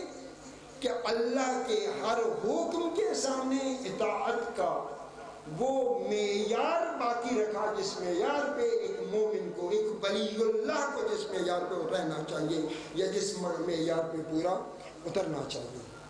وعاش مجاہداً، یہ جتنی پہلی تینوں صفات تھیں، اسلم راغباً، یہ خود سازی کی صفت ہے. اسلام راغباً، رغبت کے ساتھ اسلام لانا، یہ خود سازی کی صفت ہے. قناع بالکفاف، کفایت شعاری، یہ بھی خود سازی کی صفت ہے. اور رضی عن اللہ، ہر حال میں اللہ کی رضا پہ راضی رہنا، یہ بھی میں سمجھتا ہوں کہ خود سازی اپنے آپ کو سنوارا ہے. لیکن آخری جو صفت ہے وعاش مجاہداً، عاشا مجاہدن سے پتہ چلتا ہے کہ پہلے خود سازی کا مرحلہ آتا ہے. جب خود سازی کا مرحلہ اپنے تکمیل کے مراحل کو پہنچ جائے، جیسے کہ پیر قطبۃ السالکین میں پہنچا ہوا تھا، تو پھر آخری مرحلہ کیا ہے؟ وعاش مجاہدن، انہوں نے اپنی زندگی جہاد میں گزاری. کیسا جہاد؟ اس سے جہاد میں نفس بھی مراد دی جاتی ہے، اور جہاد کا مطلب ہے کہ انہوں نے امر بالمعروف اور نہی عن المنکر کے قیام کے لیے جو کچھ ان کی استطاعت میں تھا، جتنی ان میں طاقت اور توان تھی، اس توان اور طاقت کے مطابق عاش مجاہدن، مجاہد کی زندگی گزاری، ایک آرام نہ کرنے والی شخصیت کی طرح زندگی گزاری، جو خدا کے لیے نکلتے ہیں، دین الہی کی نشر و اشاعت کرتے ہیں، احکام الہی کے قیام میں اپنی کوشش اور اپنی سعی سے کام لیتے ہیں۔ یہ ایسی ہستی ہیں کہ واقعاً عاشا مجاہدن و عاشا سعیدن و مات سعیدن، زندہ رہے ہیں تو ان کی زندگی سعادت مندانہ زندگی تھی، اور 23 اکتوبر کو اس جہان سے گئے ہیں تو ان کی موت بھی سعادت مندانہ موت تھی۔ نہ ان کی زندگی میں غیر معصوم ہونے کے باوجود ان کا سماج، ان کا معاشرہ، انہیں جاننے والے، نہ کوئی ان کی زندگی میں ان کی طرف انگلی اٹھا سکتا ہے، اور نہ ہی ان کے مرنے کے بعد بھی ان کی ہدایات، ان کی تعلیمات کی روشنی میں اگر دیکھا جائے تو اس میں معاشرہ سازی کے بہت زیادہ سبق موجود ہیں اگر ہم ان کی زندگی کا صحیح مطالعہ کریں اور اس کے مطابق اپنے آپ کو چلنے کے لیے۔ یہ وہ ہستی ہیں جنہوں نے معاشرے کی اور بہترین اور صالح معاشرے کی بنیادیں رکھی۔ اب ضلع سرگودا میں اور ضلع جہلم کے کچھ علاقوں میں آپ جہاں بھی چلے جائیں تو آپ کو پیر صاحب کے آثار ملیں گے، آپ کو پیر صاحب کی خدمات نظر آئیں گی۔ اس شخص کے پاس نہ کوئی سرمایہ تھا، کچھ بھی نہیں تھا سوائے اللہ کے، ان کے پاس کچھ بھی نہیں تھا، لیکن اللہ کے لیے انہوں نے ہمیشہ قدم اٹھایا ہے، اور اللہ نے انہیں ہمیشہ کامیابی سے امکنار فرمایا۔ گویا اللہ کی طرف سے وہ موفق بھی تھے، توفیق الہی ان کے ہر قدم میں شامل حال تھی، اور معید بھی تھے کہ تائید الہی بھی ان کے ہر حال میں ان کو شامل حال تھی۔ تو پروردگارہ ہمیں، یہ میں شکریہ ادا کرتا ہوں جناب آغا حجت الاسلام والمسلمین آغا سیدھان شیدائی صاحب کا اور قبلہ آغا عبدالخالق اسدی صاحب کا، جنہوں نے یہ بہترین پروگرام رکھا ہے۔ ظاہراً یہ پہلا پروگرام ہے، اور اس پہلے پروگرام میں یقیناً اتنا رسپانس ان کو نہیں ملا ہوگا، لیکن ان کو دل شکستہ نہیں ہونا چاہیے، اپنا حوصلہ ان کو بلند رکھنا چاہیے، اور انشاءاللہ پیر صاحب کے اس دنیا سے جانے کے بعد بھی یہ شمع جھوٹی تو روشن رہے گی، اور انشاءاللہ ان کی تعلیمات ہر خاص و عام تک پہنچتی رہیں گی۔ پروردگارہ ہم سب کو ان کی تعلیمات کے مطابق اور معصومین علیہ السلام کے اسم و طہارت کے مطابق، اب چونکہ ناصر شیعہ صاحب قبلہ اتنا جامع خطاب آپ کو دے گئے ہیں کہ کچھ زیادہ گنجائش نہیں رہتی، ہمیں مرجعیت کا تعارف بھی پیر صاحب نے کرایا ہے، اور مرجعیت سے اتصال بھی پیر صاحب نے دیا ہے۔ البتہ ہمیں دو شخصیتوں کا، میں تہ دل سے واقعی میں کبھی کبھی سوچتا ہوں اور دل سے اللہ کا شکر ادا کرتا ہوں کہ انہوں نے ہمیں مرجعیت کی طرف متوجہ کیا ہے۔ پہلی ہستی پیر سید فضل شاہ صاحب علی اللہ مقامہ کی ہے، اور دوسری ہستی جس نے ہمیں مرجعیت کے ساتھ اتصال کیا ہے، جنہوں نے ہمیں مرجعیت کے ساتھ لنک دیا ہے، اور جنہوں نے ہمیں انٹرنیشنل تشیع کے ساتھ لنک دیا ہے، وہ ہیں شہید علامہ عارف حسین حسینی کی شخصیت، کہ جن کی 5 سالہ 4.5 سالہ کی عادت میں انہوں نے وہ ہے جو آج تک ہمارے دلوں پر منقش ہے، اور ہم واقعاً ان کے شکر گزار ہیں کہ انہوں نے ہمیں ایسی مرجعیت کا تعارف کروایا ہے اور ایسے نظام کا تعارف کروایا ہے جو نظام اس ماحول میں، اتنے سخت حالات میں، پوری دنیا کے مقابلے میں اللہ کا نام لے کر سینہ سپر کھڑا ہے، نہایت استقامت سے کھڑا ہے، اور ہمیشہ اللہ نے اس کو کامیابی سے ہمکنار کیا ہے۔ کبھی بھی انہیں ناکامی کا سامنا، ہمیں نیک صالح اور پارسا اور صاحب تقویٰ بنائے، اور متقین و صادقین کے ساتھ ہمیں تمسک عطا فرمائے، اور ہمیشہ ان کے ساتھ ہمیں محشور فرمائے۔ السلام علیکم ورحمۃ اللہ وبرکاتہ۔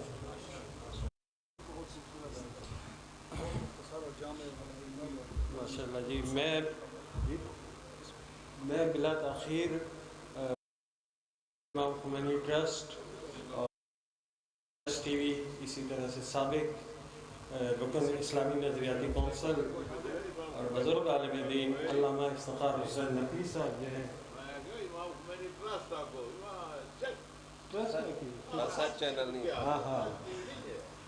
چیئرمین امام خمینی ٹرسٹ، اور سابق مرکزی سیکرٹری جنرل ہیں طریقے بزرگ عالم دین ہیں، اور سب سے بڑے بات یہ کہ ایک درویش صفت انسان ہے.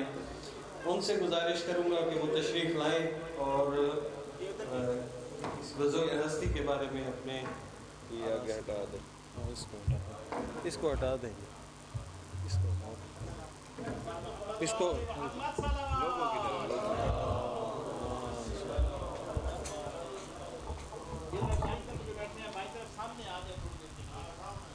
تھوڑا جا سامنے آ جاؤ. پھر اس تو بعد دعا ہے اور اس تو بعد ہوتے چل کے نیاز وغیرہ دیتے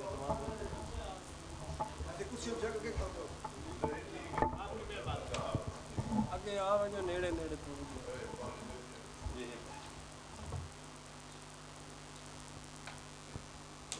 بار دیگر سب آپ کر لیجیے.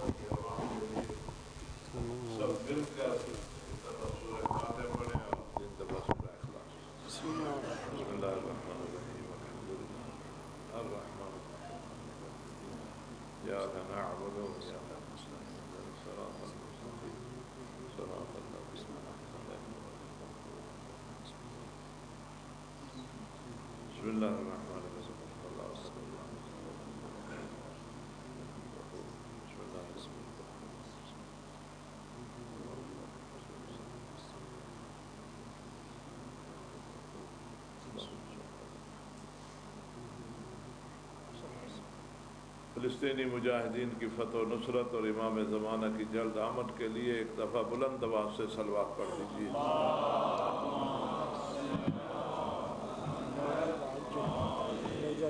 بسم اللہ۔ آج جس عنوان کے تحت یہ پروگرام منعقد کیا گیا ہے یہ بہت ہی عمدہ ہے، اور وہی قومیں تعریف اور تحسین کی لائق ہیں جو اپنے محسنوں کو یاد رکھتی ہیں۔ پیر صاحب یقیناً اس علاقے کے محسن ہیں جنہوں نے مکتب اہل بیت کی ترویج اور تبلیغ میں عملی جد و جہد کی۔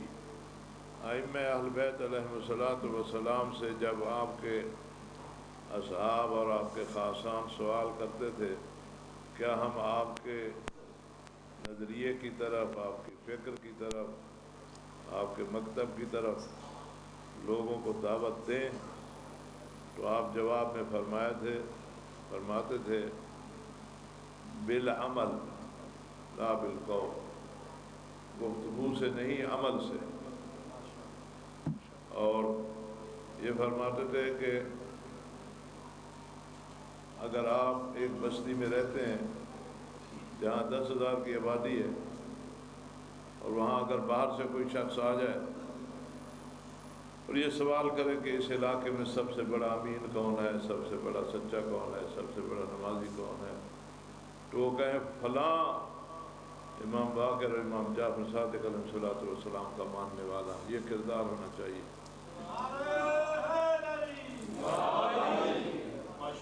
ابھی حال ہی میں بہت بڑے محقق ہیں، دیکھیں یہ مکتب جو ہے مکتب اہل بیت، اللہ تعالیٰ اس کی حقانیت کے لیے خود بخود انتظام کرتا ہے، یہ ہمارے بس میں ہے، اس میں نہیں ہے۔ حضرت ابو طالب علیہ السلام کی جو خدمات ہیں اسلام کے لیے وہ کسی سے ڈھکی چھپی نہیں ہے، لیکن ہمارے شیعوں کے ہاں یہ سلسلہ معلوم تھا، لیکن اہل سنت میں اس حوالے سے کوئی تحریک نہیں تھی۔ میں وہ بالعمل کے حوالے سے بتانا چاہتا ہوں کہ اللہ تعالیٰ نے اسی سرزمین پر ایک شخص کو پیدا کیا جس کا نام ڈاکٹر صداقت فریدی ہے، میاں چنو کے ایک جٹ فیملی سے تعلق رکھنے والا۔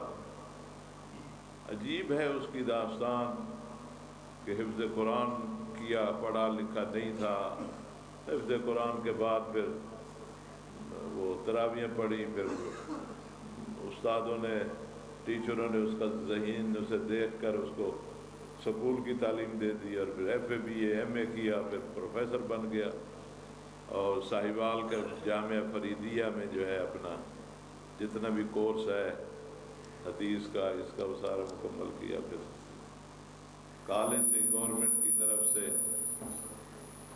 مصر چلا گیا، وہاں اس نے پی ایچ ڈی کی، اور وہاں سے پھر واپس آیا، پھر بیروت چلا گیا، وہاں ایک پی ایچ ڈی کی، اس کے بعد مدینہ منورہ چلا گیا۔ پہلا کام جو اس نے کیا بی بی آمنہ سلام اللہ علیہا کی شان میں کتاب لکھی، کیونکہ ہمارے برادران اہل سنت کے بڑے بڑے علماء والدین کریمین کے شان میں گستاخی کرتے ہیں اور انہیں مسلمان نہیں کہتے۔ یہ کتاب انہوں نے وہاں پر لکھی 2017 کے اوائل مدینہ، اور وہاں کی ایک الگ داستان ہے۔ وہاں جب کتاب مکمل ہوئی تو ایک محفل منعقد ہوئی، کس طرح اللہ اپنے دین کے لیے، اپنے خاصان کے لیے انتظام کرتا ہے۔ سر یہ پوائنٹ ہے، نقطہ ہے جس بتانا چاہتا ہوں، اور آج کے موضوع سے بے ربط نہیں ہے، اور اس سے آپ کا ایمان بھی تازہ ہوگا کہ ہم جس مکتب پر ہیں اس مکتب کی حقانیت کے لیے اللہ تعالیٰ کی طرف سے کیا کیا انتظام ہوتا ہے اور کہاں کہاں سے ہوتا ہے، جس کا ہم سوچ بھی نہیں سکتے۔ تو اسے کہا جاتا ہے حرم میں جاؤ حضور پاک کے، وہاں آپ کے لیے کوئی تحفہ ملنے والا ہے۔ حرم میں گیا، نماز پڑھی، رویا، تو اس کے کان میں آواز آئی اکتب لعمی، میرے چچا کے لیے لکھو، میرے چچا کے لیے لکھو۔ آ گیا 2017 میں واپس آتا ہے، میرپور میں گیلانیوں کا دربار ہے، کیونکہ یہ جیلہ میں پروفیسر تھا تو وہاں آنا جانا تھا، وہاں ان سے ملتا ہے تو ایک بوڑھا سیدزادہ جو متولی تھا اس دربار کا، وہ کہتا ہے صداقت، وہ مصر سے پی ایچ ڈی کر رہا ہے، بیروت سے کر رہا ہے، ابھی مدینہ سے ہوا ہے، یہ کتاب خانہ ہے اتنا بڑا، تو ہمارے جد کے لیے لکھو۔ وہاں آواز آئی تھی نا میرے چچا کے لیے لکھو، اس نے کہا ہمارے جد کے لیے لکھو۔ 2017 میں یہ شخص وہاں بیٹھتا ہے، حضرت ابو طالب علیہ السلام کے لیے 12,000 صفحات لکھتا ہے۔ کتنے؟ 12,000 صفحات، اور جو مقدمہ چھپا ہے 950 صفحہ، قرآن عرفان ابو طالب اور قرآن، عرفان ابو طالب اور قرآن۔ عجیب ہے، انہوں نے 4,000 آیات کے بارے میں ثابت کیا ہے کہ یہ حضرت ابو طالب کی شان میں ہے۔ انہوں نے دلائل کے ساتھ ثابت کیا ہے کہ حضرت ابو طالب نے شعر پہلے کہا ہے، اسی شعر کے لفظ قرآن کی آیت بن کر بعد میں آئے ہیں۔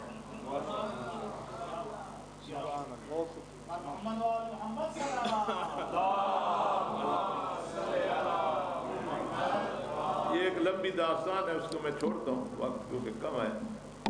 اس کے بعد ایک شخص گستاخی کرتا ہے بی بی سیدہ زہرا سلام علیہ کی شان میں، جلالی کہتا ہے بی بی پاک سے، وہ تو پاک نہیں کہتا، کہتے ہیں ان سے اجتہادی خطا ہوئی، تو اس کے لیے خود اہل سنت سے ایک تحریک اٹھی اور ہم نے بھی ساتھ دیا، ہمارے لوگوں نے، تو وہ جیل میں بھی رہا 6 مہینے۔ تو اس نے، اسی صداقت فریدی نے کتاب لکھی عصمت زہرا اور قرآن، یعنی قرآن کی روشنی میں عصمت زہرا۔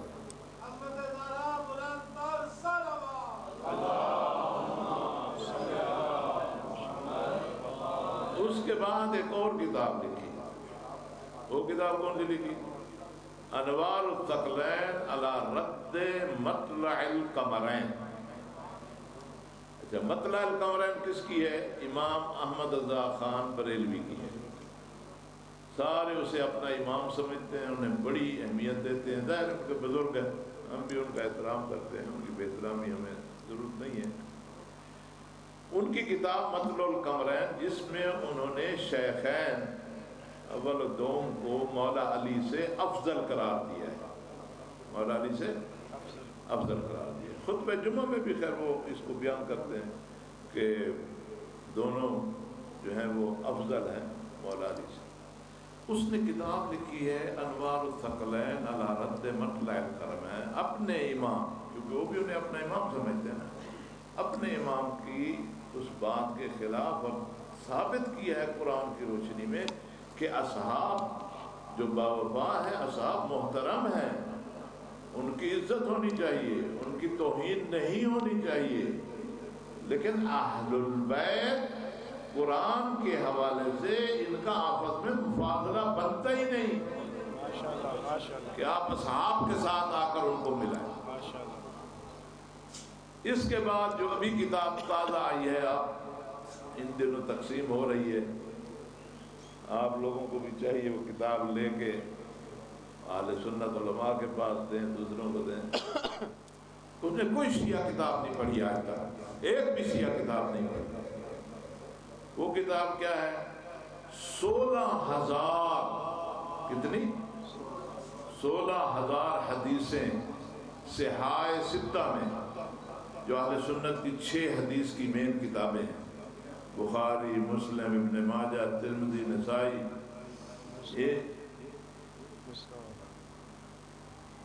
یہ کتنی؟ 16,000 حدیثیں۔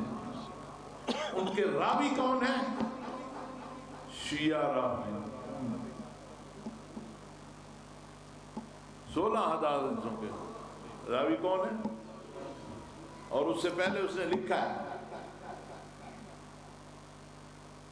ایک کتاب ایک چاہ میں دکھاؤں چاہے نہ خوشتی ویسا دل خوشتی سے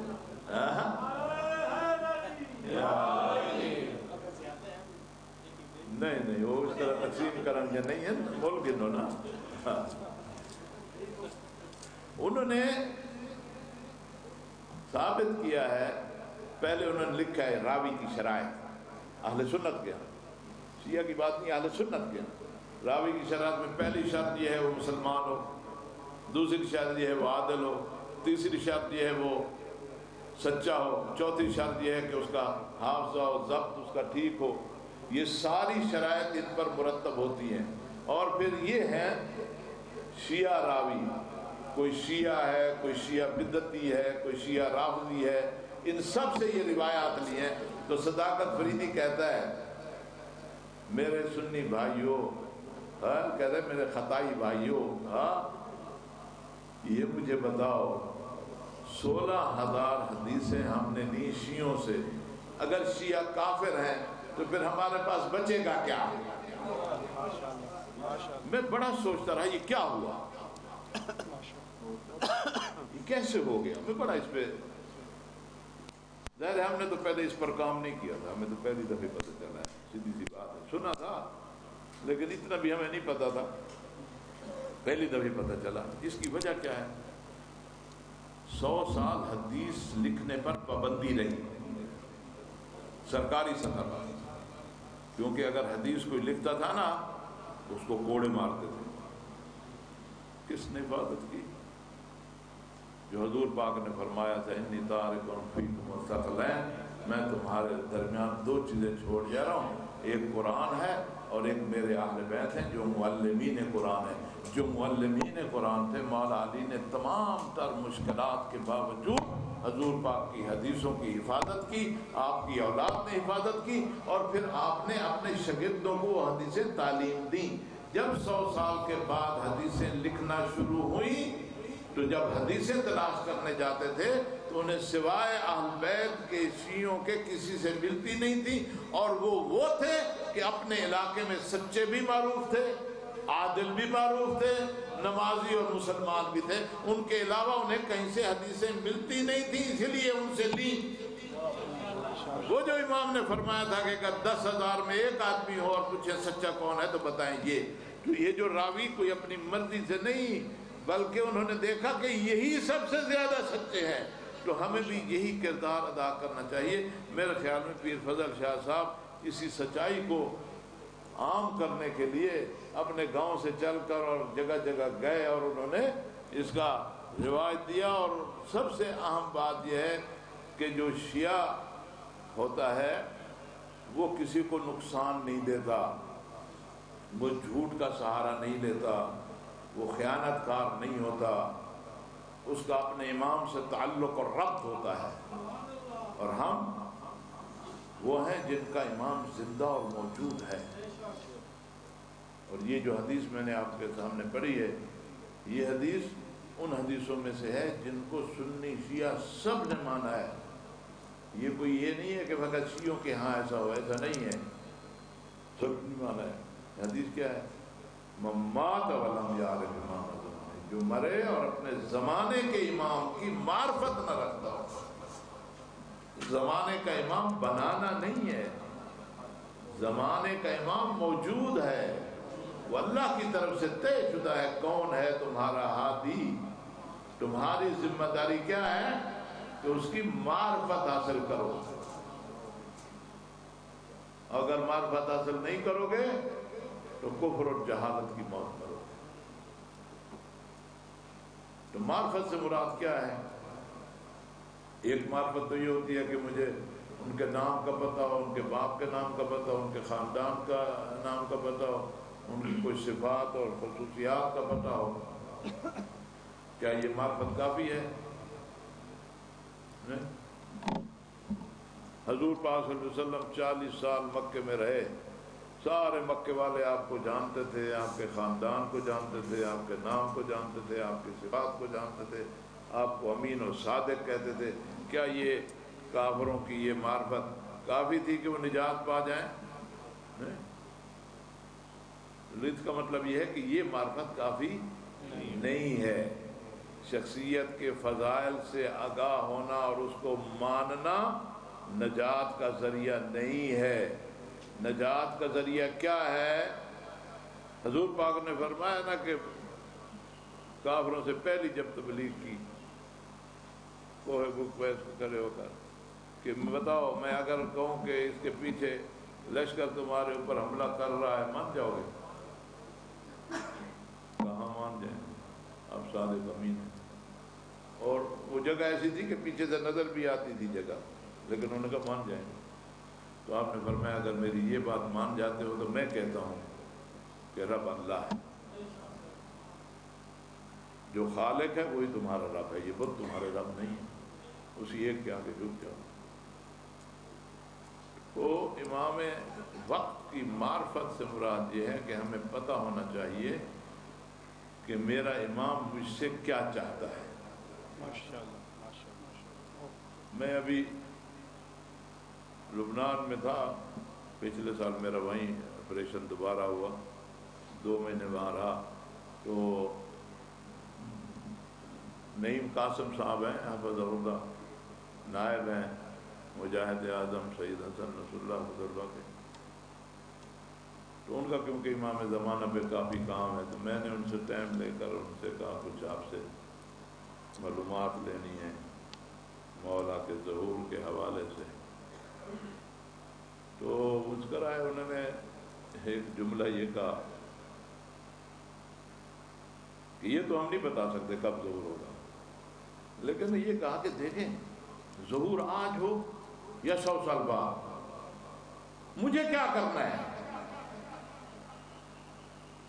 میرا امام تو موجود ہے، حاضر موجود ہے. میرے استاد حضرت آیت اللہ مصباح یزدی صاحب سے میں نے اسی طرح کی بات کی تو انہوں نے کہا کہ امام غائب نہیں ہے، امام موجود ہیں، ہم بے صلاحیت ہیں. ہم میں جب صلاحیت ہوگی تو وہ اپنا اعلان کریں گے، وہ اپنا اعلان کریں گے جو انہوں نے کرنا ہے کہ پوری روئے زمین پر اللہ کی حکومت قائم ہونی ہے. اور اللہ کا وعدہ ہے، اللہ اپنے وعدے کے خلاف نہیں کرتا کہ اللہ کی زمین پر کمزور لوگوں کی حکمرانی ہوگی. تو نعیم قاسم نے اپنی کتاب مجھے دی نجات دہندہ المہدی، اور الحمدللہ وہ اس کا ترجمہ بھی مکمل ہو گیا ہے، کمپوزن بھی ہوگی، اس کو ہم نے اب چھاپنے کے لیے بھی دے رکھا ہے. اس کے علاوہ بھی بہت ساری کتابیں ہیں میری، تقریباً کوئی اس عنوان پہ مولا کے نام کے حوالے سے کوئی 12 کتابیں ہیں، اگرچہ ابھی بازار میں تو پتہ نہیں کوئی ملتی ہیں نہیں ملتی میں ہیں. تو سب سے انہوں نے ایک یہ بات کہی، انہوں نے کہا دیکھیں سید 40 سال پہلے پیچھے چلے جاؤ اور 40 سال کے بعد کے حالات کا تجزیہ کرو ان روایات کی روشنی میں. تو یہ مؤشرات ہیں، اشارے ہیں کہ جس وقت کی انتظار ہے وہ وقت قریب سے قریب تر ہو رہا ہے. اور پھر یہ جو ہے کہ مولا کا اپنا فرمان ہے کہ ہماری ظہور جو ہے یکدم ہوگا، اور وہ ایسا وقت ہوگا کہ پھر آپ کے لیے توبہ کا ٹائم بھی نہیں ہوگا. جیسے پہلے اپنے آپ کو مولا کو بیان ہے، فرماتے ہیں کہ آپ سے ہم دور کیوں ہیں؟ کیونکہ آپ نے وہ عمل کیے ہوتے جو سلف صالح، جو ماضی کے نیک لوگ کرتے تھے، تو ہم آپ سے دور نہ ہوتے. تو فرمایا آپ وہ کریں جو عمل آپ کو ہمارے قریب کرے، وہ نہ کریں جو عمل تمہیں ہم سے دور کرے. اور آپ نے فرمایا کہ 3 قسم کے لوگ ہیں جن کی نسبت ہمارے سے ہے لیکن انہوں نے ہماری کمر توڑ کے رکھ دی ہے. ایک جاہل،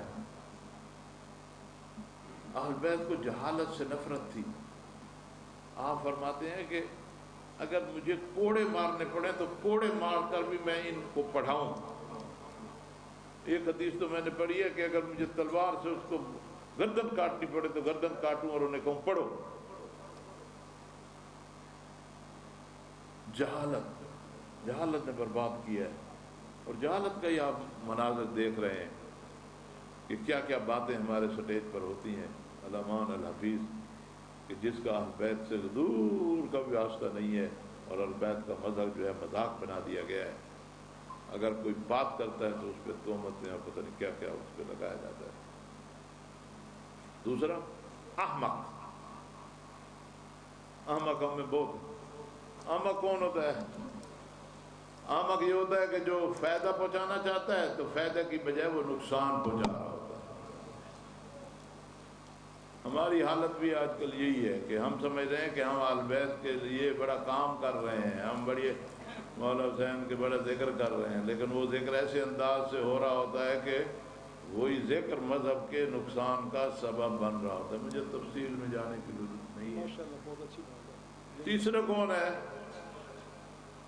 وہ ہے جس کا دین جو ہے وہ مچھر کے پر کے برابر ہے، یعنی عالم ہے لیکن بکاؤ مال ہے، دین کو بیچتا ہے دنیا کی بدلے۔ فرماتے ان تین نے ہماری کمر کو توڑ کر دیا ہے، اور امام علیہ السلام ہماری حالت کو دیکھ کر گریا کرتے ہیں، صبح شام انتظار میں ہے کہ کب وہ ماحول بنے گا کہ جس ماحول کے سہارے میں اللہ سے اذن ملے گا اور میں آ کر ظلم کا خاتمہ کروں گا۔ یہ نعیم قاسم محفوظ اللہ کی کتاب کا جو میں ترجمہ کر رہا تھا، میری نظر سے یہ حدیث پہلی دفعہ گزری، آپ لوگوں علماء بیٹھے ہیں انہوں نے پہلے دیکھی ہو۔ حضور پاک کی حدیث ہے کہ فلسطین بیت المقدس کی سرزمین اور اس کے اطراف میں میری امت کا ایک گروہ مسلسل جہاد میں رہے گا یہاں تک کہ انہیں ہی کامیابی حاصل ہوگی، اور اس کے بعد میرا بیٹا، میرا فرزند جس کا نام میرے والا نام ہے، جس کی کنیت میرے والی کنیت ہے، وہ آئیں گے اور پوری دھرتی سے ظلم کا خاتمہ کریں گے اور اسلام کا نفاذ کریں گے۔ ماشاءاللہ۔ کون ہے؟ فلسطینی ہے اور حزب اللہ ہے، اور مسلسل جہاد میں ہے۔ یعنی ہمیں تو یہی نظر آ رہا ہے، البتہ بار بار شیخ نعیم قاسم نے اس بات کو دہرایا ہے کہ ہم کسی بات کو یقین سے نہیں کہہ سکتے، ممکن ہے یہ نہ ہو تو پھر ہمارا ایمان متزلزل ہو جائے۔ ہمارا ایمان متزلزل نہیں ہونا چاہیے، انشاءاللہ کہ یہی ہوگا۔ اور پھر یہ جو روایات میں ہے کہ خراسانی قیادت کر رہا ہوگا اور خراسانی کمانڈر ہوگا اور وہ پرچم لے کر بڑھیں گے، اتفاق ایسا ہے کہ ہمارے راہبر بھی خراسانی ہیں، اور اس وقت سید اپنے صدر جو ہیں وہ بھی خراسانی ہے، یعنی دونوں اس وقت خراسانی آ گئے ہیں۔ اللہ کرے یہی ہوں، ہم تو یہی سمجھتے ہیں انشاءاللہ۔ ابھی ہمارے عزیز شرائی صاحب بتا رہے تھے، یہ میں نے خود سنا، کیونکہ توفیق ملتی ہے اور آغا کی خدمت میں آغا سید حسن حفظ اللہ خدمت جاتے رہتے ہیں، تو انہوں نے مجھے یہ 2 سال پہلے کی شاید بات ہے، یہاں 3 سال پہلے کی بات ہے، 19 کی، انہوں نے کہا کہ جب داعش کا قبضہ ہوا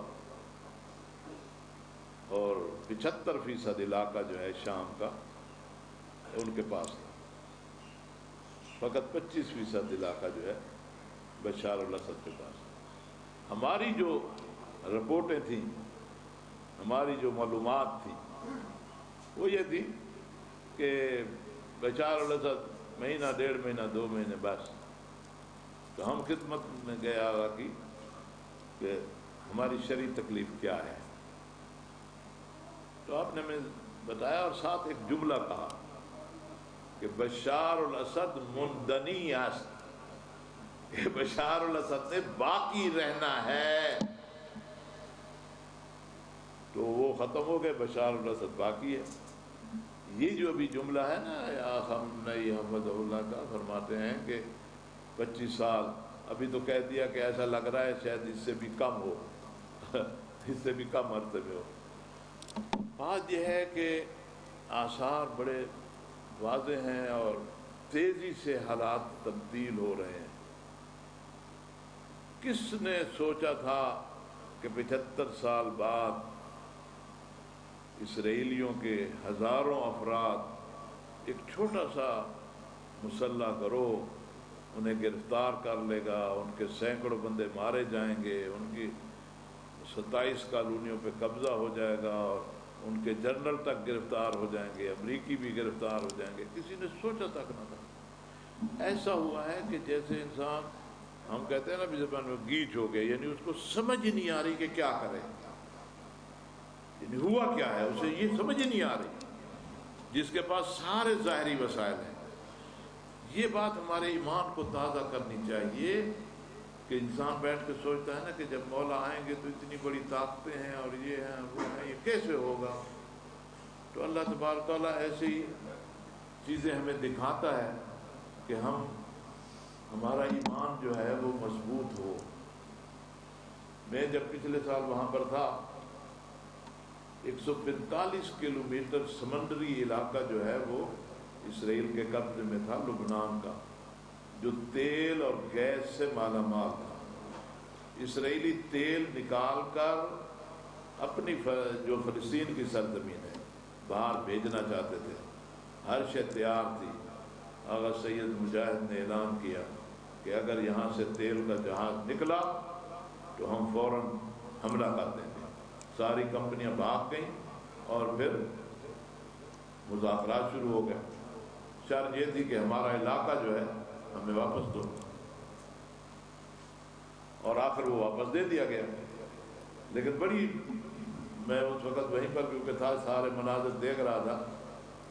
समंदर ही में इसराइली वज़ीर आज़म आया, समंदर ही में लुबनान का सदर गया, वहाँ पर दस्तखत होने थे, और दस्तखत के लिए जब इसराइली वज़ीर आज़म आया तो वो अपनी कश्ती के साथ अपने हिफाजती कश्तियाँ छोटी छोटी लेकर आया। वहीं पर ये रोक गए कि पहले ये कश्तियाँ अपनी वापस करो, फिर दस्तखत होंगे। फिर कश्तियाँ वापस की। फिर ये हुआ कि पहले इसराइली दस्तखत करे, फिर लुबनानी सदर दस्तखत करे। और उसके बाद सैयद ने जो गुफ्तगू की, मैंने कभी सैयद को इतना खुशहाल नहीं देखा।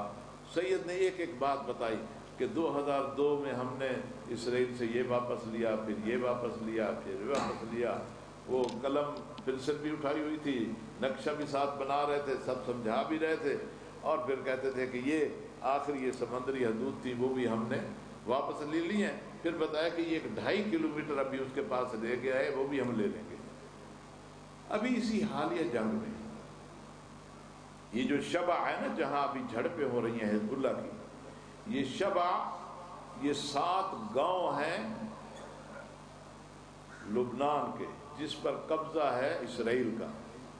उन्हीं गांव में हिज़्बुल्लाह के जवान गए हैं, अंदर जाकर एक खैमा लगा आए हैं, खैमा, खाली खैमा, और फिर ऐलान किया है कि अगर इस खैमा पर तूने बमबारी की ना, या इस खैमों को खेड़ा, तो ऐसा होगा कि हमारे साथ जंग शुरू कर दी है। तो उनके खाली खैमे को नहीं हटा सका। तो इतना वो कमज़ोर है। अब उसके पास और तो कुछ नहीं, वो गज़ा जो उसके अपने उसमें है, और उस पे वो बम बरसाया जा रहा है, और जो बड़े इंसानी हकूक़ के चैम्पियन है और सलामती कौंसल है, अक़वाम मुत्तहिदा है, इंसानों की ज़मीरें जो हैं वो मुर्दा हो चुकी हैं। ना उनको बच्चों की चीखें जगा रही हैं, ना औरतों का हकूक़ उन्हें याद आ रहे हैं, जो अपने आप को कहते हैं कि हैवानों के हकूक़ का ख्याल किया जाता है। अब ये कत्ले आम हो रहा है, इस कत्ले आम पर पूरी दुनिया खामोश है, और सबसे बड़ी बेगैरती मुसलमानों की है। 1/4 या 1/5, 1/4 है ना मुसलमानों में ख्याल है, हाँ शिराई था, 1/4 है तकरीबन, 1/4। और मैंने सुना है 70-75% जो वसाइल हैं वो इन मुसलमानों के पास हैं, और फिर मुसलमानों के पास एटमी ताकत भी है। हाँ, لیکن جس طرح میدان میں ڈٹ کے علی کا علی بیٹا خام نہیں کھڑا ہے، کوئی بھی اس طرح میدان میں نہیں آ رہا، بزدلی دکھا رہے ہیں۔ جو چھوٹے سے گروہ حماس سے اتنے دب چکے ہیں کہ اپنی لاشیں بھی نہیں اٹھا رہے، اپنے قیدی نہیں چھڑا پا رہے، تمہارا کیا بگاڑ سکتے ہیں؟ کچھ بھی نہیں، لیکن جرأت چاہیے۔ بہرحال ہماری ذمہ داری ہے کہ ہم دیکھیں کہ اس زمانے میں ہمیں کیا کرنا ہے۔ نمبر 1، ہمیں پتہ ہونا چاہیے ہمارا امام ہم سے کیا چاہتا ہے۔ جب غیبت کبریٰ شروع ہوئی تو آپ نے فرمایا، جب آپ سے پوچھا گیا کہ اب ہمارا مسائل جب ہوں گے تو ہم کیا کریں گے، تو بتایا گیا کہ اب براہ راست جو رابطے کا سلسلہ تھا وہ ختم، اب ایک لمبی غیبت شروع ہو گئی ہے۔ اللہ تبارک و تعالیٰ جب اذن دے گا تو پھر آئیں گے ہم اور عدل کی حکومت قائم ہوگی۔ لیکن آپ کو ہماری روایات اور حدیث کے جو ماہرین ہیں، جن کو ہم مجتہدین و فقہا کہتے ہیں، ان کی طرف رجوع کریں، وہ ہماری طرف سے تمہارے اوپر حجت ہیں، یعنی ان کی بات ماننا تمہارے اوپر واجب ہے۔ تم نے ہر شرعی فیصلہ ان سے لینا ہے اور ان کی شرائط بھی بتائی ہیں۔ یہ جو مرجعیت کا نظام ہے، یہ نظام ہی ہمیں اپنے زمانے کے امام سے مربوط کرتا ہے۔ بغیر مرجعیت کے اور بغیر مجتہد سے رابطے کے ہم اپنے امام سے رابطے میں نہیں ہو سکتے۔ یہ سب سے اہم فریضہ ہے، اور انہی فرائض میں سے ہے کہ ہمیں اسلام کا پتہ ہونا چاہیے، اسلام کے احکام کا پتہ ہونا چاہیے۔ اچھا فیصلہ کیا ہے ہمارے عزیز سرائی صاحب نے کہ یہاں پر پیر صاحب کی روح کو خوش کرنے کے لیے اور ان کے مشن کو زندہ کرنے کے لیے باقاعدہ یہاں ایک تعلیمی ادارہ پہلے سے قائم ہونا چاہیے تھا۔ وہ تو علماء دوست تھے، علماء سے ان کا ہمیشہ رابطہ تھا، بہت سارے افراد کو تعلیم کے لیے بھی بھیجتے تھے، پھر ان کی سرپرستی بھی کرتے تھے، اور جو پاکستان میں موجود علماء تھے ان سے بھی ان کا بڑا رابطہ تھا۔ نجف اشرف سے جب قبلہ محمد حسین نجفی رحمۃ اللہ علیہ واپس آئے ہیں تو ان کے لیے تو ان کی خاص وصیت بھی تھی کہ ان سے رابطہ کرنا، اور کیونکہ وہ شناخت رکھتے تھے کہ اس میں کتنی قابلیت ہے۔ اس طرح مولانا صفدر نجفی صاحب کو سب سے جن کے ساتھ رابطے تھے۔ میں ایک تجویز دوں گا کہ آپ، میں نے اس وقت بھی کہا کہ جن لوگوں نے پیر صاحب سے ملاقات کی ہے اور ابھی زندہ موجود ہیں، ان سے مل کر ان کا ایک انٹرویو کریں اور ان سے معلومات لیں اور اس کو تحریری شکل میں لیں۔ بہت زمانہ گزر گیا، اصل تو یہ پہلے ہونا چاہیے تھا۔ اور شیرازی جو یہاں کے ہیں، جہاں وہ ہجرت کر کے آئے کسی اور گاؤں سے اور پھر یہاں پوری زندگی گزار دی، تو ان کا جو عملی طریقے سے تبلیغ دین کا طریقہ تھا نا، عمل سے لا بالقول، جو ائمہ کا فرمان تھا، اس کو جو ہے زندہ کرنا چاہیے۔ اور یقیناً سادات کا یہ ورثہ ہے علم، اور آپ کو اس کو آگے بڑھانا چاہیے۔ اور اس وقت ظاہر ہے حالات پورے خطے کے بہت ہی دھرم برہم ہیں، اور جو عالمی اسلامی حکومت کی انتظار میں ہے اور اس کے لیے جو حالات بنانے والے ہیں، وہ اس موجودہ صورتحال سے گھبرائے ہوئے نہیں، وہ خوشحال ہیں۔ وہ سمجھ رہے ہیں کہ بہت نزدیک ہونے والا ہے وہ زمانہ کہ جب کعبۃ اللہ سے یہ صدا آئے گی، ایھا الناس قد جاء خلیفۃ اللہ المہدی، لوگوں اللہ کے خلیفہ مہدی تشریف لے آئے ہیں، بایعوہ اطیعوہ، ان کی اطاعت کرو، ان کی بیعت کرو۔ اور کعبۃ اللہ ہی میں آپ کے اس جبرائیل کے اعلان کے بعد، اس کے پہلے بھی بہت سارے آثار ہوں گے، آسمان سے آوازیں آ چکی ہوں گی، سورج سے کچھ چیزیں ظاہر نظر آ رہی ہوں گی، اور بہت ساری تبدیلیاں ہوں گی، جنگیں ہو رہی ہوں گی، بیماریاں عجیب و غریب آ چکی ہوں گی، اور جھوٹ کو سچ اور سچ کو جھوٹ بنانے کا عام رواج ہوگا، دین کو بچانا جو ہے مشکل ہو جائے گا۔ جس طرح ہاتھ پہ دہکتا انگارہ رکھنا مشکل ہے، تو اس کے لیے جب صادق علیہ السلام نے جب یہ بتایا تو راوی نے پوچھا مولا پھر اس آخری دور میں کیسے بچیں گے؟ تو آپ نے فرمایا دعائے غریق پڑھا کرو۔ تو پوچھا دعائے غریق کیا ہے؟ تو آپ نے فرمایا یہ پڑھا کرو، یا اللہ ہو، پڑھو سارے، یا اللہ ہو، یا رحمان ہو، یا رحیم ہو، یا مقلب القلوب ثبت قلبی علی دینک، کہ یہ دعا ہمیں آخری دور کے فتنوں سے بچائے گی اور بھٹکنے سے بچائے گی۔ ہمیں ہر وقت اور ہر حال میں مظلوموں کی حمایت کرنی چاہیے، اور اس وقت جو ظلم فلسطین کی سرزمین پر ہے اس ظلم کو عام کرنا چاہیے۔ کم ترین حمایت یہی ہے، یہ نفرت کم از کم ان کے لیے ہونی چاہیے، یہ ایمان کا حصہ ہے، اور جہاں بھی بیٹھو ان کے ظلم کا تذکرہ کرو۔ اور ہم پاکستان کی عوام ماشاءاللہ ان کے دل اپنے مظلوم فلسطینیوں کے ساتھ مزاح دیا ہے، مزاح تقسیم کرا ہے نا، تو میں ختم کرے تھا ہماری جو عوام ہے ماشاءاللہ ان کے دل اپنے مظلوم بھائیوں فلسطینیوں کے ساتھ دھڑکتے ہیں اور اپنا اظہار بھی کر رہے ہیں، لیکن ہمیں توقع تھی عیسیٰ جو ہیں وہ واسطہ بنیں گے آپ کے درمیان اور عیسائیوں کے درمیان۔ عیسائیوں کی تعداد کیونکہ بہت بڑی ہوگی، ایک معاہدہ طے ہوگا جس سے جنگ بندی ہوگی اور حضرت عیسیٰ عیسائی علاقوں میں جائیں گے۔ 3 سال بعد یہ جنگی معاہدہ ٹوٹ جائے گا اور اس کے بعد پھر ایک بڑی جنگ ہوگی، جس جنگ کے بعد پھر پوری دھرتی پر بس اسلام اسلام ہوگا اور کفر کا خاتمہ ہوگا۔ لیکن اس وقت کی انتظار کرتے ہوئے اگر کسی کو پہلے موت آ گئی تو اللہ تبارک و تعالی اس کے لیے ایسے حالات بنائے گا کہ اللہ اس کے ایمان کے مطابق، امام علیہ السلام اسے قبر سے اٹھائیں گے، اٹھ اے میرے ماننے والے تو انتظار کر رہا تھا اور اس جنگ میں شامل ہو جا۔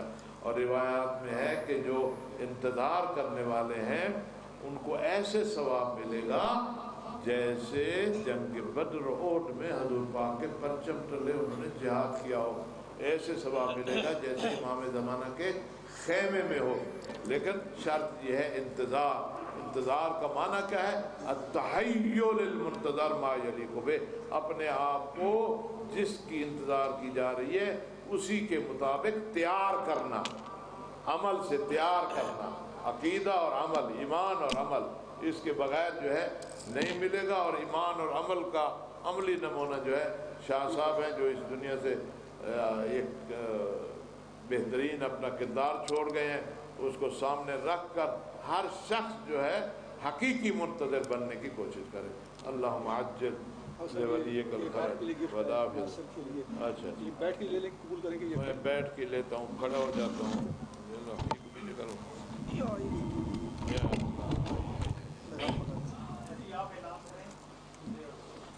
ہاں وہاں چلیں، آئیے میں اٹھتا ہوں۔